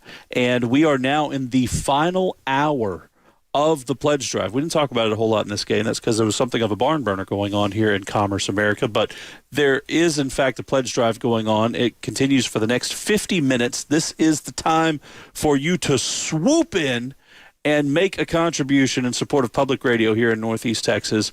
You can do that by pointing a browser to ketr.org. You can do it on your smartphone if you want. You probably have a browser on your smartphone. I think that's what, if I remember correctly, that's what makes it a smartphone. Is that it has a browser. You can browse the internet. I suppose. Actually, so if you have a modern internet access tool, point it to ketr.org and then click that donate button at the top of the page. It's a safe and secure form that is standing at the ready for you to make a contribution in support of public radio programming here in Northeast Texas. And when I say support public radio programming here in Northeast Texas, I'm not saying that other stuff on KETR. I mean everything on KETR, including the big Friday night scoreboard program, Commerce Tigers football, A&M Commerce Lions football and basketball. If you're a big sports nut, but you have to get your sports from KETR because we're the radio station that does it, keep in mind that this is all public radio programming, and it deserves your support dollars, particularly in this pledge drive. If you've been listening along, if you've been listening for years, and you haven't yet made a contribution in support of public radio, you can do that right now, this evening, in fact. It'll count for the pledge drive. If you head over to ketr.org and click that donate button, you can look at the coffee mugs and the tote bags and all the typical public radio items that are available. Notably, Texan still has a pretty awesome inventory of music that's available, some signed autographed CDs and things like that. I realize half the audience went, what are CDs? But they're you put them in a thing called a CD player. It's a compact disc. We had some fun the other day because we were talking about A&M Commerce students who will oftentimes come into our studios here to learn about broadcasting, and they'll sometimes sound. We say they want to sound distinguished. So they go, oh, look at all these compact discs that you guys have, because we do have CDs everywhere. If you ever visit KETR, you could see them through the window. They're just everywhere. We have so many discs, and that's because, a plethora, a cornucopia even of music on CD. And the reason for that is because we have a Texas music program that curates the culture of Texas music and has been for a decade and a half. A long time. I guess it's been a long time. The show itself, I know, has been around for 2 decades because, friend, I was there in the beginning. So I say that only to say that that if you'd like to check out some of those CDs, you may have to go and rent a CD player. I don't know where you even get one these days. Yeah, I mean, but Staples is still around. Yeah, right? So maybe. And do they still have compact disc Best players? Buy might be a good shout. I started to say you could put it in your computer, but you can't anymore. Computers don't have disc drives on them That's anymore. True. You could put it in your Walkman. If you kept that. You said Walkman like it's your neighbor's name. It's like, oh, the Spidermans and the Walkmans are out. Spidermans and the Walkmans. Well, I don't know. Walkman sounds. Yeah, Walkman sounds like a directive. So definitely, if you've got a CD player, or you just think it's neat to have the autograph of a famous person, check that out and go make a contribution at ketr.org. Click the donate button and see the thank you gifts that we could put in the mail to you. You can also still, I think, access the store at ketr.org, and we still have that handsome yellow throwback KETR shirt available. Now, that's not part of the pledge drive, but if you go buy the shirt, it does help us here at 88.9 KETR. So you can buy the shirt, and it does help out. Plus, you're just buying a shirt that looks very handsome. It's yellow. It's a very handsome shirt. It's got that lion that we can't actually see because of the way that I'm doing the shot here, so we can't see that lion behind your head up on the wall, which is actually on the shirt. There's a cross stitch. Okay, look for the... Nope, okay. I got you got the hat. It's the same one. Same one. It's got the old throwback design on it. Hey, while you're holding the hat, and though we've been through quite the number of things that we've to talk about this evening without taking a break, we're going to see if folks will hang with us just a little bit longer, because that hat that you're holding there, and we can describe for the radio audience because we're not just doing television anymore, is handsome as all get out. It's got that KETR lion on it. That is sitting in the radio studio on the ones and twos, as it were. And that hat may be making an appearance. This is the hint. For those of you who stay up late and wake up early, it may be making an exclusive appearance at tomorrow's Bodark Bash in downtown Commerce, America. So if you happen to be traveling through Commerce, Texas tomorrow, and you want to come, or plan the trip. Let's not just talk to the folks who might be willing to come off the interstate and drive up and see.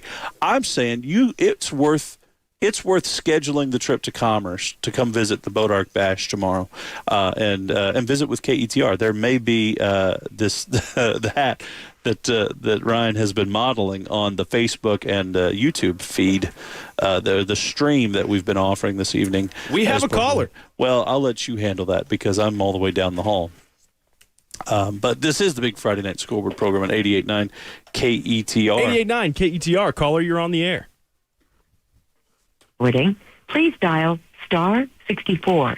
Your calls are being forwarded. Apparently there is no longer a caller. False alarm. I want to know more about what she was going to talk about.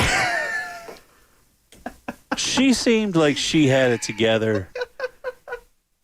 Did we just get spam called on the air? I don't know how we could have. She sounds like she works here. We probably should have asked her some questions. Perhaps. She was telling us our calls were being forwarded, and here's the thing. No, they're not. They're not. They're not being forwarded. Been here, done that. It's not.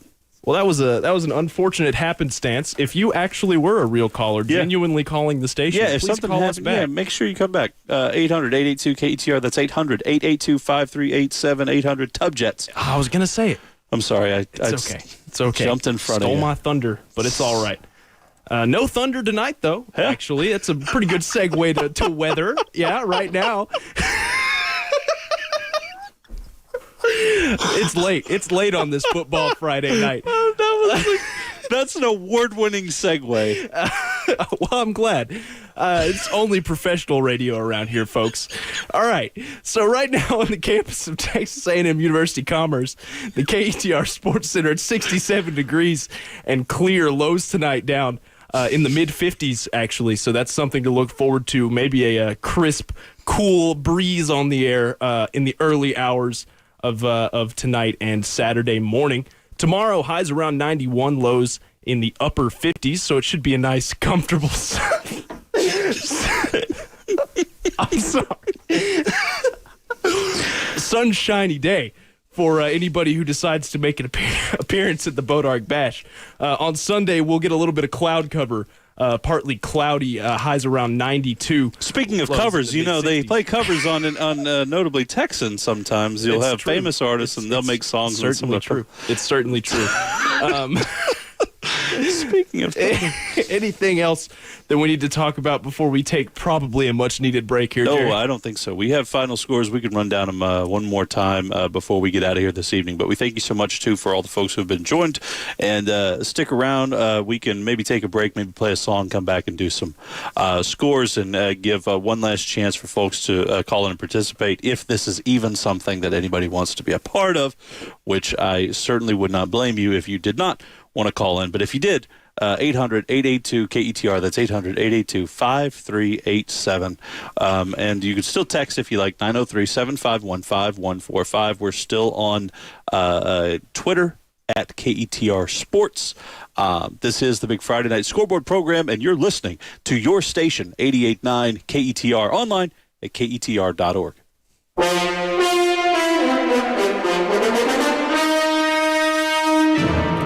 A great orchestra in full flight is the most amazing thing, and SymphonyCast lets you experience that thrill every week. Hi, I'm Allison Young. We touch down in terrific orchestra towns from Boston to San Francisco and hear the best of Europe and Asia, all captured live in concert. That's APM's SymphonyCast. Sunday night at 7 on your station, 88.9 KETR.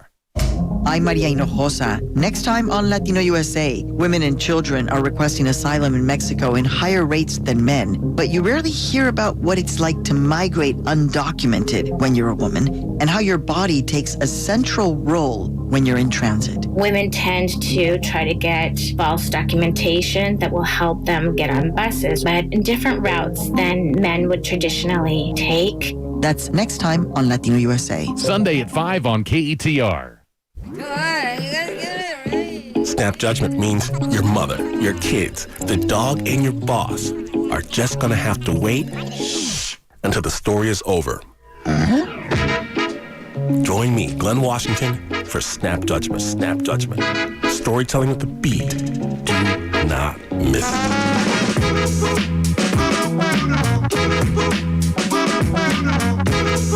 Saturday afternoon at 3 on KETR.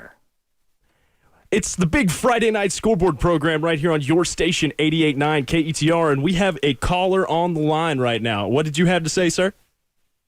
Oh, I was just telling you guys about the Leonard and Bales game. Oh, Leonard and Bales. Leonard, it was a really good football game. Leonard kind of shot himself in the foot too much, but it ended, I don't know, I don't remember exactly when everything happened, but with about 3 minutes to go in the game, Leonard tied it at 29-29, and then Bales come back and scored, went ahead 37. And then Leonard moved the ball down pretty good, got a penalty. But anyway, it was a great game. I'm a Leonard fan, so I was just telling you guys about it. He's called us before. Pretty good ball game. Bales is really good. They're not the best team in the state, but they're plenty good. They played Holiday last week. I don't remember. I think it was a touchdown. And crazy enough, they made enough mistakes or crazy calls that they'll probably beat Holiday. But anyway, it looks like Leonard's kind of for real. And, of course, the Gunner, there's nobody over there, I can tell you right now, there's nobody over there going to beat Gunner. Gunner's ranked number 2. Well, they're ranked number 1 in others, I can tell you that. Yeah, that's a good team. They're the real deal. They had White Rye, I think. They beat White Rye tonight.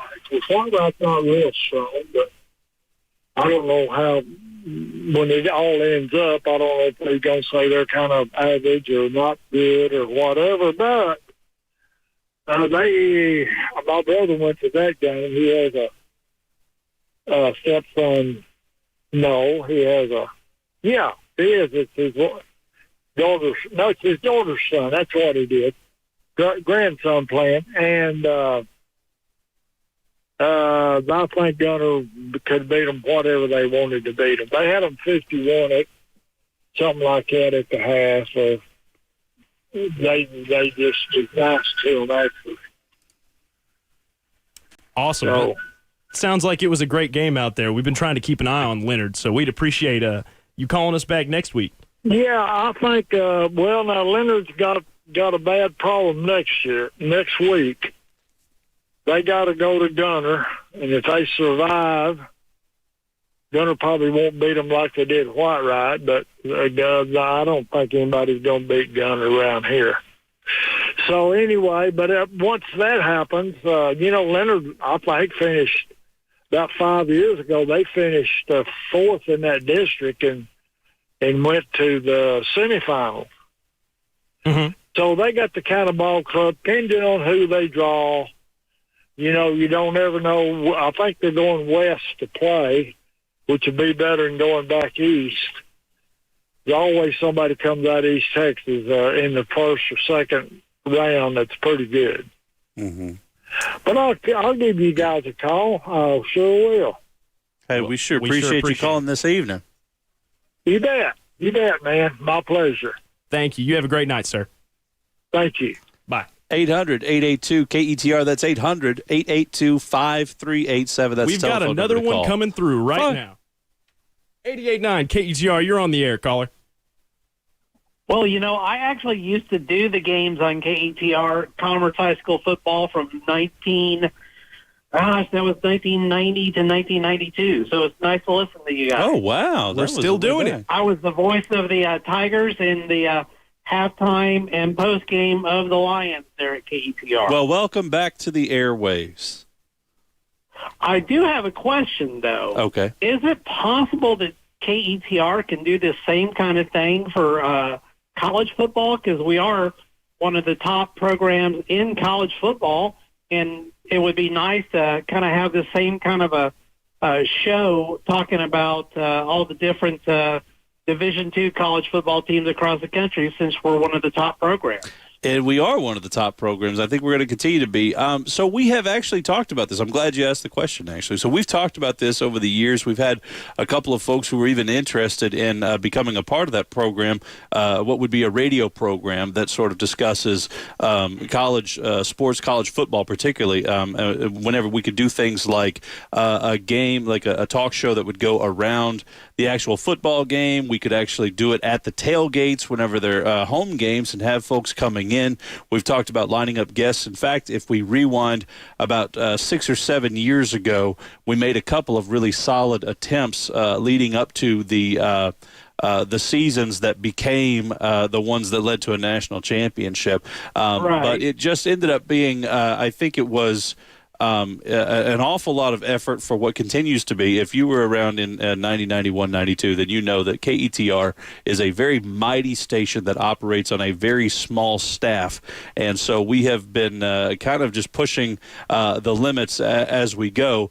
And with the pending closure of the program that was feeding young people into broadcast, we've got some new challenges as it comes to recruiting folks who want to become professional broadcasters. So is there no longer a radio television program The then? radio television program has been marked for sunset, and so that oh gosh, yeah. So that's what's but KETR 88.9 KETR continues to be operating at full capacity. We are not more than one pandemic year away from winning a national Murrow Award and some of the highest revenue years on record for the radio station, which are all markers that indicate that the health of the station is really strong. So there have been a lot of folks who were familiar with the program, have been familiar with the program a long time, and expressed some concern that the being so closely tied to what has become the MassCom program at the university that could potentially have some ill effects. But I'll say that 88.9 KTR continues to be strong. The marketing department here on campus, which is sort of up the chain, management chain, are big believers in public radio and what it is that we do here in Northeast Texas. And so we know that we feel good about where we're headed around the corner. But you're absolutely right. We have quality talent who could be talking about college football in the same way that we talk about high school football. And as you know, it's kind of an odd duck. It's a unique animal to hear sports on a public radio station. So hopefully what you're calling to say is that it kind of makes sense and that it's good and it's not so strange. I miss the days. I mean, I was there when we were in the playoffs pretty much the first time with Eddie Val and those guys and everything when we were playing. And we didn't have, obviously, a national championship pedigree back then, but we were getting closer. Right. And doing the Commerce games against Singer and Southlake in the playoffs and other schools, Bonham and Princeton and those guys. And, I really enjoyed having the opportunity to do that as a student. So, it's I always speak highly of those days. Well, I'd like to express, too, just really briefly, that we are certainly not preventing students who have interest in broadcast from making their way to 88.9 KETR and becoming involved in the work that we do. In fact, we encourage students from all sorts of study backgrounds to come and join. In fact, we get a ton of interest from folks who may never have been involved at all with the broadcast program or with the mass communications program, who just happen to realize because 88.9 KETR continues to be a stop on the tour that they give to students who are considering coming to A&M Commerce. Those students will oftentimes seek us out after they get here, or their parents will remember us as a stop on the tour, and they'll say, you need to go get involved with that radio station. We can listen to them from home. We can listen to them anywhere in the world, over the stream. You need to go get in cahoots with that radio station. So we even as recently as this last Saturday at the Commerce, the A&M Commerce tailgate, we had a parent come up and bring their kid up and said, hey, we need you guys to touch base. We want this kid learning. He already does some things that are related to podcasts and some other things, and he's got kind of a head start, and we'd like for him to be involved with the radio station if he can be. So we're constantly getting folks who kind of come in through the side door now, which is amazing, and I think it shows potential for students continuing to be involved with the success of KETR moving forward. Well, I appreciate it. Hey, thank you so much for calling. You didn't happen to see a game tonight, did you? Oh, no. And we've lost him. Well, sometimes you don't want to talk about the game that you saw.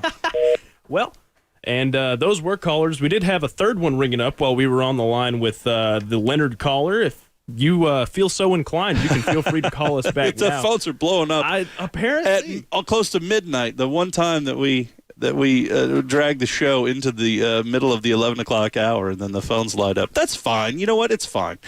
We also, if you don't get on that way, the texting still works, 903-751-5145. That's 903-751-5145. And, we could still have folks calling at 800 Tub Jets if they want. These finals, really quickly, do you want me to kind of run through them real quick, and then we can kind of move on? All right. You know that Bonham beat Commerce tonight. It was an extremely high-scoring game. 129 points scored in this game. They split like this. Bonham scored 76 of them, and Commerce Tigers, they got the other 53. Hoping next time they match up, they split where the bigger half goes to Commerce. We'll see. Let's see. Final out of Rockwall Heath tonight. It was an overtime barn burner. Rockwall Heath beats Rockwall 79-71. And we watched those last 7 or 8 scores on that game that were all just neck and neck. One team scores and the other team scores. We aren't seeing these games as we watch, air quotes, from the scoreboard center, but we do get to keep up with these scores all throughout Northeast Texas, and that's what happened there. Carter beats Sunnyvale 35-27. Trenton beats Cumbie 42-0. Let's see, Liberty Ilo beat Waxahachie Life tonight. It was 54-17. Royce City Bulldogs victorious over the Greenville Lions 35-14. Ennis Lions beat the Wildcats of Sulphur Springs. It was 47-14 when the final buzzer buzzed, so to speak. Let's see, Melissa beats Paris tonight. It was 47-10. North Lamar beats Wills Point 32-9. Crandall beats North Forney tonight 71-43. So that's not quite as many points on the board as what we had here in Commerce. It was still a very high-scoring game. Let's see, Mount Vernon beats Rains 56-21. I'm going to say that one again. Mount Vernon, the Tigers, beat the Rains Wildcats 56-21, the final score. 41-18 was Van Alstyne over Farmersville. That's Van Alstyne 41, Farmersville 18, the final score out of Farmersville this evening. Community beats Crum 50-40. Quinlan Ford beats Kemp 50-0. Winsboro and Mineola got tied up in Mineola tonight. Mineola wins 36-35 over Winsboro. Aubrey beat Caddo Mills this evening. In Aubrey, it was 27-14.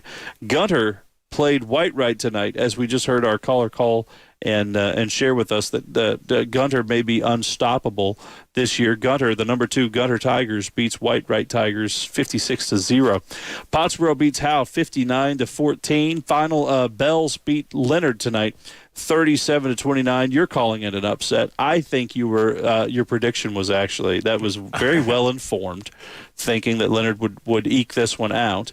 But so it goes sometimes. As a caller stated, that Leonard maybe did some things to put themselves in a pickle. But 37-29, the final. Bells beats Leonard. Rivercrest beats Como-Picton 31-8. Wolf City beats Alba Golden 27-20. Cooper beats Celeste 26-24. S&S Consolidated beats Blue Ridge 17-14, and then Bowles beats Tom Bean this evening. Bowles wins 48-0. So many high scores on this football Friday night, and so many. We almost didn't leave any room for next week. You almost didn't leave any headroom to see where we're going to go next. Teams across Northeast Texas. Come on, man. You got to do better. You got to give us more. What you got to do is you got to leave room for improvement. Right. You can't just do it all first half of the season, score all the points, and then come dallying around in the back half of the season. Nobody's scoring any points. They say where all the points go. Week 5. Yeah. Go look at it. I mean, just add them together. I think part of it can probably be attributed to football weather is finally here. It's not 100 degrees. Makes the at 10 o'clock at night, so maybe there's a little more vigor behind the players. Vim and vigor. Vim and vigor. Yeah. Do you think the temperature outside plays the same effect on the state of inflation of the football, the way that it does like car tires and all that? I mean, I would imagine it has to in some way, but I think all the footballs are inflated to a regulation pressure before the games anyways, so it doesn't matter, because if you inflate it in 86 degrees weather, the pressure will be the same as if you inflate it to the same amount of pressure in 100-degree weather. All right, or 30-degree weather. Or whatever, you know. I don't know. I don't know the science of airing up footballs, because apparently it's important. I mean, we had Deflategate. That was a thing. Yeah, that Super Bowl winner hinged on that. Yeah, that's the Patriots for you, but I'll keep my bias on that one off the airwaves. Bonham beat Commerce tonight 76-53. That was the final score. This has been the Big Friday Night Scoreboard program on your station 88.9 KETR. I'm not going to wrap it for you, but I will mention one more time, Ryan, that this has been also 168 hours, right, of pledge drive here on 88.9 KETR. So we have been asking folks to support public radio. Yesterday, because we're still in Friday. Yesterday was Thursday. It was North Texas Giving Day, and the folks over at Communities Foundation of Texas, who put on North Texas Giving Day, found that when the final bell had rung at midnight this morning, that there had been some $66 million plus dollars worth of charitable contributions made in that gigantic day of philanthropy, because it wasn't Elon Musk, it wasn't Jeffrey Bezos and Mackenzie Bezos. It was people just like you and me here in Northeast Texas, deciding to make contributions in support of the nonprofits all over who are well-deserving and who depend on our support. That's who was giving yesterday. That's how they got to $66 million plus to some 3,300 charities there. So you can go check out NorthTexasGivingDay.org if you want to see those finals and how those totals landed. But I will say that 88.9 KETR has become dependent on North Texas Giving Day as a major part of its fall pledge drive. And so we were really excited to learn that so many people, 40 some, I think, people made contributions in support of 88.9 KETR just in the North Texas Giving Day portal, like just through that one-time event. And so we're extremely grateful to those folks who contributed to 88.9 KETR. I'm grateful to the folks who contributed today on the final day of the drive, and the folks who might still, here in the next 23 minutes, decide to give in support of public radio here in Northeast Texas by pointing their nearest internet browser to KETR.org and clicking the red donate button up at the top of the page. Thank you so much to everyone who contributed. You will be getting handwritten notes from me this week this next week anyway, and I'll be saying thank you and making sure that anybody who looked at those coffee mugs and tote bags that we talked about, we'll make sure we get those out to you as well this next week. So thank you to everyone who is already a member, who helps to make sure that you can hear shows like the Big Friday Night Scoreboard program right here on 88.9 KETR.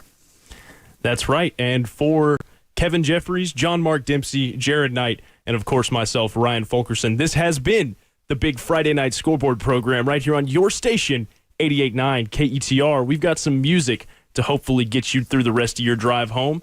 And then after that, I think it's BBC World Service. Does that sound right? Mm-hmm. So enjoy that and enjoy the rest of this fantastic football Friday night. It's your station, 88.9 KETR. The Thomas Jefferson Hour is dedicated to the search for truth in the tradition of Thomas Jefferson. Nationally acclaimed humanities scholar and award-winning first-person interpreter of Thomas Jefferson, Clay Jenkinson, portrays Jefferson on the program. He answers listener questions while in the persona of Jefferson. As listeners better understand Jefferson's time, they gain a better understanding of contemporary America. Listen to the Thomas Jefferson Hour, Sunday nights at 6 on KETR. I took a pill in Ibiza to show Avicii I was cool. And when I finally got sober, felt 10 years older, but it was something to do. I'm living out in LA. I drive a sports car just to prove I'm a real big baller, cause I made $1 million